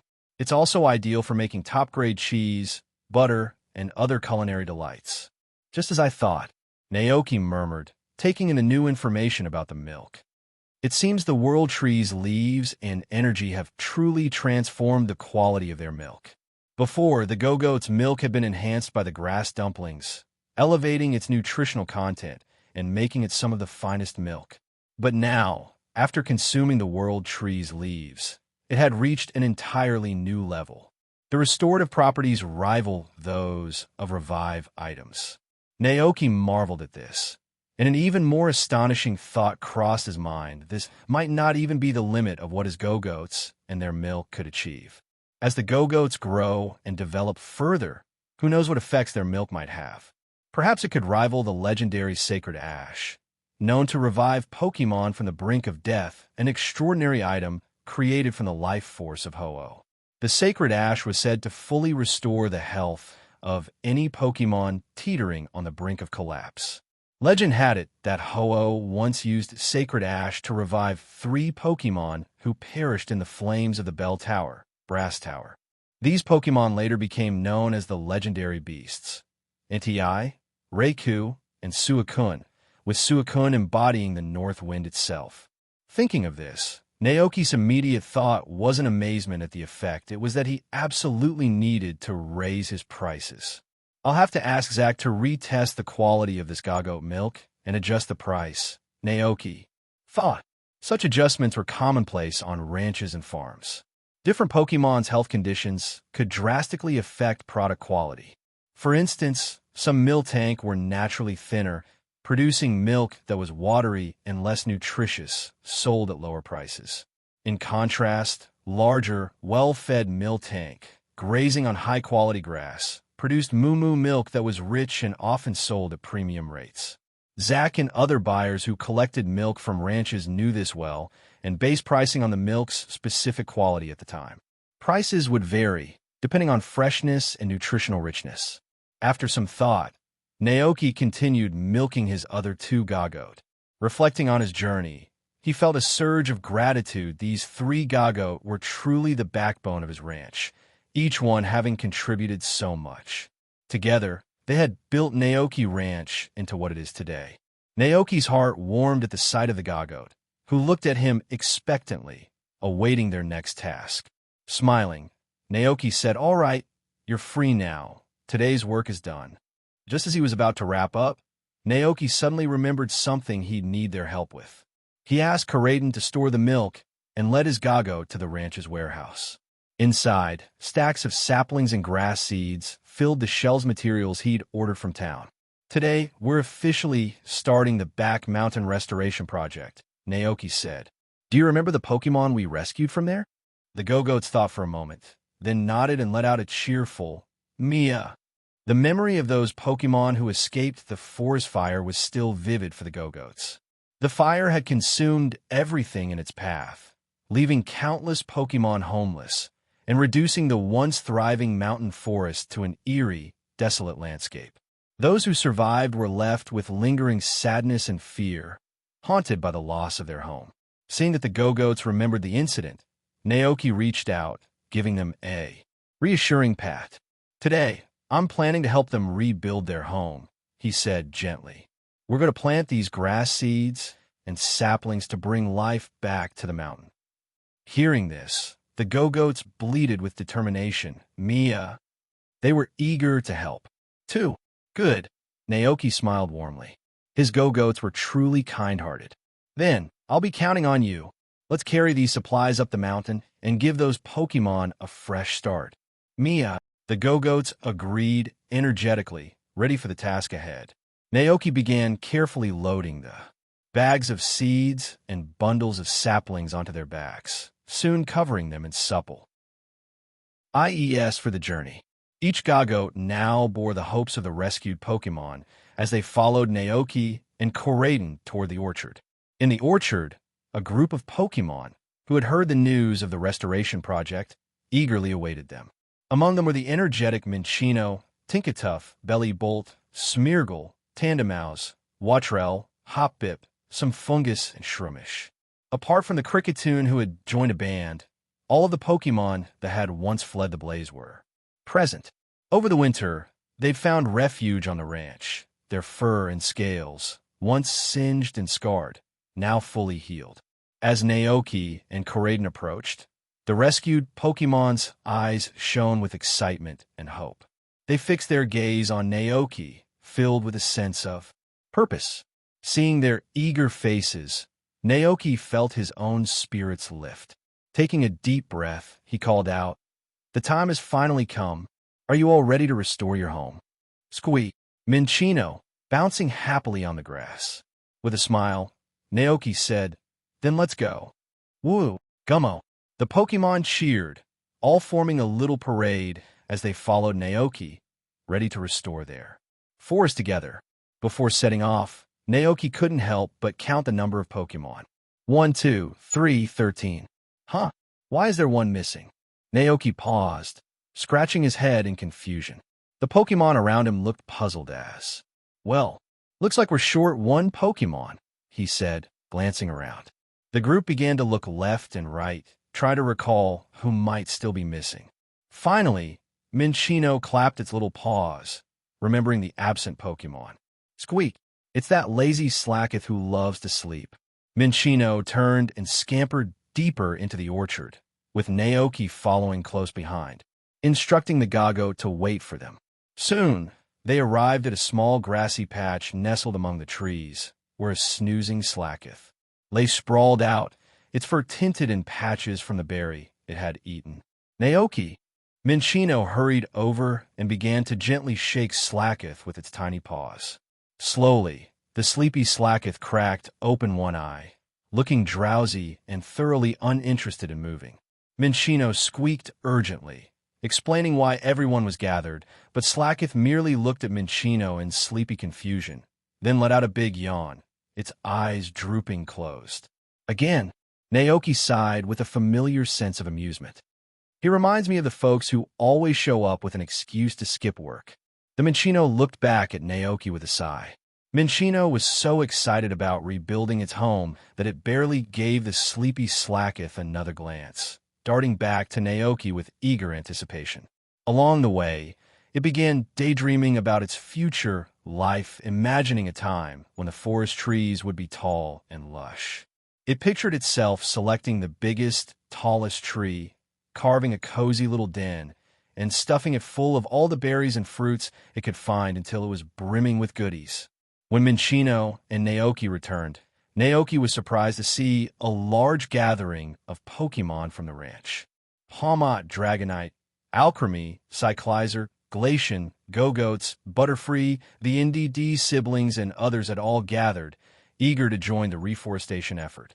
Floating gracefully above them, the king of bountiful harvest hovered, its regal form seeming to inspire the other Pokémon. Catching Naoki's eye, the king of bountiful harvest spoke in a calm, gentle tone. "I promise to assist you in the restoration process. I am here to keep that promise." Naoki smiled gratefully. "Thank you. Let's get started." With tools in hand, Naoki and the assembled Pokémon began their journey to the scorched back mountain, ready to breathe life back into the land. Meanwhile, in the Pokémon Rescue Center in Kosagi Town, the Paldea League was also organizing an ecological restoration project. The previous forest fire had caused a huge stir, prompting the League to assign forest rangers and skilled planners from across Paldea to assist in the restoration. Even the champion, Gita, was there not only overseeing the Alliance's efforts, but also personally visiting the Pokémon affected by the fire. Nearby, Nurse Joy watched the champion with admiration and said to Officer Jenny, "Gita has such an approachable side. It's inspiring." Officer Jenny nodded, recalling stories from League staff about Gita's unwavering dedication. Despite her packed schedule, the champion was known to dash off to her next duty with a crystal bloom tangled in her hair, completely unaware as she focused on her responsibilities. But now, here she was fully present, tending to the aftermath of the fire with compassion. Officer Jenny nodded. Yes, she truly is a reliable champion. At that moment, Officer Jenny's intercom crackled to life. After a quick exchange, she looked up and addressed everyone. "The forest rangers are ready. It's time for us to head out." Gita heard the announcement, straightened up, and casually placed her hands behind her back, preparing to join the group. The nearby Alliance staff, taken by surprise, quickly stood at attention, saluting CH Chief. "Champion." Gita smiled reassuringly. "I'll be joining you all to take a look. No need to be nervous, just pretend I'm not here." Alliance staff, as winter gave way to spring, the back mountain once ravaged by a forest fire and blanketed in snow had transformed entirely. The dead branches and leaves consumed by flames had turned into nutrients, rejoining the natural cycle and helping this desolate place begin its journey toward recovery. On the dirt path leading up to the back mountain, Naoki led a group of Pokémon forward, carefully observing the surroundings. Behind him, 3 Go-Goats followed, their backs laden with bags of saplings and grass seeds. After several months, they had finally returned to this place. Initially, the Pokémon who once called the forest home hopped forward eagerly, excited at the prospect of rebuilding their habitat. But as they drew closer and saw the barren, desolate landscape, memories of the past came flooding back, especially for the Minccino. They remembered that fateful night the fire had spread across the back mountain, red flames consuming everything in their path. Pokémon had fled desperately, some managing to escape, while others had not been so lucky. The Pokémon who had once shared this place with them were taken away by the relentless fire. Saddened by these memories, the Minccino lowered their heads, grief weighing them down. Noticing their distress, Alchemy, who understood the hardships these Pokémon had endured, stepped forward to comfort them. "Marie," she cheered, her voice soft and encouraging. Minccino and the other Pokémon looked up. Then, Palmot flew in front of Alchemy, his expression filled with determination, and chirped, "Palmot, they would rebuild this place together. Oh, Paymo." One by one, other Pokémon on the ranch echoed the sentiment, stepping up beside Alchemy and Palmot to show their support for the forest Pokémon. They promised to work together to restore this place to its former glory. The little Tinkatuff, witnessing this outpouring of unity, stood in awe, her eyes welling up with emotion. She couldn't hold back her tears and expressed her heartfelt gratitude to the Pokémon who had come to help. "Tinkatuff," she cried, touched beyond words. "Squeak, Gummo, MMM." The Minccino, Tandemouse, and Bellybolt also chirped their thanks, moved by the support surrounding them. Naoki, who had been walking ahead, turned back to see the scene unfold, a warm smile spreading across his face. It reminded him of a scene from the movie Secrets of the Jungle, where a group of wild Pokémon united to protect their forest from harm. Even though the Pokémon on his ranch might have their fair share of disagreements in their daily lives, when a real crisis struck, they would put aside any differences and come together, across types, species, and personalities to protect their shared home. Minccino, now in high spirits, led the way, followed closely by the other Pokémon. After about 10 minutes of walking, Naoki and his group finally reached the heart of the back mountain. "All right, this is where we'll start," Naoki announced, raising his hand to signal everyone to stop. He approached his Gogoat, and with help from Karadin and Cyclizer, he began unloading bags of grass seeds and saplings, setting them on the ground. With a thoughtful expression, Naoki assessed the eager Pokémon before him. He picked up a few bags of grass seeds and assigned tasks, calling out, Palmot, Dragonite, Butterfree, and Watru, you're in charge of sowing the grass seeds. Palmot, Palmot replied enthusiastically, stepping forward to take a bag of seeds from Naoki. The other Pokémon followed suit, each grabbing a bag and awaiting further instructions. Naoki then looked at the NDD siblings. I need you two to use your psychic abilities to section off the area into small plots. Each Pokémon will be responsible for their own plot. The NDD siblings nodded, fully understanding Naoki's plan. They moved forward and began marking out plots, guiding each Pokémon on where to work. Turning to Smeargle, Naoki said, Smeargle, could you use your paint to draw markers on the ground? That'll help everyone keep track of their sections. Smeargle nodded eagerly, ready to assist. With the remaining Pokémon gathered, Naoki explained, I'll be planting these saplings alongside Cyclizer. Diglett, you and Karaden will form a team. Diglett, you'll use your dig move to make holes, and Karaden will plant the saplings in them. Can you do it? Diglett, the little mole Pokémon puffed up proudly, ready for the task. Perfect. Let's get to work, everyone.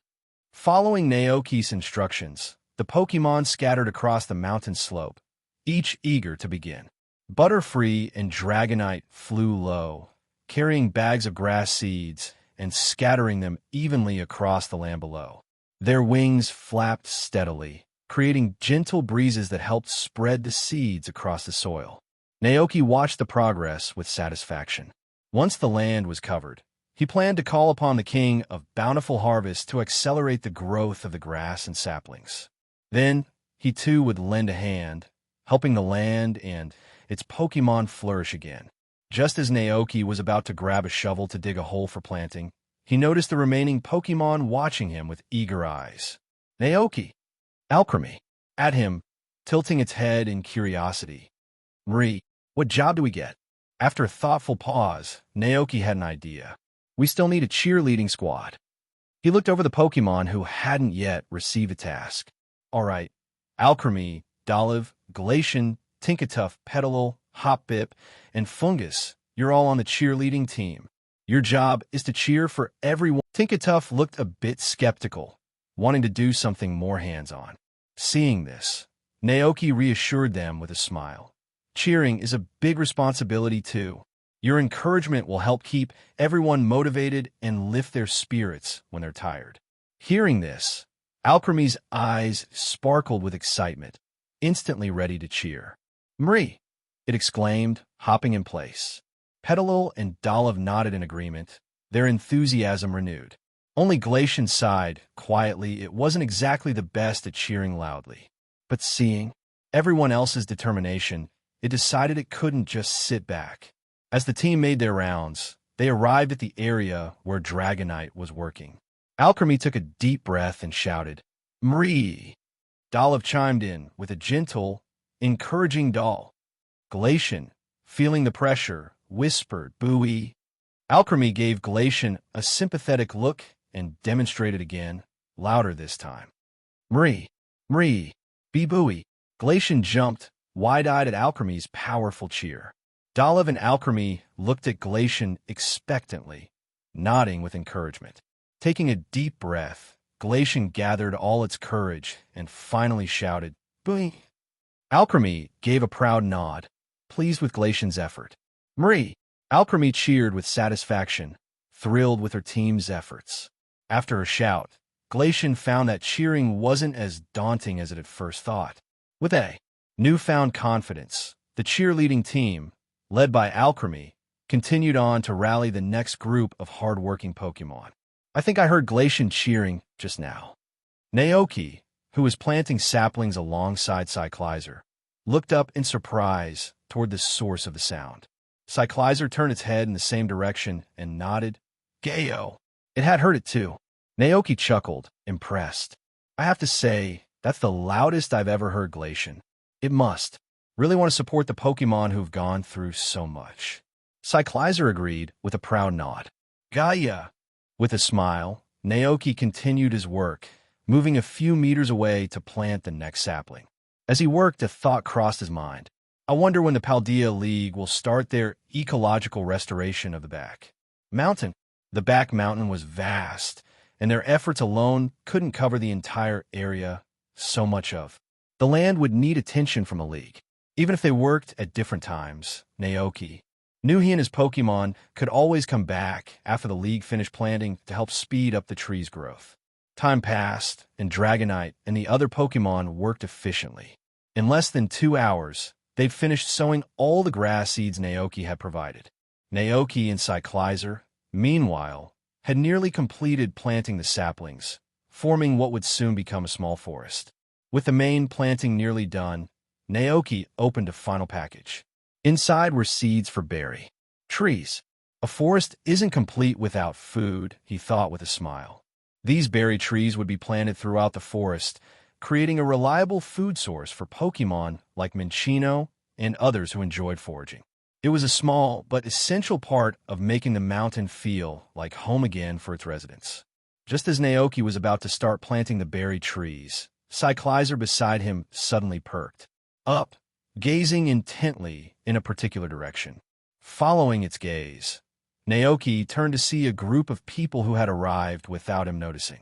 Some wore blue work uniforms and held shovels, accompanied by Pokémon like Sandshrew and Trapinch. The Sandshrew were busily digging holes in the ground, where the workers carefully planted the saplings they'd brought along. A short distance away from the workers, a small group watched over them. Standing to the left was a woman in a white nurse's uniform with a nurse's cap and long pink hair, clearly Nurse Joy. Beside her was a woman in a sharp police uniform with an alert Growlithe by her side, scanning the area intently. And on the right stood an elegant figure with hands behind their back, dressed neatly with an air of calm authority. They chatted with the others as they observed the restoration efforts. Naoki was taken aback at the sight. Wait, is that Nurse Joy, Officer Jenny, and even Gita, the champion? He murmured to himself in surprise.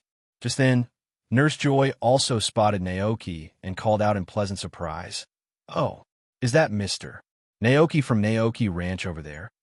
Hearing this, Officer Jenny and Gita turned, their eyes following Nurse Joy's gaze. From a distance, Gita recognized the familiar figure. A trainer with champion-level strength who has chosen a quiet life, running a ranch. Gita couldn't help but feel impressed, her expression softening into a warm smile as she stepped forward to greet him. Seeing this, Nurse Joy and Officer Jenny followed suit, approaching Naoki with friendly smiles. As they reached him, Gita spoke first, her voice filled with familiarity. We meet again. Naoki. Naoki returned the smile, nodding politely. It's been a while, champion. Are you here to plant trees as well? Yes, Gita replied with a nod, noticing the tools in his hands and the freshly planted sapling behind him. Naoki caught her glance and explained, I took in a few Pokémon who survived the fire and I promised them I'd help restore their home once spring arrived. So here I am, keeping that promise. Gita's eyes softened, her respect for him deepening. Not only was he remarkably talented, but he also possessed a genuinely kind heart. Nurse Joy, touched by his words, clasped her hands together in admiration. Mr. Naoki, you truly are a kind soul, she said warmly. Officer Jenny, who was already familiar with Naoki's compassionate nature, smiled knowingly. She recalled how he had opened a tavern that served Pokémon in need, not for profit, but to offer them a place of refuge and care, something few would do.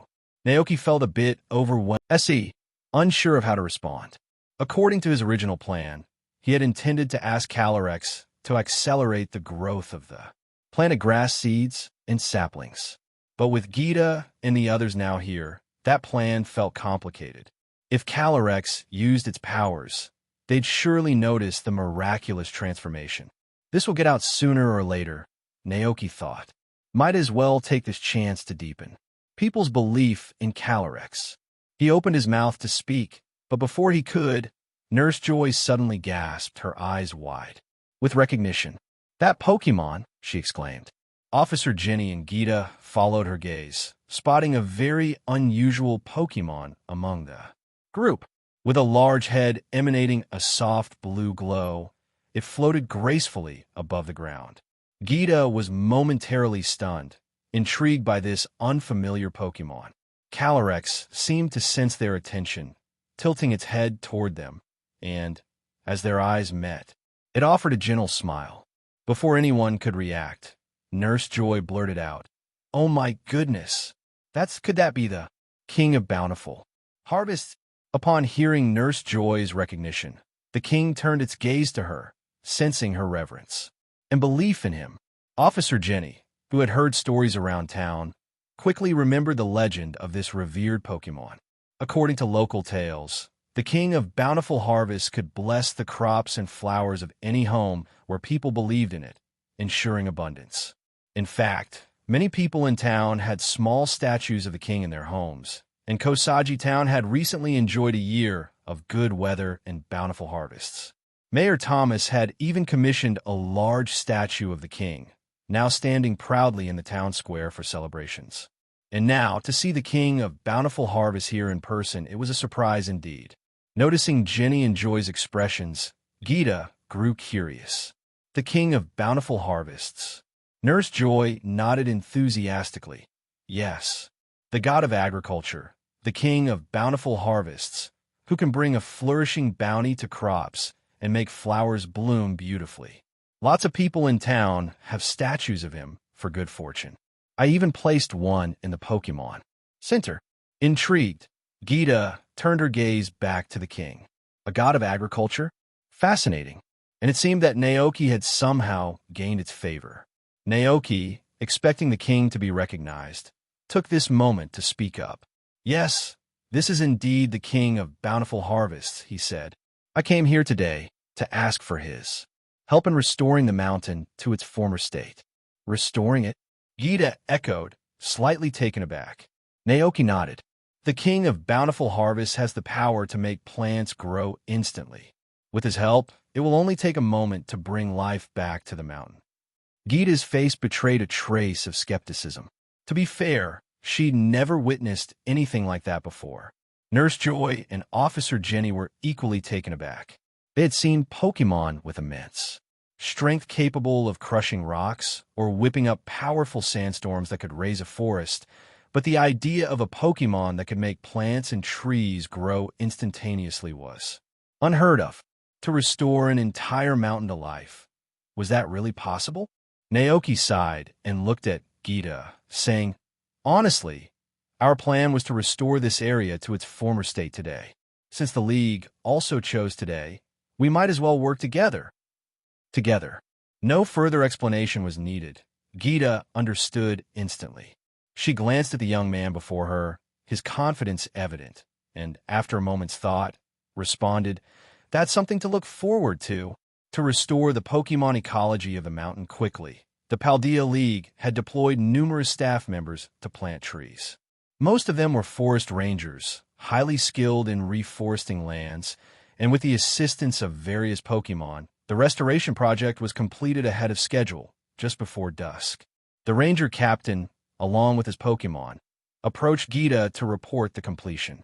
After listening, Gita nodded, then turned her gaze to Naoki and the mysterious Pokémon known as the King of Bountiful Harvests. "From here on, I'll leave the rest to you," she said, entrusting the task as the League's champion. Naoki looked towards Calyrex. "It's in your hands now, Calyrex." The majestic Pokémon gave a slight nod, replying, "Leave it to me." With those words, Calyrex floated forward, its gentle aura illuminating the surroundings.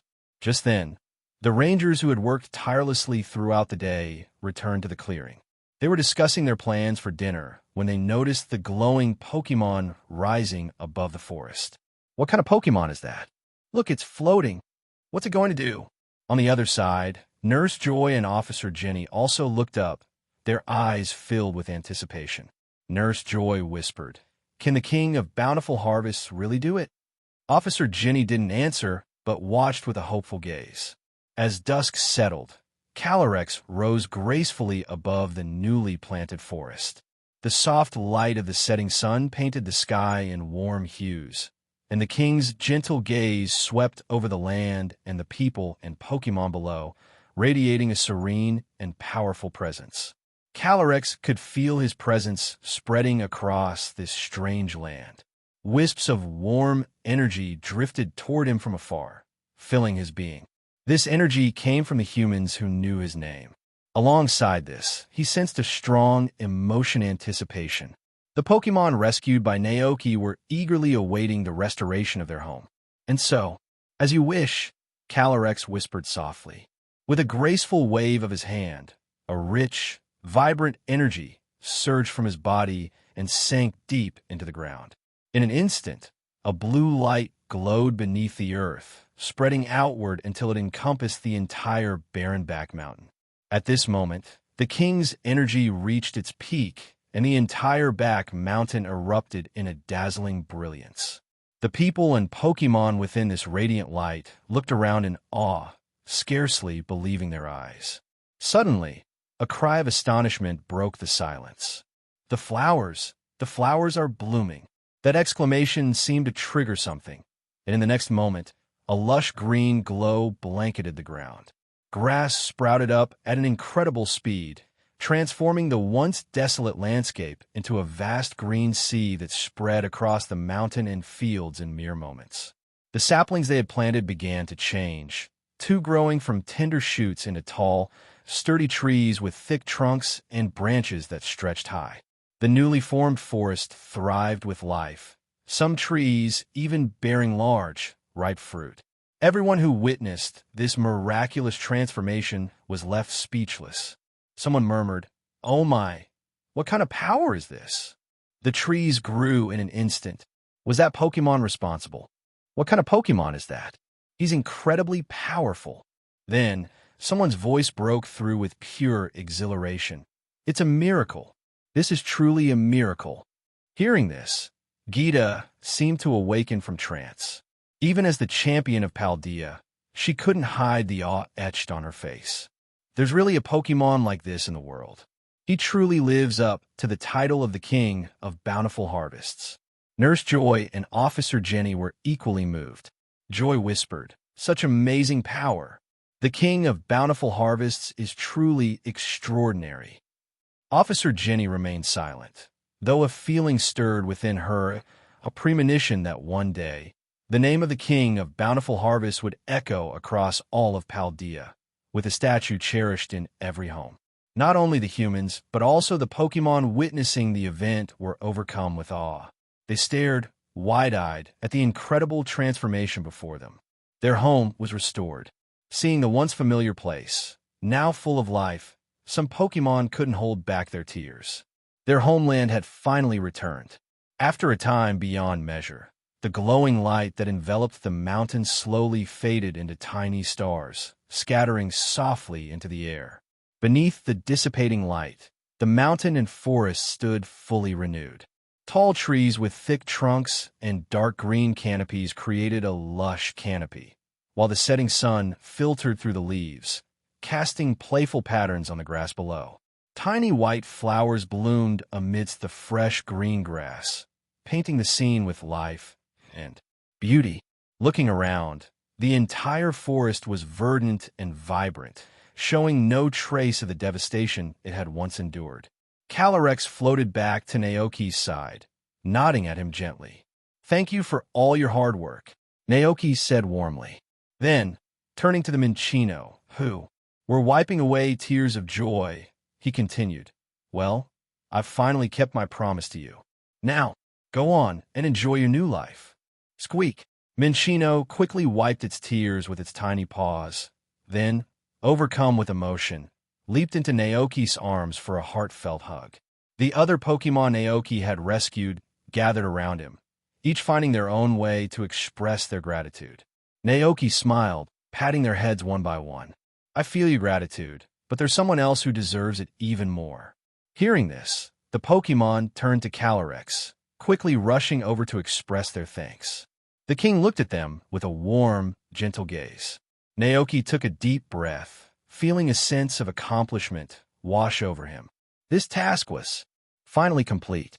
Just then, Gita stepped forward, her gaze resting on the king of bountiful harvests and the grateful Pokémon. I never imagined there could be such a Pokémon in this world. Naoki nodded. Yes.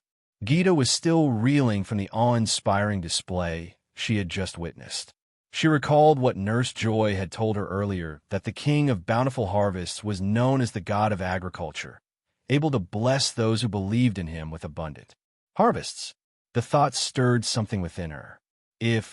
Just maybe if everyone in the Paldea region truly believed in this Pokémon, could the land they called home become even more fertile, even more prosperous? In the heart of the newly restored forest, the rangers assigned by the Paldea League stared in awe at the Pokémon with the large, radiant head standing beside the young man. What they had witnessed was beyond anything they had imagined. What kind of Pokémon could make seeds planted only moments ago sprout into a full-grown forest? Someone murmured in amazement. At that moment, hurried footsteps approached from behind the crowd. A few forest rangers, who had been planting trees in other areas, arrived breathlessly, their expressions full of disbelief as they took in the transformed landscape. What happened here? How did an entire forest appear so suddenly? One of them asked, eyes wide with shock. That Pokémon did it, one ranger responded, his hand trembling as he pointed toward the king of bountiful harvests, who was hovering just a short distance away. The newcomers looked over and saw the extraordinary Pokémon with a serene expression, its gentle smile casting a soft glow on the grassy field. None of them recognized the Pokémon, but from its hovering stance, radiant aura, and regal demeanor, it was clear that this was no ordinary Pokémon. Curiosity ignited among the rangers, who couldn't help but wonder about the identity of this powerful being. This Pokémon, it can make plants grow instantly. One of them whispered in awe, "What kind of Pokémon is that?" All eyes turned toward the young man beside the king, sensing that he might be the trainer who knew the answers they sought. Naoki felt the weight of their gazes and responded with a calm smile. He spoke clearly. This is Calyrex, the king of bountiful harvests. Long ago, he ruled over an entire region. See Calyrex? A king of Pokémon, murmured a few rangers, struggling to process what they were hearing. A gentle smile appeared on Calyrex's face, feeling a sense of pride and warmth as Naoki shared his name with others. However, the king of Galar has become a thing of the past, and now he is just an ordinary farmer Pokémon. All right, champion, we've finished up here. Let's head back, Naoki said, turning to Gita. Gita, finally snapping out of her amazement, responded with a grateful smile. Once again, the Paldea League owes you a debt of gratitude. As champion, I'd like to extend our sincerest thanks to both you and Calyrex on behalf of the League. Naoki replied with a calm smile. Whether human or Pokémon, we're all part of this world. Helping each other just comes naturally. There's no need to thank me. After all, the mountain behind his ranch was as much a resource for him as for others, filled with wild berries and vegetables in spring and summer, and abundant with mushrooms and pine cones in autumn. Even the poisonous mushrooms he found here once led him to encounter the legendary Pokémon Giratina. But Gita shook her head. Regardless, you've helped the Paldea League immensely in restoring this area's ecosystem. If it had continued on a normal schedule, it would have taken at least a year or two for this mountain to recover. Not only that, she continued, the League would have had to dedicate substantial manpower and resources to rehabilitate the natural landscape here. Thanks to you, we can redirect those resources to other important projects. Naoki nodded, choosing not to decline her gratitude further. Then, in a familiar gesture, Gita extended another invitation. The Paldea League would be honored to have talented trainers like you join our ranks. If you're interested, I'd be happy to submit an application on your behalf, inviting you to join directly. Naoki sighed inwardly. Here was again. He knew exactly what Gita was proposing. Working for the League was much like civil service in his past life, a stable career with benefits and a reliable future. Once he retired, the League provided a generous pension, ensuring financial security in later years. For many professional trainers, Such an offer was a rare and appealing opportunity. After all, no matter how skilled or young, every trainer eventually grows old. But he truly didn't need it. Seeing this, Gita sighed in mild disappointment. Naoki simply smiled and offered his farewells, turning to wave goodbye to Nurse Joy and Officer Jenny before departing with his Pokémon. Gita watched as Naoki and his Pokémon disappeared into the dense forest. Only then did she turn to the gathered forest rangers and say, "Thank you all for your hard work today." The rangers, momentarily lost in thought after the day's incredible events, snapped back to reality, realizing it was already dusk. Their work for the day was complete. They began packing up their tools, eager to head down the mountain and share the astonishing story with their friends and families. The mysterious Pokémon, Calyrex, had restored the entire mountain to its former glory in an instant. It was nothing short of a miracle. At last, the restoration of the back mountain was complete. As the sun dipped below the horizon, casting a warm glow across the sky, Officer Jenny and Nurse Joy took a moment to relax, letting out sighs of relief. "Calyrex is truly incredible," Nurse Joy marveled, her eyes still filled with wonder. Officer Jenny nodded, her initial skepticism completely gone after witnessing the miracle firsthand. "I never imagined I'd see anything like this.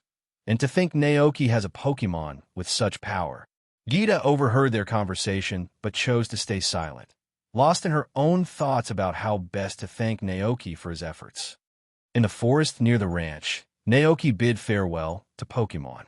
"All right, from today on, this is your new home," Naoki said with a warm smile. "Find a spot you love and make it yours. If you get hungry, feel free to roam around the forest. I planted plenty of fruit trees in this area, and they're now full of ripe, juicy fruit. You can pick as much as you'd like." "Squeak," Minchino responded eagerly, already glancing around to find the tallest tree to make its new nest. The other Pokémon also looked delighted, each one ready to explore and settle into their new surroundings. Seeing their excitement, Naoki felt a sense of relief. Although I hadn't been together for very long, he'd come to know these little creatures well, their personalities, their quirks, and even their favorite places to rest. Naoki's gaze swept over each Pokémon as he shared some parting advice. "Minchino, it might not be the best idea to stash your berries in a tree hollow. If something happens to it, you'll end up going hungry," he advised with a playful wink. Turning to Tandemaus, he added, "I hope your little one grows strong and healthy." "Watrel," he continued, "I noticed a flock of Watrel flying toward Casseroya Lake earlier. If you're looking for company, maybe you could try flying there. But remember to be careful." Then, with a nod to Tinkatuff, Naoki said, "Thank you so much for helping Palmot make that hammer. Though you got separated from the other Tinkaton and Tinkatuff, I think you made some great new friends here. You won't feel lonely anymore, right? Make sure you all get along." Each Pokémon listened intently to his farewell words. Gradually, as they came back from the joy of having a new home, they realized that it was nearly time to say goodbye to Naoki. Their expressions softened with sadness and reluctance. Watrel, in particular, remembered the time when it was too injured to fly. Naoki had tirelessly cared for it every day, applying medicine and preparing its meals. Smeargle also lowered its head, a sad expression in its eyes. It, too, remembered how Naoki had rescued them, bringing them into his care. Without Naoki, they never would have survived the harsh winter. Smeargle murmured, holding its paintbrush tail and gazing up at Naoki with tears shimmering in its eyes. Seeing this, Naoki felt a wave of emotion rise within him. He knelt down, gently reassuring them. "It's okay. It's not like we'll never see each other again. This place is just a short distance from the ranch. If you ever miss us, you can always visit anytime. Oh, and since we're neighbors now, I might need your help finding mushrooms when I come back here to forage," he added with a warm smile. Minchino perked up at this, wiping its tears with its tiny paws. With a determined nod, it squeaked its agreement, promising to help Naoki find every mushroom on the mountain. The other Pokémon nodded eagerly, each of them cheering up a bit at the thought of future Visits. Naoki smiled softly, waving to the group of Pokémon. All right then. See you all soon.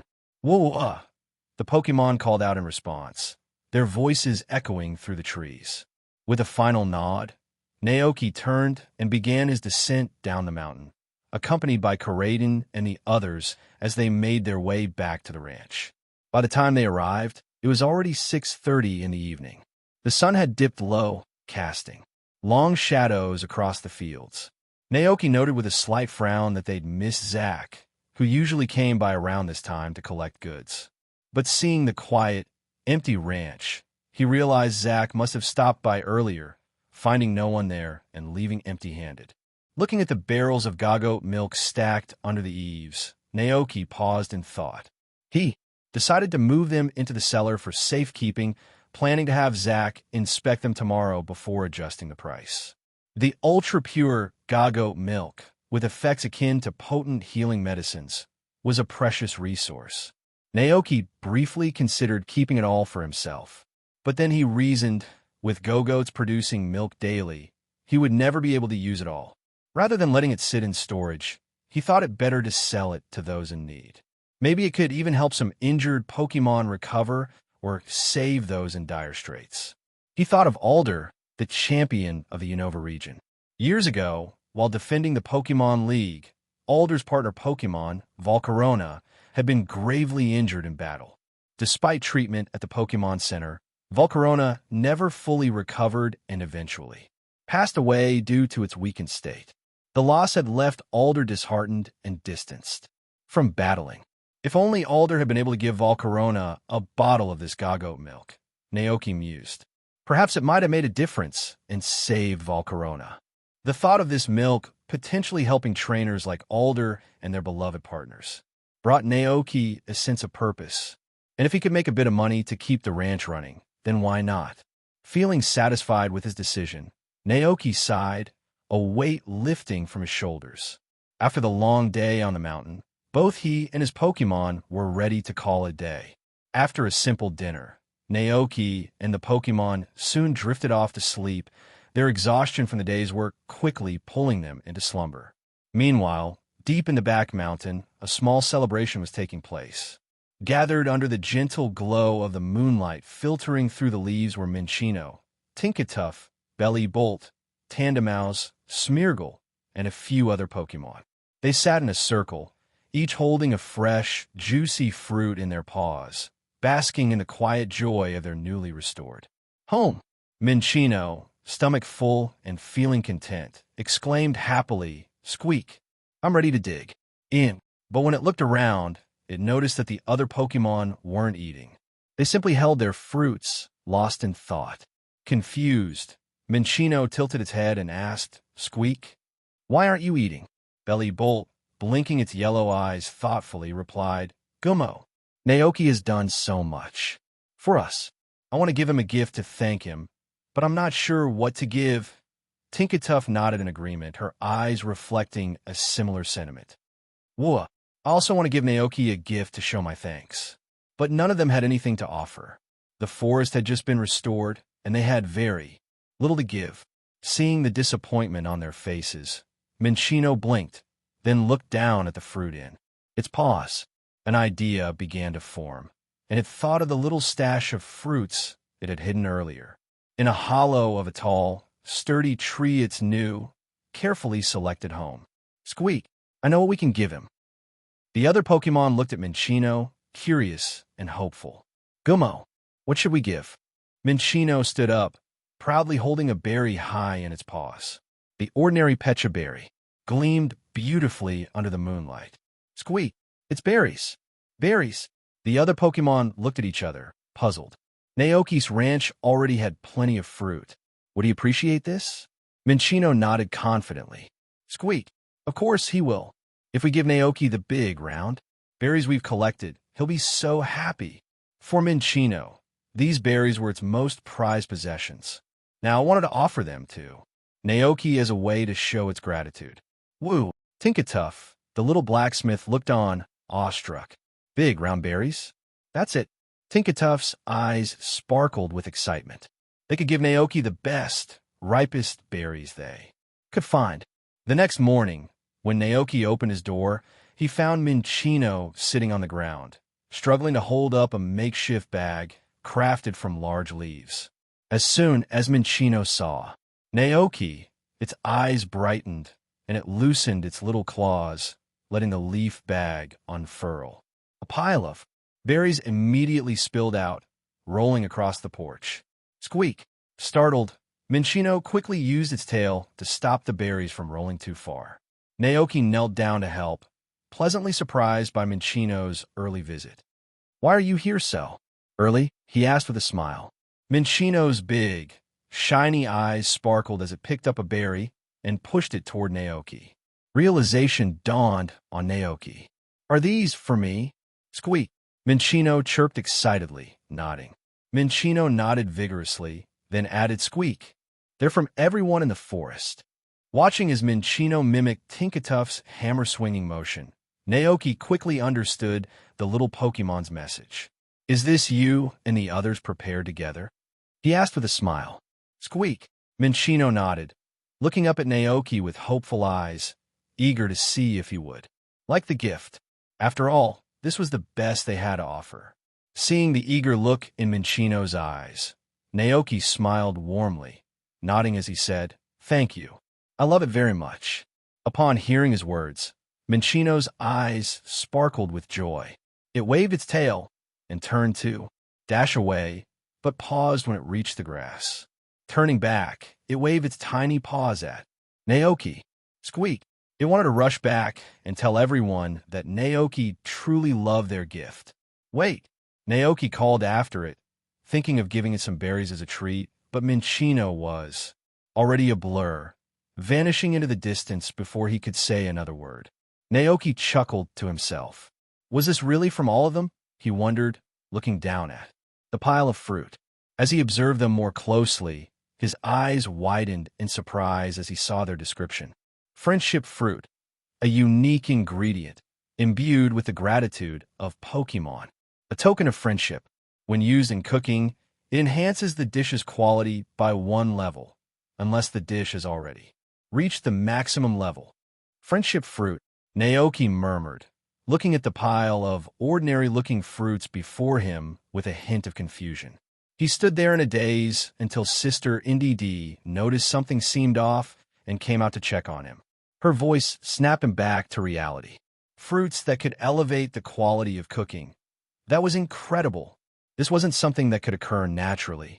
It had to be the heartfelt gratitude of the Minchino and the other Pokémon. Their emotions had somehow infused these fruits, transforming them in a magical way. This was truly unexpected. Naoki found himself at a loss for words. He had helped those Pokémon without ever expecting anything in return, and yet now he held something so valuable. It was a pleasant and surprising gift. If used wisely, these berries could greatly enhance the ranch and benefit some of the Pokémon in his care. He thought back to the leaf cake he'd made last month during winter with a leaf of the world tree. The cake had been rated as S-. If he added one of these friendship fruits, could it push the cake's rating up to an S grade? After all, it was well known that when a dish's quality improved, its effects became significantly stronger. An enhanced leaf cake could potentially boost the rate at which the king of bountiful harvests and the Go-Goats cultivated the world tree. Excitement surged within him as he carefully carried the friendship fruits into the living room. Indy D noticed the pile of fruits in his arms and looked at him with curiosity. "Hey, Naoki, what are those?" Naoki chuckled. Minchino brought these over. They're gifts from the Pokémon in the forest. He recalled Minchino's eager expression and imagined the group of forest Pokémon gathering the finest fruits for him the night before. He noticed that these fruits were larger and more vibrant than usual clearly. Each one had been carefully chosen by the Pokémon to show their gratitude. Naoki silently thanked those wonderful Pokémon. After breakfast, he eagerly went to the world tree, plucked a leaf, took one of the friendship fruits, and headed to Alchemy's cream workshop. An hour later, the oven chimed, signaling that the leaf cake was ready. Naoki slipped on heat-proof gloves, carefully removed the warm cake from the oven, spread a smooth layer of cream on top, and added pieces of fruit as decoration. Once the finishing touches were complete, he leaned in to inspect the details of the leaf cake. Leaf cake, enhanced version, S. A cake crafted with leaves from the world tree, eggs, moo milk, and other ingredients. If you listen closely, you can feel the breath of nature within it. Effect of the dish, breath of nature. 1. Permanently increases the power of grass-type moves by 25%. Effective only for grass-type Pokémon. Effects cannot be stacked. 2. When consumed by grass-type Pokémon, it attunes them to the rhythm of nature, allowing them to harness grass energy to cultivate crops. Crop growth time can be moderately reduced. This effect is exclusive to grass-type Pokémon and cannot be stacked. Additional effect. Lord of the World Tree. You have been recognized by the World Tree. As the caretaker of the Gagote that nurtures the World Tree, you're granted access to all areas within the World Tree. This effect applies only to Naoki. Comment. Feel the pulse of nature. Perhaps, as the World Tree matures, dishes made with its leaves will yield even greater effects. Just as I thought, the rating upgraded from S- to S. Naoki thought, his face lighting up with joy. The power boost to grass-type moves is increased by an additional 5%, making it a full 25%, equivalent to a quarter of the increase provided by holding a miracle seed. Naoki mused wide-eyed. If the effects of the leaf cake and miracle seed can stack, the strength of Gagote will be even greater. Naoki couldn't help but imagine the impact. With such enhanced power, even a simple grass field would become overwhelmingly potent, and the force of Gagote's Leaf Blade move would likely be too much for most Pokémon to endure. But as exciting as this was, Naoki's main concern lay with the improvements to crop cultivation. The effect has gone from a small boost to a medium boost, he realized with relief. This means the growth rate of the World Tree will accelerate even more, and it may not take the full 4 years to reach its full height. The thought filled him with joy, his grin stretching from ear to ear. Taking the enhanced leaf cake, Naoki divided it into 5 portions and fed them to his 3 Gagotes, Dolive and Calyrex, ensuring each received a taste of the dish. In the glass greenhouse, Naoki watched Calyrex enjoy its dessert among the blooming flowers, mulling over the possibilities for the friendship fruits. A special fruit platter that could improve move effectiveness? Maybe adding friendship fruit would further increase the chance for Pokémon to learn rare moves, he pondered. Or perhaps a lucky pudding to boost fortune, he mused. Or even translator seeds, maybe to help lengthen word translations? He chuckled at the idea, his mind racing with possibilities. What left him most regretful, though, was that he couldn't make storm buns or lightning buns just yet. If he could incorporate the friendship fruit into those recipes, the resulting dishes might reach an entirely new level of effectiveness. No, he decided, these fruits would be perfect for brewing. He recalled the previous batch of fruit wine he had made, which helped increase resistance to poison and paralysis. 1 friendship berry for a single barrel of berry wine. Then each Pokémon on the ranch gets a glass, giving them permanent resistance to poison and paralysis. It was perfect. Naoki couldn't help but feel proud of his idea. Meanwhile, Calyrex, the king of bountiful harvests, picked up a piece of leaf cake, savoring it with graceful bites. Noticing Naoki's joyful expression, Calyrex spoke softly. Naoki, I can feel that more beings believe in me. Naoki looked up, a bit surprised, and asked, Do you not like that? Calyrex shook his head, his expression thoughtful. It's not that I don't like it. It's more a feeling of sentimentality, he said slowly. I was once a forgotten king. After that, I thought I would no longer be affected by humans' actions. But now, seeing admiration and gratitude from both humans and Pokémon, it brings me joy. That's only natural, Naoki replied. In fact, I believe that, for us humans, you're a Pokémon unlike any other legendary Pokémon. Oh, Calyrex looked over with mild curiosity, then seemed to reflect for a moment. Legendary Pokémon? Are there classifications now? Naoki nodded. Yes. Take Zacian and Zamazenta, for example. They're also legendary Pokémon, he explained.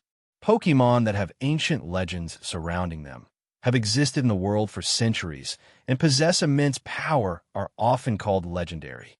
Calyrex listened thoughtfully. Naoki continued, "The reason I say you're different from other legendary Pokémon is because of your connection with humans." Calyrex's gaze softened as he listened, curiosity glimmering in his eyes. "Most legendary Pokémon rarely appear before humans," Naoki said.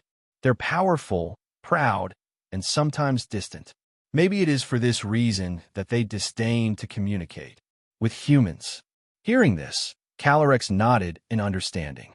"I see what you mean. I once ruled over Galar, living among the humans who revered me as their king.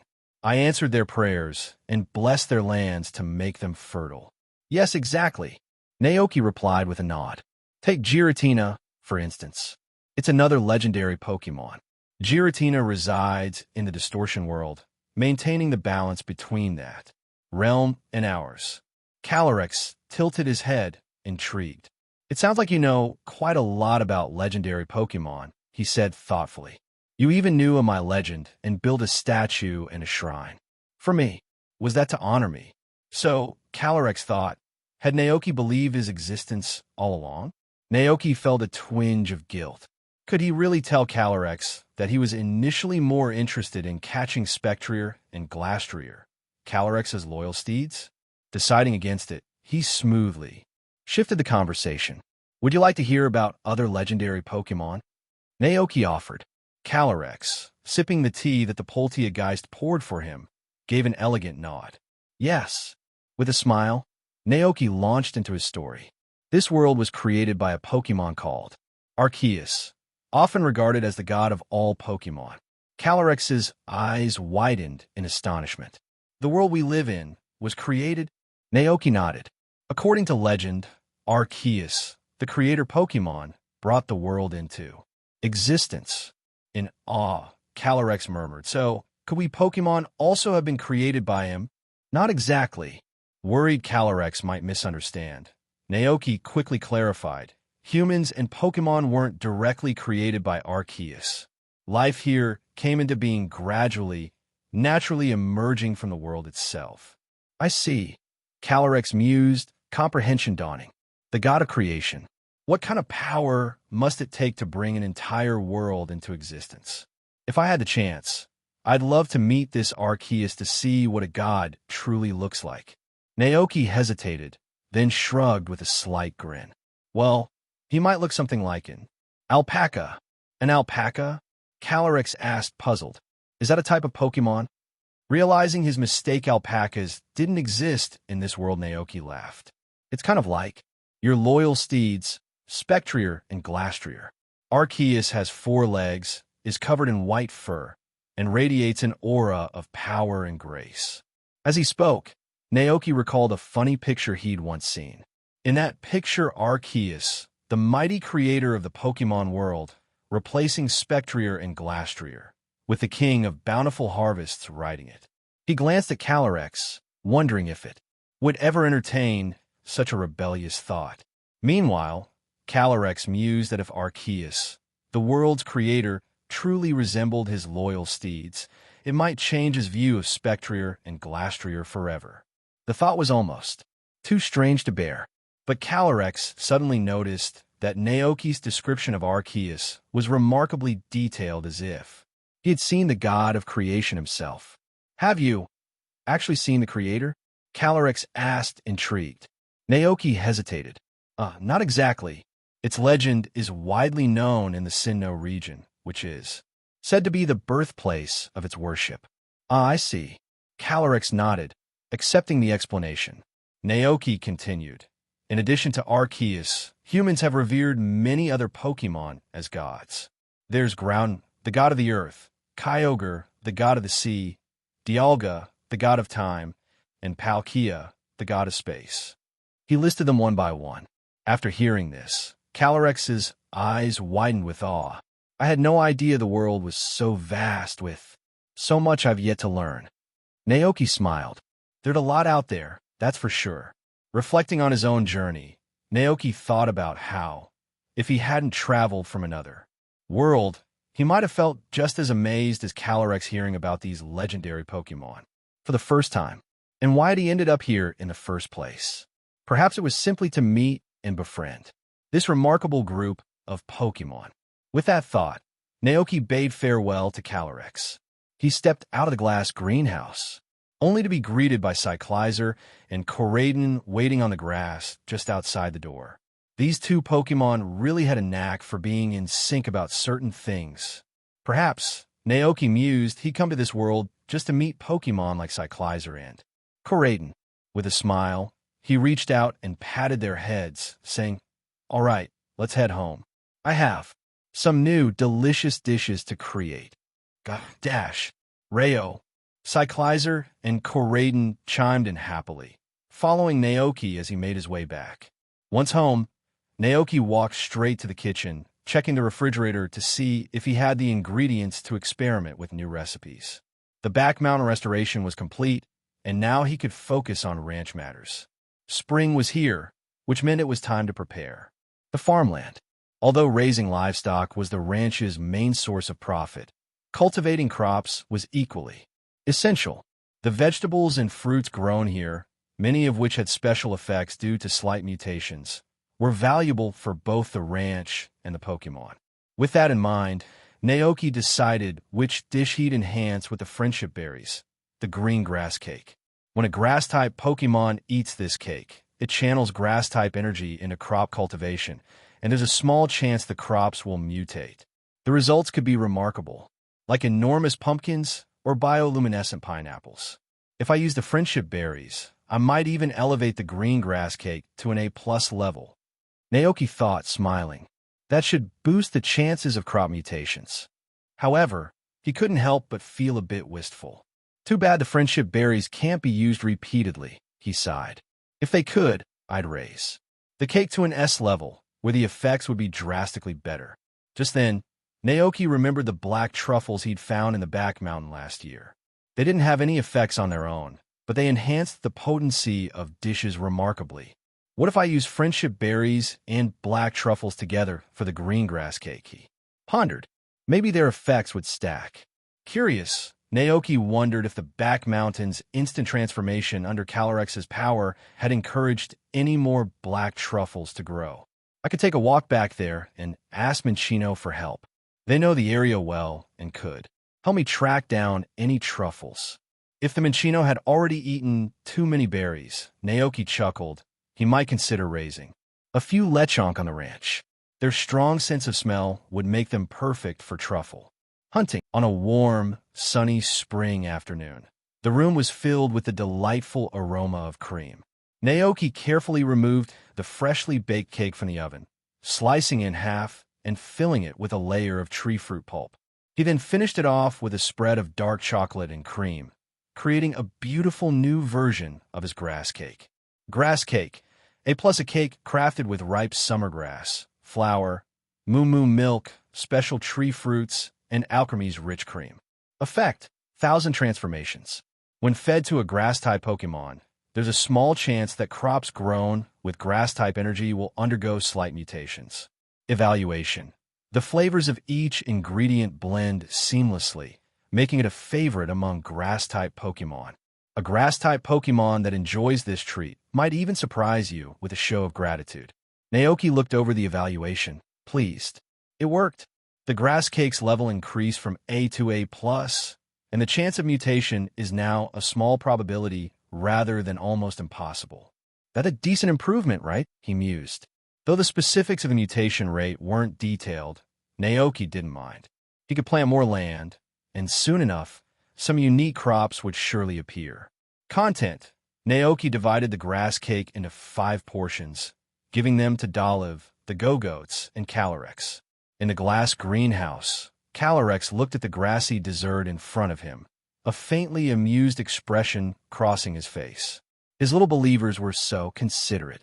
If I keep eating like this, he thought with an internal chuckle, I'll turn into the plentiful king. But seeing the hopeful look in Naoki's eyes, Calyrex gave a small sigh, took up a fork, and began savoring the grass cake. I'll let you enjoy it. Naoki said with a smile, turning to leave. Suddenly, he paused and added, "Oh, by the way, the flowers in the meadow are in full bloom. I built a little flower stand and tea table there while you were away. If you feel like relaxing, you could sit in the sun and enjoy the view." As the season warmed, Butterfree and Combi had returned to the outdoors, settling back into the natural rhythms of the ranch. Recently, Naoki had moved the hive for the three Combi to an outside spot to ease their nectar collection.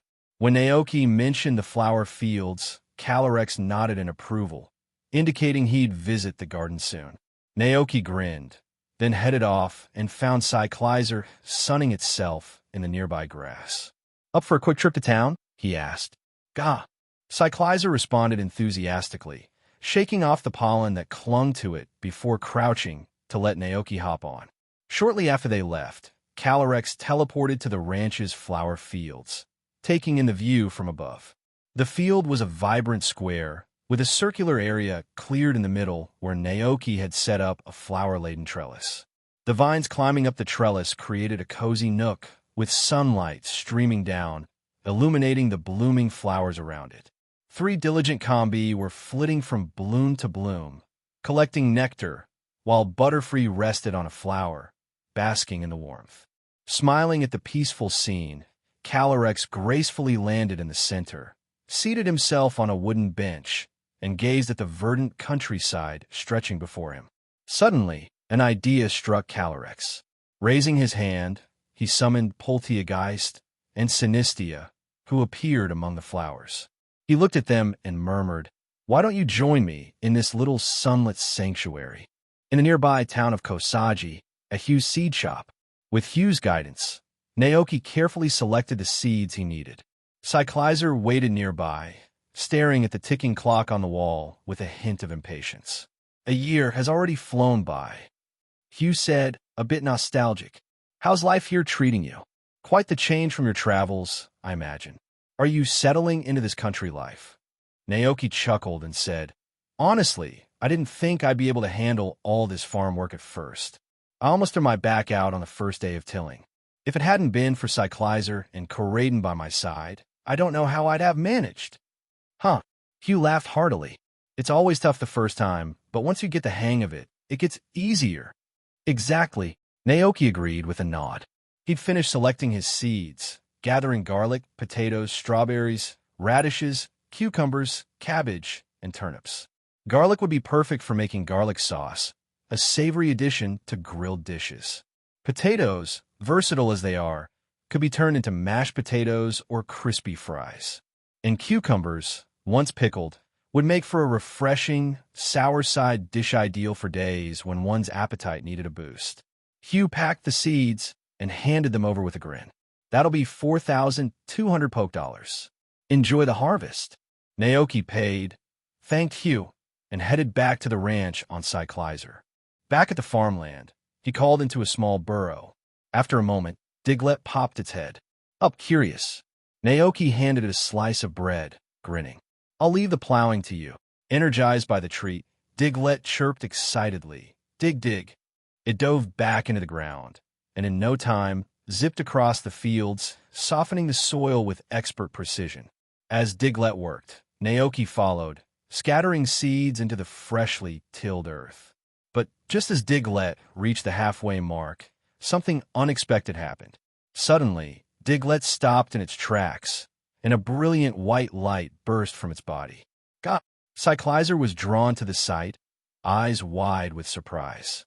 Hearing the commotion, Naoki turned and saw Diglett's form shifting rapidly.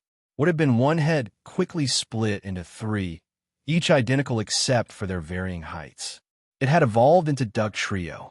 Naoki blinked in astonishment, a smile spreading across his face. "Congratulations, Dugtrio." The newly evolved Dugtrio let out a series of enthusiastic squeaks. Dig, dig, trio.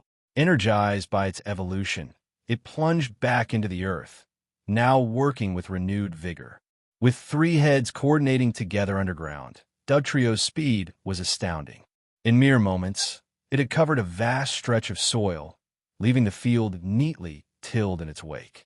Wow, the strength of Pokémon is truly impressive, Naoki murmured, still amazed by Dugtrio's sudden evolution. Yet, as he considered it, Naoki realized that perhaps ordinary evolutions like this triggered by steady growth rather than moments of crisis were typical in this world. The dramatic evolutions in the anime might just be rarer occurrences. It's good to have things a bit more ordinary, he thought, smiling as he continued following Dugtrio, scattering seeds in the soft earth it left behind. Thanks to Dugtrio's evolution, their work efficiency skyrocketed. In just over 2 hours, they had finished planting all the fields. As evening fell, the sun dipped below the horizon, painting the sky in hues of pink, orange, and gold. Naoki stood beside the freshly tilled field, giving Dugtrio a thumbs up. Great job, dig trio. Dugtrio squeaked in response, clearly pleased with its hard work. Go take a well-deserved rest now, Naoki said, smiling. I'll bring you your favorite sandwich later. With an enthusiastic squeak, Dugtrio nodded and burrowed back into the earth, heading toward its nest for a break. By 5 p.m., Zack pulled up to the ranch in his truck right on time. Naoki quickly brought out the milk collected from his Mount Gogoat, suggesting, Zack, how about retesting the quality of the milk today? Retest? Zack asked with a hearty laugh, then paused, his expression turning to surprise. Wait, does that mean the milk quality has improved? Naoki nodded with a smile. I believe it has. This is unreal. Zack's eyes widened in disbelief. He wanted to ask Naoki how he had managed to raise his go-goats to produce such high-quality milk, but decided against it, knowing ranchers often keep their unique methods private. Zack began testing the milk, but as the readings appeared, his jaw dropped in astonishment. His eyes were as wide as a toro's with surprise. This is incredible. I've been in the dairy business for years, and I've never seen fresh milk of this quality before. Zack was speechless, recalling how the milk from Naoki's go-goats had previously been known to restore stamina with just a sip. Now, with these new levels of quality, he couldn't even imagine the health benefits it might offer. I don't think I can put a fair price on this, Zack finally said, shaking his head in amazement. I've simply never encountered anything like it. Naoki stood there, a bit taken aback by Zack's reaction. Zack, still in awe, hadn't quite recovered from the shock. Zack stood there deep in thought.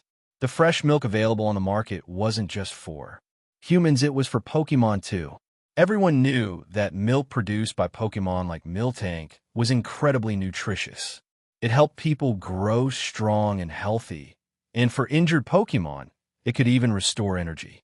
After a long pause, Zack finally said, I can't set a new price right now. I need to conduct more in-depth tests on this goat milk to understand its effects. Naoki nodded, understanding. All right. In the end, Zack took only 2 bottles of goat milk, promising to return with a fair price after running some tests. As Zack's truck disappeared down the path, Naoki sighed and headed back inside. The day was ending, and it was time to prepare dinner for everyone. Tonight, Naoki went all out with the meal.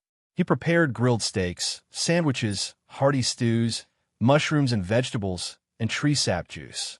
As they were eating, Teddy Ursa suddenly looked up at Naoki with a wistful expression. Ursa, Naoki noticed the little bear's gaze and sensed that Teddy Ursa wanted to say something. He took a couple of bites of translation berry crisps and asked, What's on your mind? Teddy Ursa hesitated, then spoke up, explaining that it wanted to continue its journey. Ursa, Naoki, I made a promise with Hero Weed, keep traveling to help Pokémon in need.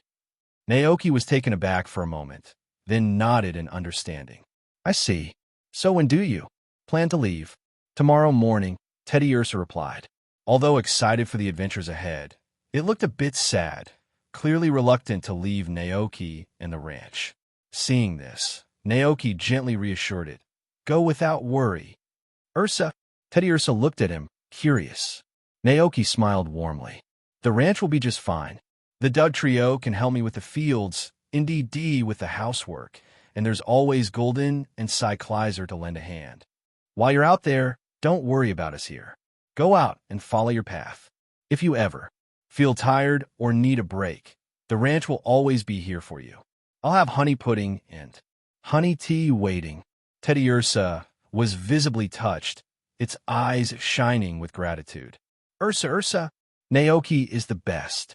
Nearby, Mew looked equally moved, softly echoing Mew. Naoki turned to Mew and smiled. And you're always welcome here, too.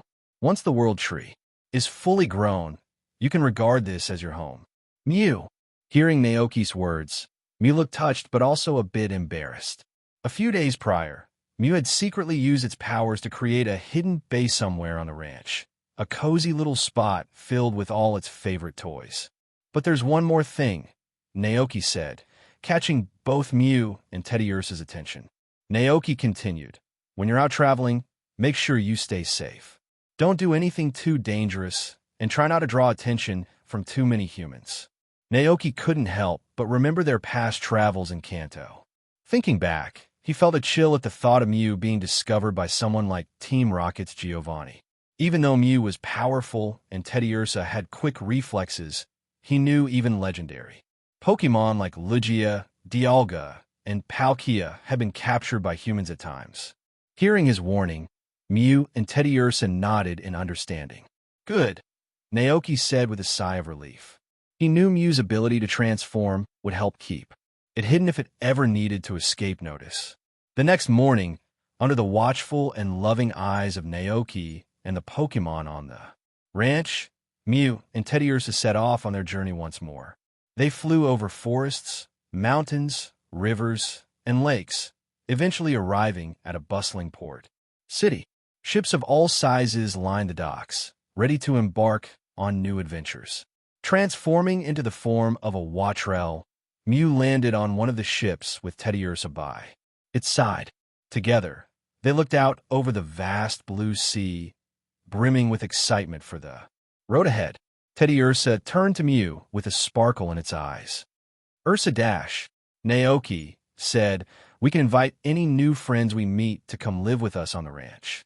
Mew chimed in happily, feeling a warm thrill at the idea.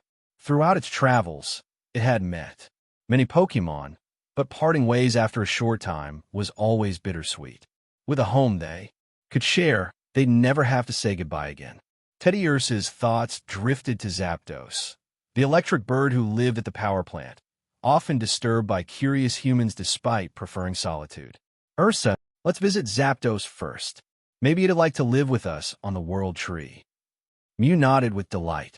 Mew, yes, and we can visit Farfetch'd, Pidgeot, and Krabby. 2. Mew listed off the friends it wanted to see, but a wistful look crossed its face when it thought of Mewtwo. Mew, it's a shame we can't find Mewtwo. It'd be wonderful if Mewtwo, Meowth, and Pikachu could join us too. Seeing Mew's sadness, Teddy Ursa tilted its head, then reached out a comforting paw and patted Mew's shoulder. Ursa, Naoki always says that as long as we keep traveling, we'll see them again someday. Hearing this, Mew's eyes sparkled with renewed determination. Mew, then let's keep going. Together, they declared, the Hero Expedition team is back. Just then, a whistle sounded from the ship beneath them. Attention, passengers! A Sagi is about to set sail. Next stop, Olivine City in the Johto region. With Mew and Teddy Ursa off on their journey, life on the ranch had returned to its usual peaceful rhythm. But this morning, Glacian came running over, clearly panicked. Booey! It cried, eyes wide with terror. Naoki was surprised to see his typically aloof Glacian so distressed. What could have frightened Glacian like this? He wondered aloud as he popped a translation seed crisp into his mouth. Take a deep breath and tell me what happened. Glacian took a moment to steady itself, swallowing hard before describing the eerie events of the previous night. Its voice was shaky as it recounted. Booey. There was a ghost in the cave. I was asleep on my favorite ice rock, but around midnight, I heard a horrible, sinister laugh echoing from a wall. Even recalling the incident seemed to make Glacian shiver, and it glanced back toward the ice cave in dread. Booey. The cave walls are solid rock. There's no way a person or Pokémon could hide there. It has to be a ghost. A ghost? Naoki was genuinely startled. He had lived on a ranch for over a year, and, apart from the occasional mischievous, ghastly, or playful mischievous, hadn't encountered any true ghostly presences. Could it be a ghost-type Pokémon? Naoki asked, trying to calm his anxious Glacian. Glacian shook its head fervently. Buoy. No, this was different. The laughter was sharp, chilling. It didn't sound like any Pokémon or person. Seeing Naoki's hesitation, Glacian pressed urgently. Buoy. It's real. The laughter is still coming from the cave. Deciding he couldn't ignore the situation, Naoki gathered Koraidon and a few other Pokémon to investigate. They followed Glacian back to the ice cave nestled behind the old house. As they approached, a faint, high-pitched laughter echoed from within the stone walls. NDD hid behind Naoki, nervously whispering, "Yeah, there really is laughing." Glacian shivered, giving Naoki a look that seemed to say, "See? I told you." Naoki, however, was more curious than frightened. Something about the laughter didn't seem to match the usual traits of ghost-type Pokémon. "Let's check it out," Naoki said, calming his team. He led them into the cave, following the direction of the laughter until he reached a spot in the wall where the sound was the clearest. He pressed his ear against the cold stone, trying to pinpoint the source. Koraidon stood nearby, watching him closely. After a few moments, Naoki straightened up. "This doesn't seem like a ghost," he murmured thoughtfully. Stepping outside, he scanned the area, listening closely to track down the sound. After a few minutes, he pinpointed a spot on the outer wall of the cave. "Right here," he said, gesturing to Koraidon. "Get a good punch." Koraidon nodded and raised its fist, ready to strike the wall, just as Naoki instructed. Koraidon clenched its fist and delivered a solid punch to the wall. With a loud crash, a hole opened in the rock face, revealing a small hidden space inside. Curious, Naoki stepped forward, brushed aside the rubble, and peered into the opening. To his surprise, instead of finding solid stone, he discovered a cozy little nook filled with various toys, plush dolls, plastic Pidgeot figures, and tiny toy race cars. The eerie laughter that had frightened Glacian was coming from a fluffy bear toy nestled among the collection. Naoki was momentarily puzzled. Who could have made this little hideaway? Reaching in, he pulled out the bear, examining it closely. Unzipping its back, he found a sound module inside. It seemed the battery was almost drained, which made the toy's laughter sound distorted and eerie just enough to resemble a ghostly wail. "It's not a ghost, it's just a toy," Naoki reassured Glacian and NDD, showing them the toy. As soon as he removed the battery, the laughter stopped completely. Glacian, realizing it had mistaken a toy for a ghost, froze for a second, then blushed in embarrassment. It had really overreacted. "Buoy, why?" It muttered sheepishly, pawing at the ground in slight embarrassment. "I really had made a fool of myself." NDD also breathed a sigh of relief, though it raised another question. "NDD, but who put all these toys here?" Koraidon thought for a moment before offering an idea. "AGA, could it have been Mew? I remember seeing it around here, using its powers on this wall." Naoki immediately connected the dots. He recalled Mew's fondness for toys and its habit of collecting them. Then it hit him it must be secret power. This move, known for creating hidden bases in trees, caves, and other spots, was perfect for Mew's playful nature. Clearly, Mew had created this cozy little den as its personal hideaway, filling it with its cherished toys. Mew must have accidentally left the bear toy on, and with the battery slowly draining, the laughter had become distorted, leading Glacian to think it was haunted. Naoki chuckled. "So it's all just a misunderstanding." After the mystery was revealed, Naoki explained his theory to Glacian, then placed the laughing teddy bear toy back in the small hidden space and covered the hole Koraidon had made with the stone. "When Mew and Teddy Ursa return, I'll explain everything to Mew." "All right, everyone, you can go back now," he announced.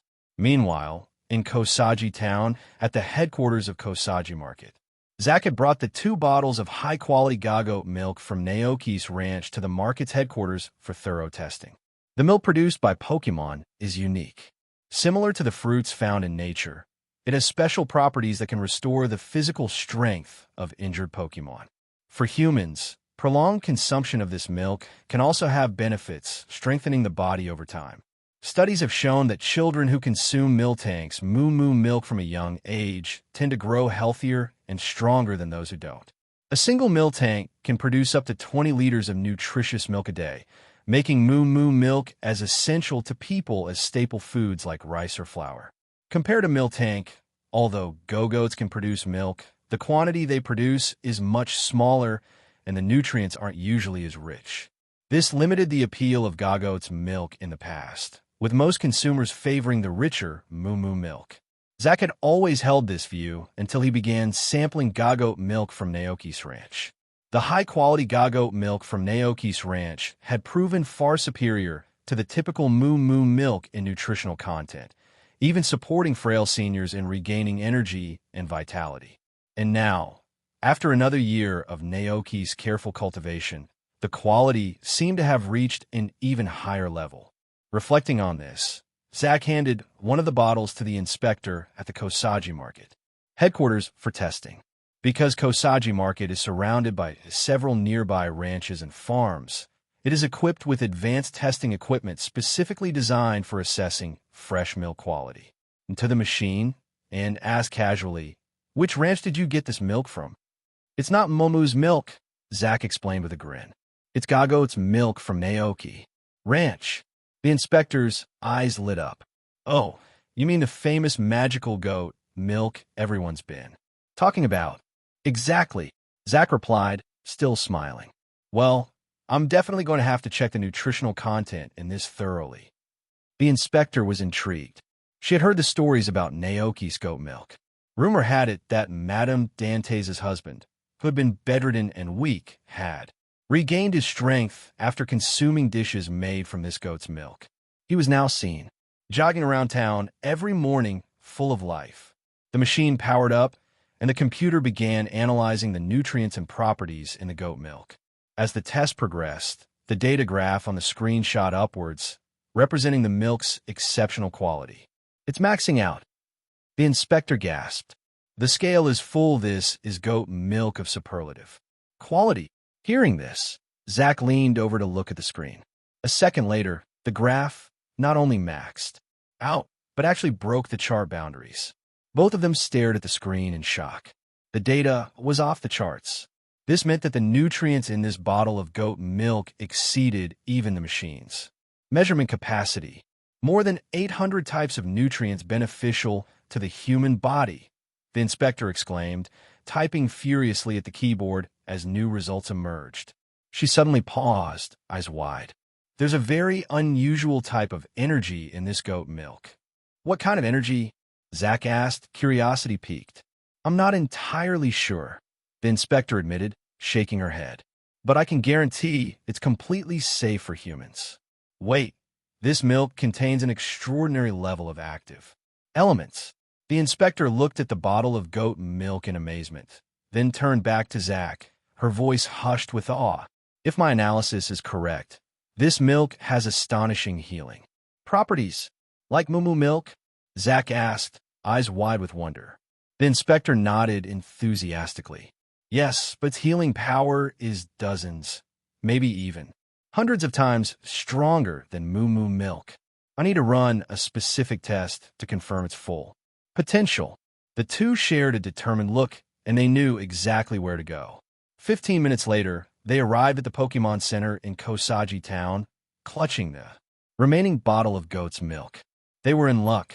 Just as they walked in, a young trainer burst through the doors, carrying a severely injured and unconscious Watrel. Ms. Joy, please help my Watrel," he cried.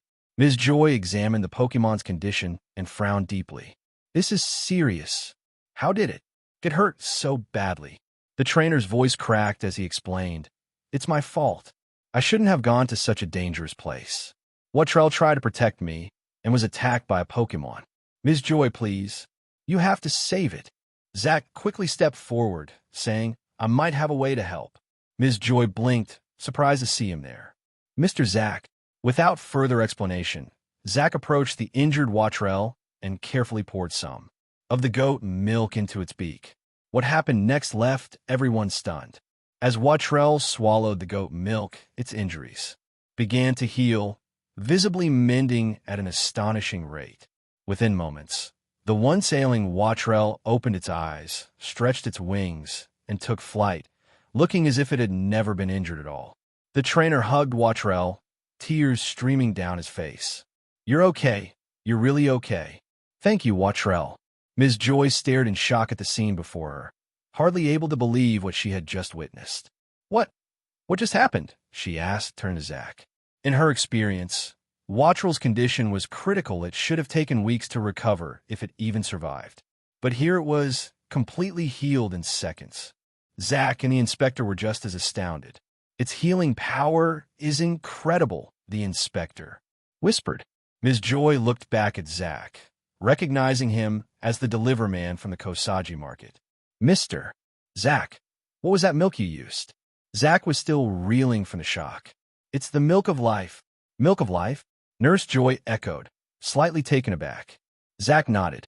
"This milk can instantly restore a Pokemon's health, even from the brink of death, healing all injuries. I can't think of a better name." The inspector, equally astonished, agreed. "Yes, it's truly life-giving goat milk, capable of bringing seriously injured Pokemon back to full health." The young trainer, now calm, turned to Zach, bowing in gratitude. "Thank you, sir." Zach shook his head, smiling. "No need to thank me. If you're grateful, you should thank Naoki Ranch and its owner." Nurse Joy perked up in surprise. "Naoki Ranch? What does Mr. Naoki have to do with this?" The boy looked equally puzzled. "Naoki Ranch?" Zach chuckled. "That goat milk that saved your Watrell was produced by a gagoat raised by Naoki himself, using a special method. So that's it." Nurse Joy recalled the joyful goats she'd seen frolicking at Naoki's ranch. "Mr. Naoki?" The young trainer, looking thoughtful, nodded seriously. "I'll remember it." Eager to confirm the milk's effects, Zach asked Nurse Joy, "Could you give Watrell a thorough examination?" "Of course." Nurse Joy responded with a smile. After a short while, she returned with the Watrell, its trainer looking anxious while Zach waited with anticipation. Nurse Joy reassured them gently. "Rest assured, Watrell's injuries have fully healed, and even some older wounds from past battles have disappeared. The milk of life works wonders." Impressed, Nurse Joy thought about Mr. Naoki and his talent with Pokémon. Even the Pokémon League chief had tried to recruit him personally, but he had declined. Perhaps such a gifted individual, capable of taming even the king of bountiful harvests, didn't need a position in the Paldea League. Hearing Nurse Joy's report, Zach was satisfied. He thanked her, then left to finalize matters. The last hurdle was setting a price for this extraordinary goat milk. But with its unprecedented healing properties, figuring out a fair price was tricky. Should be 10,000 Poke Dollars? 20? 30? As Zach arrived at the ranch with the test results for the Gagoat milk, he found Naoki carefully grooming Glacian and Palmot. Spring had brought a burst of growth, and cockleburs were scattered throughout the grass. When the long-haired Pokemon rolled around, the burrs inevitably clung to their fur. Some got stuck in places they couldn't reach, so they'd return, looking a bit sorry for themselves, hoping Naoki could help. After plucking the last burr from Palmot's head, Naoki patted it affectionately. "All right, you're all set. Go on and play." "Palmot!" It squeaked happily, scampering off. Naoki turned to Zach, noticing his excitement. "What's going on?" Zach was practically glowing with enthusiasm. "Naoki, this goat milk is incredible.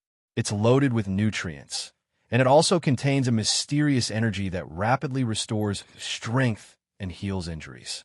Mysterious energy? Naoki was surprised, but quickly considered. Could it be the natural energy Calyrex mentioned? Or maybe the grass-type energy imbued in the goats? Zach continued. "Plus, I went to the Pokemon Center to test its effects firsthand. A seriously injured Watrell, which was nearly unconscious, fully recovered after drinking the milk. Not even the full recovery potions at the Pokemon Center can work that fast." "I see." Naoki's reaction was more measured. He already knew the milk's potent effects. It was akin to the Phoenix King's sacred ash. Zach continued. After a lot of discussion, we settled on a price of 30,000 poke dollars per bottle. Does that sound fair to you? 30,000? Naoki was momentarily taken aback. Given the yield from the go-goats, that meant he could earn millions in a single round of sales. After some thought, though, he realized it was reasonable. Any higher, and it might be out of reach for those who really needed it. He had initially wanted this milk to help trainers and Pokémon like Alder and his Volcarona to prevent the kind of tragic loss Alder had faced. With a nod, Naoki agreed to the price. That sounds good to me. Fantastic. I'll take today's shipment. Zack beamed. He'd come prepared with enough funds this time, and, after carefully calculating the total, paid Naoki for the goat milk and other items, then left in his truck with a satisfied smile. As nearly $1 million poke dollars was deposited into his account, Naoki looked at the pile of large denomination bills, feeling a wave of satisfaction and purpose wash over him. It's a lot of money, Naoki muttered, surprised by the amount. But with the ranch running smoothly and most needs met, he didn't really have much use for it. Maybe I'll save it for now, he thought. Perhaps I can look into getting a villa somewhere scenic, so I can take Karaden and the others out for the occasional getaway. With that in mind, Naoki grabbed his travel backpack, packed the money safely inside, and rode Karaden to Kosagi town to deposit the money at the bank. By the time they returned, the sun was setting and a gentle twilight had settled over the ranch. As spring warmed the days, the Pokémon had been more energetic, no longer huddling around the fireplace to stay warm. Even as night began to fall, they were still running around outside, playing in the twilight. Naoki watched from under the eaves, a mix of fondness and exasperation on his face, before heading back inside. The thought of Alder and his Volcarona lingered in his mind, and he decided to reach out to Gita using the video phone. Gita's face soon appeared on the screen, as she greeted him with a smile. "Oh, Naoki, calling to discuss joining the Paldea League. Are we?" she teased. "Naoki," Gita chuckled. All right. What can I help you with then?" "Actually, I wanted to ask if you know much about the champions of other regions," Naoki replied. Gita raised an eyebrow, a bit surprised. "The champions of other regions?"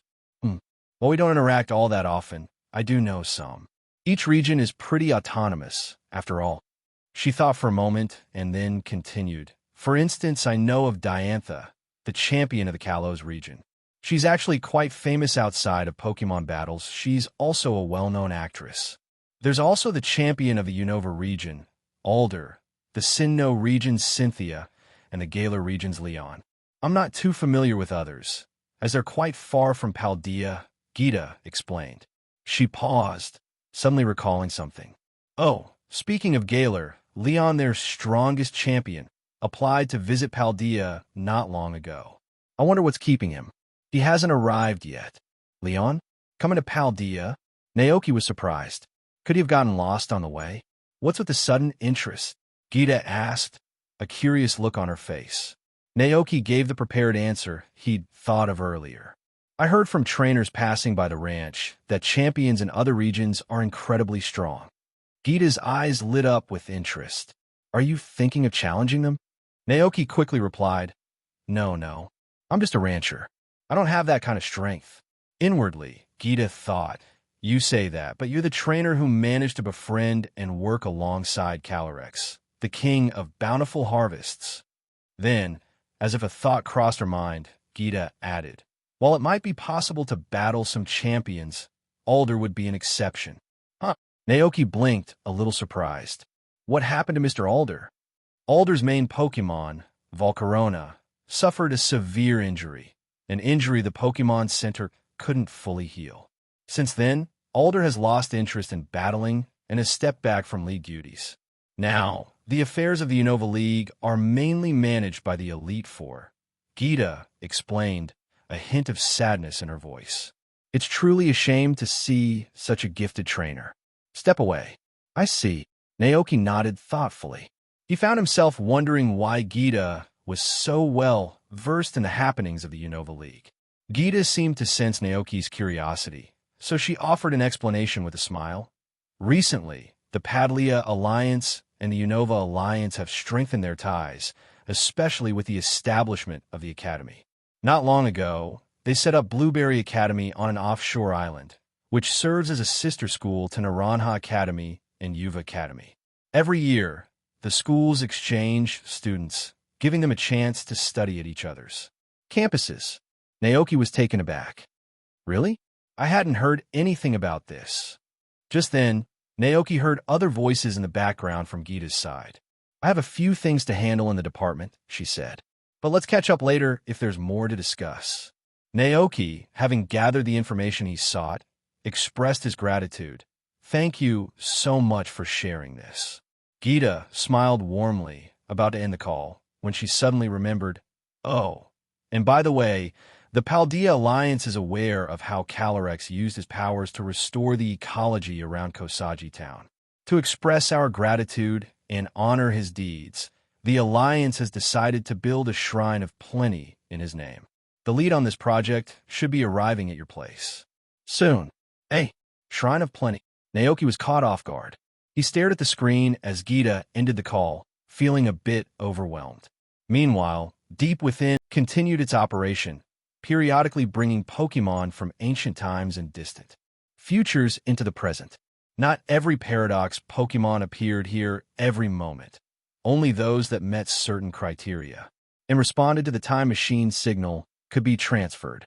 For instance, only Pokémon that found themselves near the time machine signal or grew curious about it would be drawn toward it.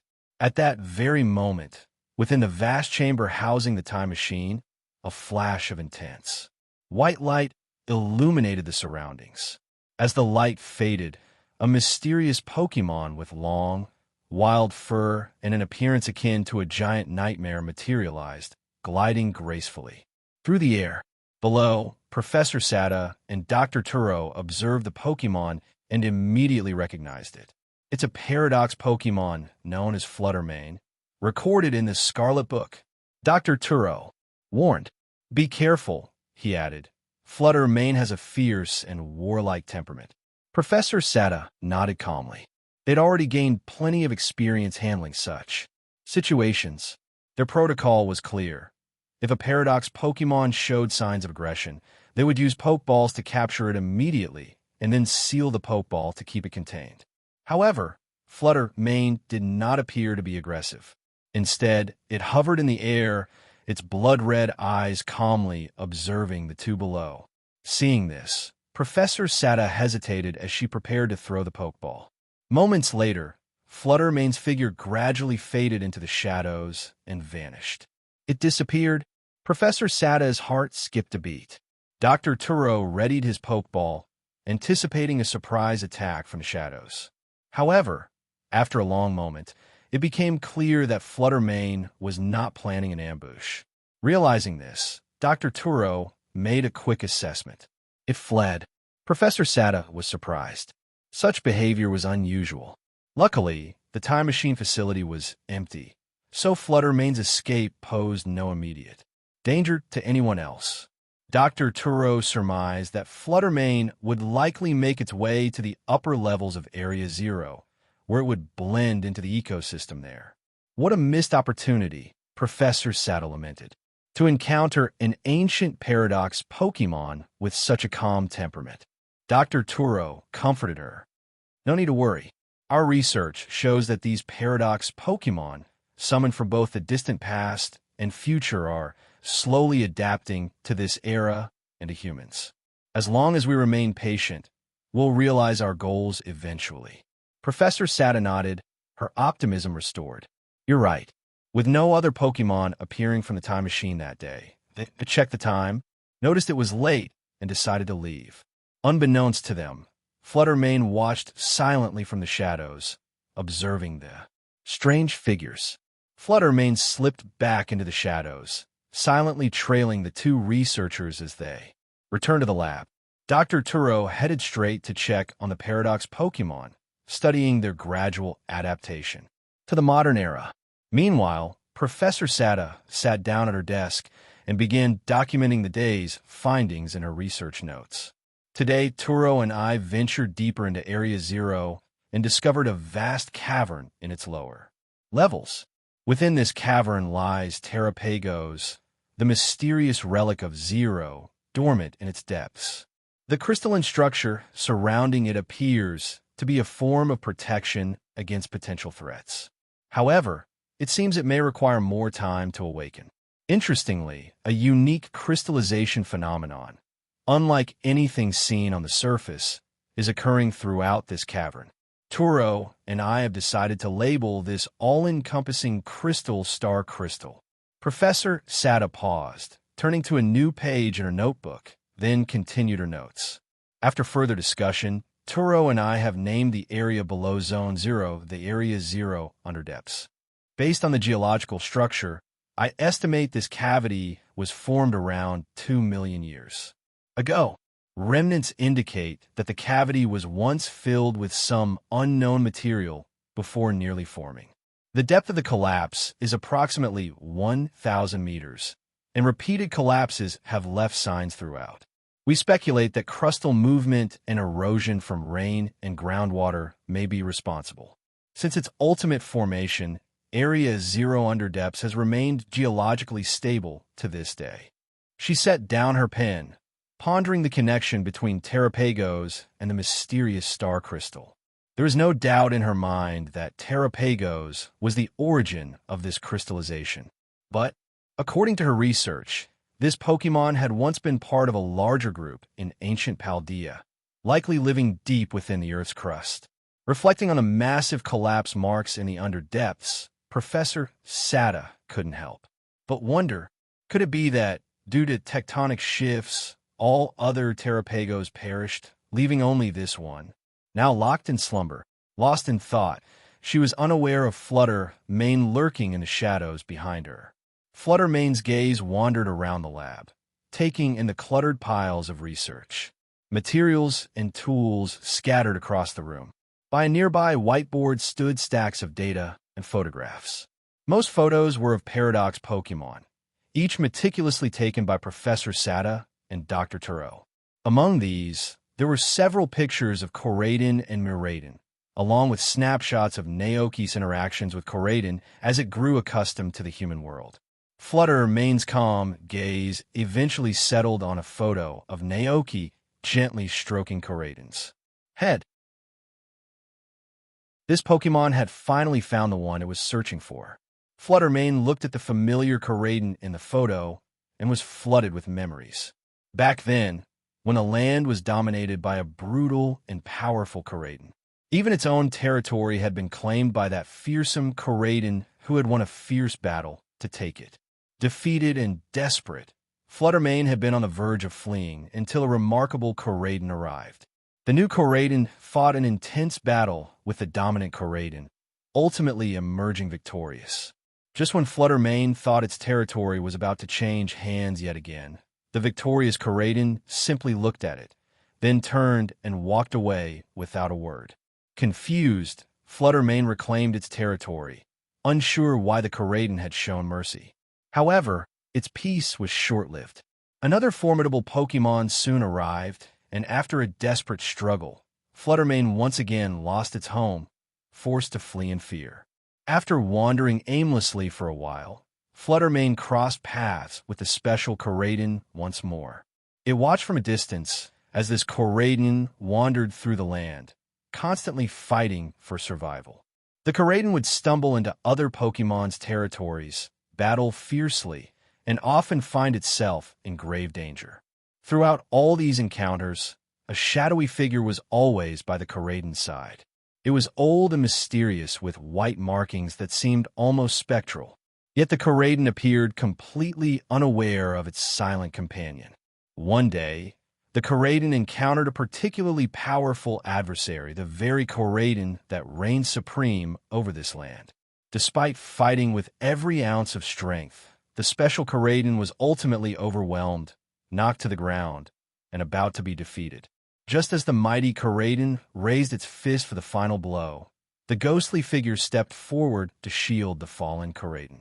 Flutter Mane was shocked as it watched the ghostly figure exhaust its last remaining energy to protect the Koraidon, sacrificing itself to allow the Koraidon to escape and ultimately turn the tables on its foe. At that moment, something awakened in Flutter Mane's heart. For the first time, it felt something beyond survival, beyond the endless cycle of battle. It felt a spark of understanding and empathy. Curious and moved, Flutter Mane decided to follow the remarkable Coraden. From then on, its life began to change. It no longer revolved solely around aggressive hunts or brutal territorial skirmishes. There was now something more, a desire to learn and understand. Eventually, the Coraden noticed Flutter Mane's presence. In a brief exchange, Flutter Mane learned that the Coraden was searching for someone of great importance. To this end, it has traveled to almost every place on this earth just to find the person. To explore the changes it felt in its heart, Flutter Mane had decided to travel with Coraden to help him find that person. Eventually, they arrived at a massive cavern. Coraden sensed a powerful and ominous presence below and asked Flutter Mane to wait while it descended alone. Flutter Mane agreed, but after waiting a long time, Coraden didn't return. Worried, Flutter Mane finally entered the cavern to search for it. However, there was no trace of Coraden, only a group of shiny, simple-minded, turtle-like Pokémon. At that moment, Flutter Mane felt a mysterious call. Following this faint calling, it spotted a white light ahead. With a few flaps, it disappeared into the white light. When it opened its eyes, it found itself in a new place, facing two strange creatures with hair on their heads. They looked almost identical to the ghostly figure it had once seen protecting Coraden, clearly members of the same race. Based on what Coraden had once mentioned, this creature was likely a human, the very being Coraden had been searching for. Staring at the photo of Coraden's smile, Flutter Mane felt a warm sensation in its heart. How wonderful! Flutter Mane thought with contentment, genuinely happy for Coraden. Its calm expression softened as it reflected on this moment. Suddenly, a surprised cry sounded from behind. Startled, Flutter Mane snapped back to reality, realizing it had been spotted by a human. Not wanting to linger, it quickly slipped into the shadows and vanished from sight. Professor Sada looked at the spot in shock. An expression of disbelief appeared on her face. Was Flutter Mane looking at the photo? At that moment, Professor Turo entered after hearing the commotion. What happened? Professor Sada recounted what she had just observed. Professor Turo thought for a moment, then looked up at the surveillance camera in the corner of the room. 3 minutes later, the two professors were in the monitoring room, reviewing the footage. On screen, they watched as the Pokémon emerged from the shadows, drawn to the whiteboard. Its gaze traveled over the various images, and then lingered on a particular photograph, one of Coraden and Naoki. Seeing this, Professor Turo furrowed his brow.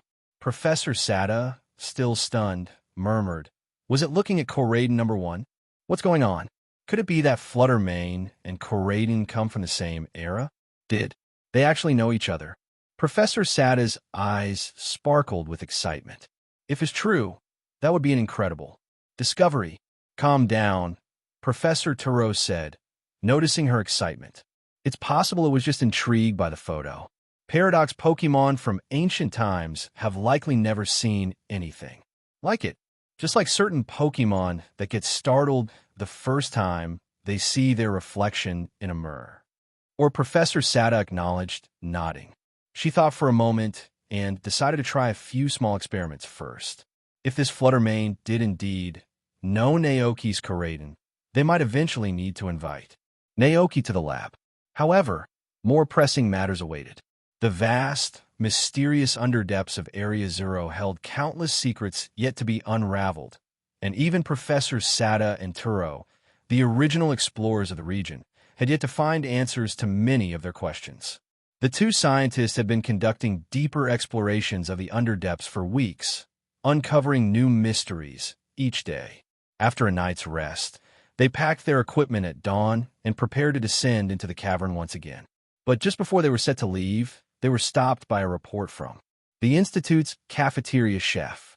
"Doctors, there's something strange going on. The Institute might be haunted.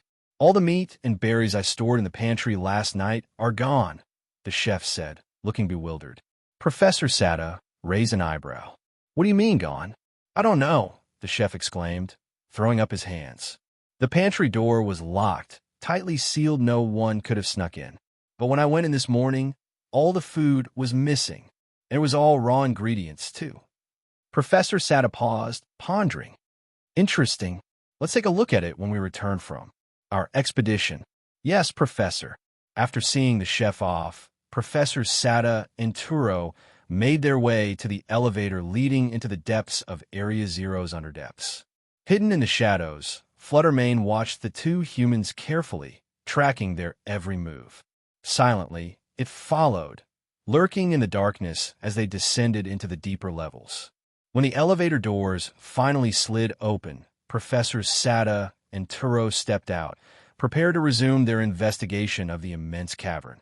As Fluttermane observed this strange and unfamiliar place, a faint sense of recognition stirred within it. If it remembered correctly, this was the very spot where it had first encountered the cluster of tiny turtle-like Pokémon. Back then, these little Pokémon would gather here, basking on the radiant crystal-covered stones and stretching their necks to drink the dew that dripped from the stalactites high above. But now, the cavern lay silent and empty. There was no trace of the turtle Pokémon. Fluttermane felt a pang of confusion. What had happened to the world I once knew? While the two humans continued their exploration, Fluttermane cautiously flew around, searching the vast cavern. The changes it saw were overwhelming. It had entered a blinding white light, and when it emerged, everything in the world had shifted. Even the air felt different, strange, unfamiliar. The more it searched, the more disoriented Fluttermane became. Eventually, it found itself completely lost within the labyrinthine depths of the underdepths. Only when it caught sight of the two familiar figures did Fluttermane feel a small sense of relief.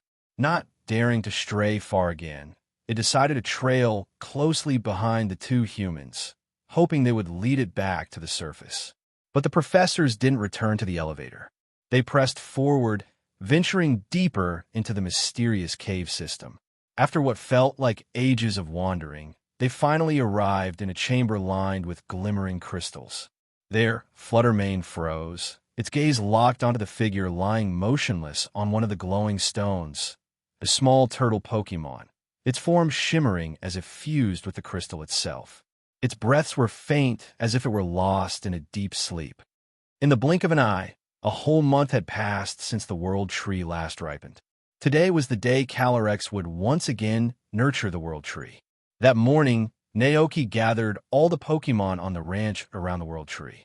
Once everyone had assembled, Calyrex gave Naoki a gentle nod and raised his arms. In the next moment, a surge of powerful grass-type energy flowed from the Calyrex's body, streaming directly into the World Tree before him. The tree immediately responded, each of its leaves glowing with a vibrant green light.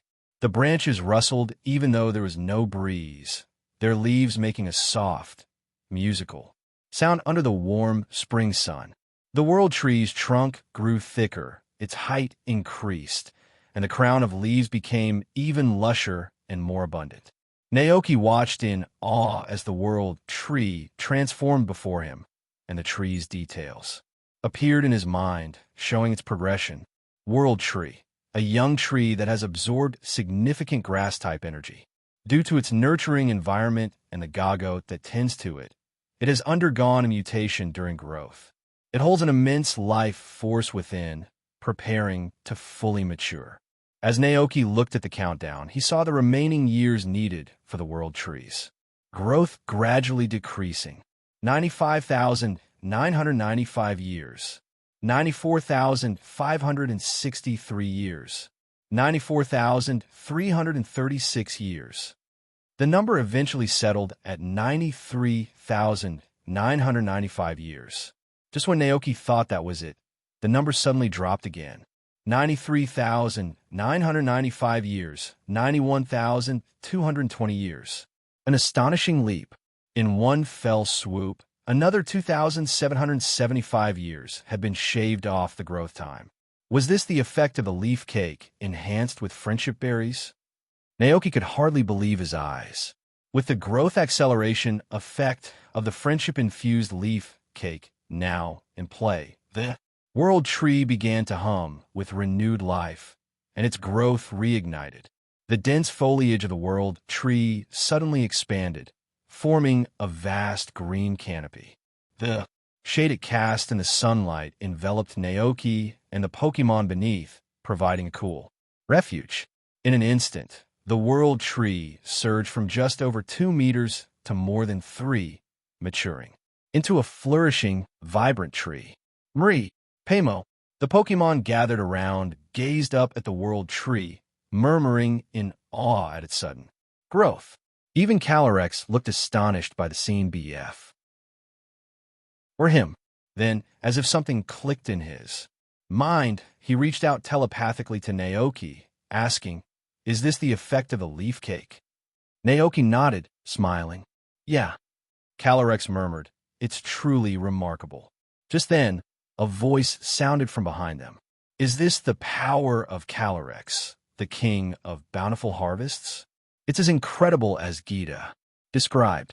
Naoki turned to see a young woman with long green hair, wearing brown overalls over a khaki high-collared shirt, gazing at the world tree in awe. Noticing Naoki's attention, the well-dressed woman smiled, nodded, and greeted him. "Hello, the prodigious talent selected by the chief. I'm Rika, here on behalf of the Paldea League to extend our gratitude to you and Calyrex." Rika? The ground-type elite 4-member of the Paldea region. Naoki was taken aback, but considering Gita's influence, he understood. He returned the greeting politely. "Hello, I'm Naoki, the rancher of Naoki Ranch. The chief shared everything with me. You're truly impressive. I heard you're incredibly strong," Rika said with a friendly smile. Naoki hesitated, unsure how to respond. Finally, he managed, No, it's really not that grand. I'm just an ordinary rancher." Rika raised an eyebrow playfully. "How can you say that? You're far too humble." "Well, though, I'd love to chat more. I have something important to handle right now." She then turned to approach Calyrex. Though clearly surprised by its unusual big head, she composed herself and spoke sincerely. "Naoki, Calyrex, on behalf of the Paldea League, I formally express our deepest gratitude to both of you." Naoki remained silent, but Calyrex beside him responded in a dignified tone, "There is no need for formality."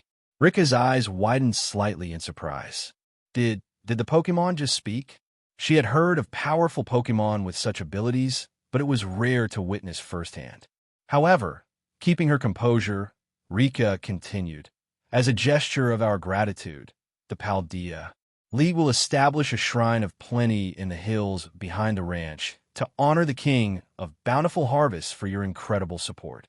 Naoki wasn't overly surprised, as Gita had already briefed him on the plan, but he found it amusing to imagine the future.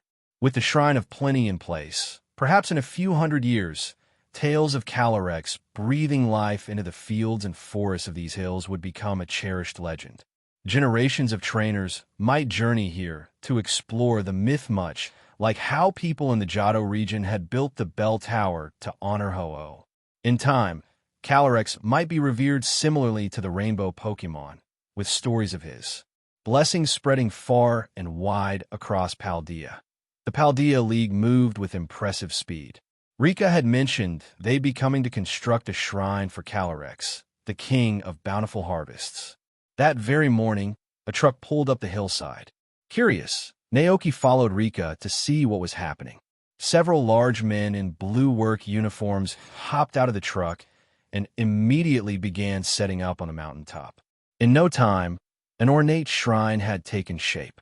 At its center stood a magnificent statue of Calyrex, portrayed with a gentle smile, radiating kindness and wisdom. Naoki was taken aback. "Isn't this a bit much?" Rika chuckled, and since they'd grown more comfortable talking, her tone was casual. "This is the efficiency of the Paldea League. Everyone is dedicated to their work, and this is just the beginning." Her eyes sparkled with excitement. "Next, these workers will construct a staircase leading down the mountain and build an even grander temple." Naoki stared in surprise. "Isn't that a little over the top?" He had initially thought they'd just put up a modest shrine. Something small. Rika laughed, then spoke sincerely. Compared to what Calyrex has done, this is a small gesture. The mountain's ecosystem had been severely damaged, and restoring it would have required extensive manpower and funding. Calyrex's incredible powers saved the Paldea League considerable time and resources. So, both outwardly and deep down, the League genuinely wants to show their gratitude to Calyrex and to you, Naoki. The chief told me about how Calyrex, once a figure of great reverence, had become forgotten, wandering the vast snowfield alone. They say this legend is well known in Kosagi town. Rika paused, then asked gently, "This way, we can help Calyrex regain his followers, right? Inspire belief in him once more and restore his strength." Naoki nodded. That's right. Calyrex's powers had already reached their peak, but increased faith could certainly speed up his energy recovery and even aid the growth of the World Tree. Though not essential, it would be beneficial. Hearing Naoki's confirmation, Rika's eyes lit up. That's wonderful. If Calyrex knew, he'd be pleased, Naoki added, though Calyrex had stayed back at the ranch and wasn't there with them. Ah, Rika sighed, then suddenly remembered something.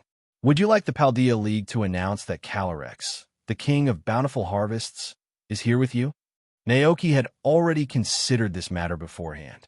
So, he shook his head and replied, let's keep it low-key.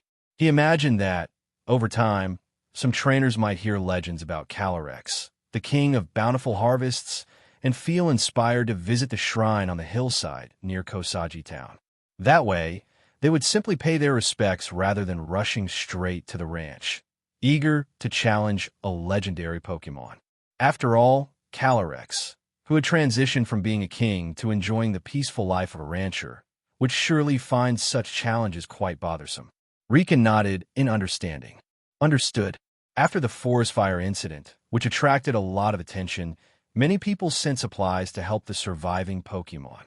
She then added, so, the Paldea League is planning to announce through the news that a kind-hearted legendary Pokémon couldn't bear to see the devastation and used its extraordinary powers to restore life to the mountainside and bring the forest back to its original state. How does that sound to you? Naoki nodded. That sounds perfect. This way, the legend of Calyrex's compassion would be remembered across the Paldea region. In this era of the League far more advanced than the ancient kingdoms and with newspapers and television to record such events, Calyrex's legacy would surely endure. Even Gita, the champion of the League, would find it difficult to erase the memory of Calyrex under such circumstances. This ensured that wherever Calyrex went, he would never face the same fate as before, forgotten by the world and left to wander alone in snowy isolation. This was the least he could do for Calyrex, Naoki thought. At that moment, the construction crew had finished the shrine dedicated to the king of bountiful harvests. Naoki assumed they would soon pack up and leave, but to his surprise, they drove even deeper into the forest. Watching them go, Naoki looked puzzled. Where are they going? Rika sighed. To honor the Pokémon that perished in the fire, the Paldea League has decided to establish a Pokémon cemetery deep in the forest, hoping those who lost their lives can find peace. It's still quite saddening. Naoki recalled the Pokémon they had found when searching the forest last year. Back then, he had dug a resting place for them, buried them, and brought Palmot along to offer a prayer for the fallen Pokémon. Perhaps the Paldea League wanted to provide a proper remembrance as well. The two followed the workers until they reached a clearing in the woods. In the open space, workers in blue uniforms were carefully digging and placing tombstones inscribed with the names of the deceased Pokémon. Watching the scene, Rika murmured, I've heard that when Pokémon pass, they don't simply disappear. They transform into spirits, wandering this land, always searching for their way home. Naoki stayed silent. He understood this topic better than Rika knew. In the cycle of life, both humans and Pokémon would become spirits after passing, eventually returning to the spirit world and rejoining nature's flow. But if a spirit held onto an unfulfilled attachment, the gatekeeper of the spirit world would appear to lead it into the underworld. I wonder, Naoki thought to himself. If a foreign soul like mine would be taken to the spirit world by Dusk Noir when the time comes. Seeing his pensive look, Rika offered some comfort. Don't be too sad. Have you experienced the loss of a Pokémon before? Naoki assured her he wasn't sad and shook his head at her question. Birth, aging, illness, and death are all natural in this world. Rika continued, gazing up at the cloudy sky. Have you ever heard of a Pokémon called Greavard? Naoki blinked in surprise. Greavard? Yes. Rika nodded with a gentle smile. Greavard is said to be the reincarnation of deceased Pokémon. People say that if someone holds the memory of a lost Pokémon close to their heart, they might one day encounter a Greavard. A Pokémon, sensing its trainer's love and longing, may be reborn as a Greavard and find its way back to them. That's really... Naoki trailed off, at a loss for words to describe it.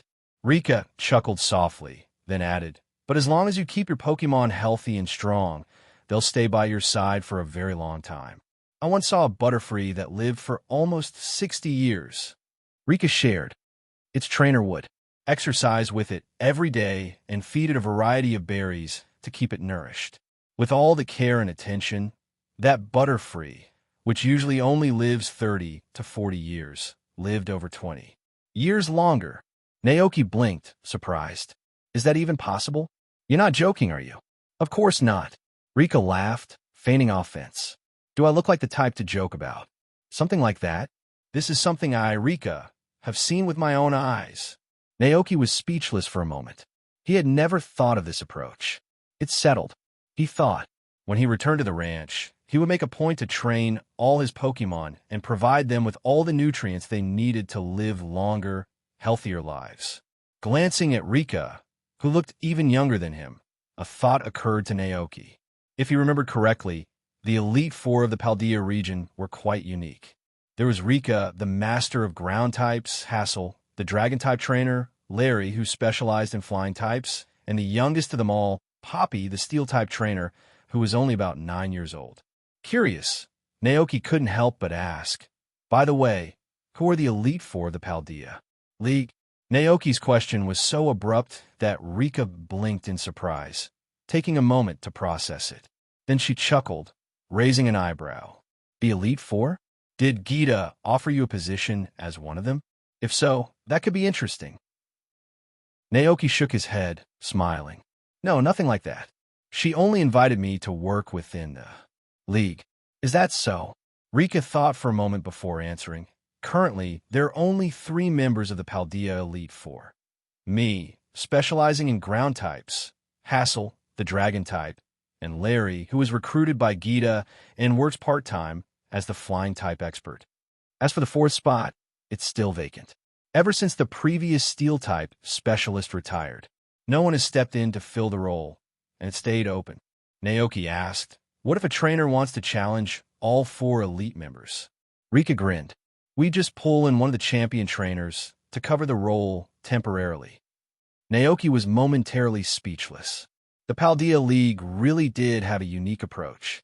Holding multiple roles seemed pretty standard here. Larry, for instance, was primarily a Pokémon League staff member, but was also asked to be both a gym leader. Not to mention Rika, who also worked as a league interviewer. Even Gita wasn't exempt, balancing league management duties with gym inspections and scouting potential talents. Compared to all that, life on the ranch felt leisurely and easygoing. That afternoon, Rika hurriedly left the ranch after receiving a phone call. Apparently, a trainer had just collected their 8th gym badge and was on their way to league headquarters to challenge the Elite Four. As one of the league's interviewers, Rika needed to get back to work as soon as possible. Naoki watched her figure disappear in the distance, amused. Judging by the current pace, it was clear that building the Shrine of Plenty wouldn't be a quick project. Besides constructing the shrine itself, the workers also planned to build a staircase leading down the mountain. According to Rika, the Paldea League and Mayor Thomas had discussed plans to create a full-fledged shrine and designate the day of Calorex's miracle as the Festival of Harvest, a celebration of renewal and abundance. Every year on this day, The town would hold a grand festival at the shrine to honor the remarkable deeds of Calyrex, the king of bountiful harvests. Naoki only had faint memories of seeing such festivals in anime, a young girl dressed in festival attire, sake being served, and an elderly man presiding over the ceremony. People would illuminate the entire mountain trail with torches, journeying from the base of the mountain to the shrine to pay their respects to the god enshrined there. As dusk approached, the sky was painted with hues of the setting sun. From the ranch, the joyful sounds of Pokémon playing filled the air. They frolicked on the grassy fields, some gathering wildflowers from the nearby bushes. When Naoki returned to the ranch, he was greeted by his cyclizer, who presented him with a handful of vibrant yellow flowers. The sight instantly reminded him of last spring, when Cyclizer had given him flowers, sparking a little jealousy in Koraiden, who then went off to gather a bouquet of his own.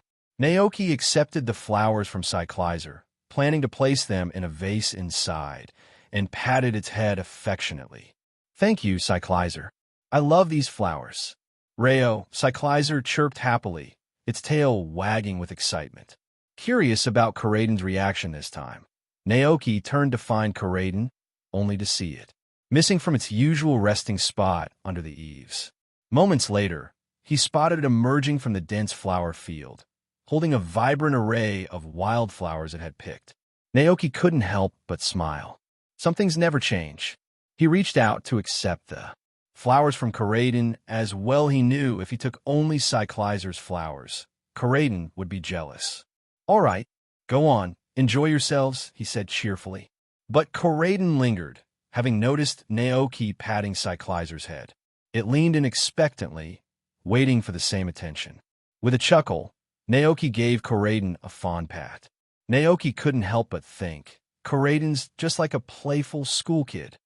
He turned and headed inside to start dinner preparations, with both Cyclizer and Koraiden trailing him, one on each side. As he took ingredients from the refrigerator, Naoki's thoughts drifted to what Gita had shared earlier.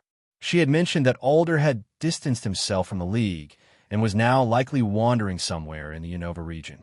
Finding him would be no easy task. Looking at the bottle of life-giving goat's milk on the counter, Naoki sighed, feeling a bit wistful. It's a shame, he thought. He couldn't simply abandon everything here at the ranch to embark on a quest to track down Alder in Unova. As evening settled, the Pokémon that had been playing outside gradually made their way back home.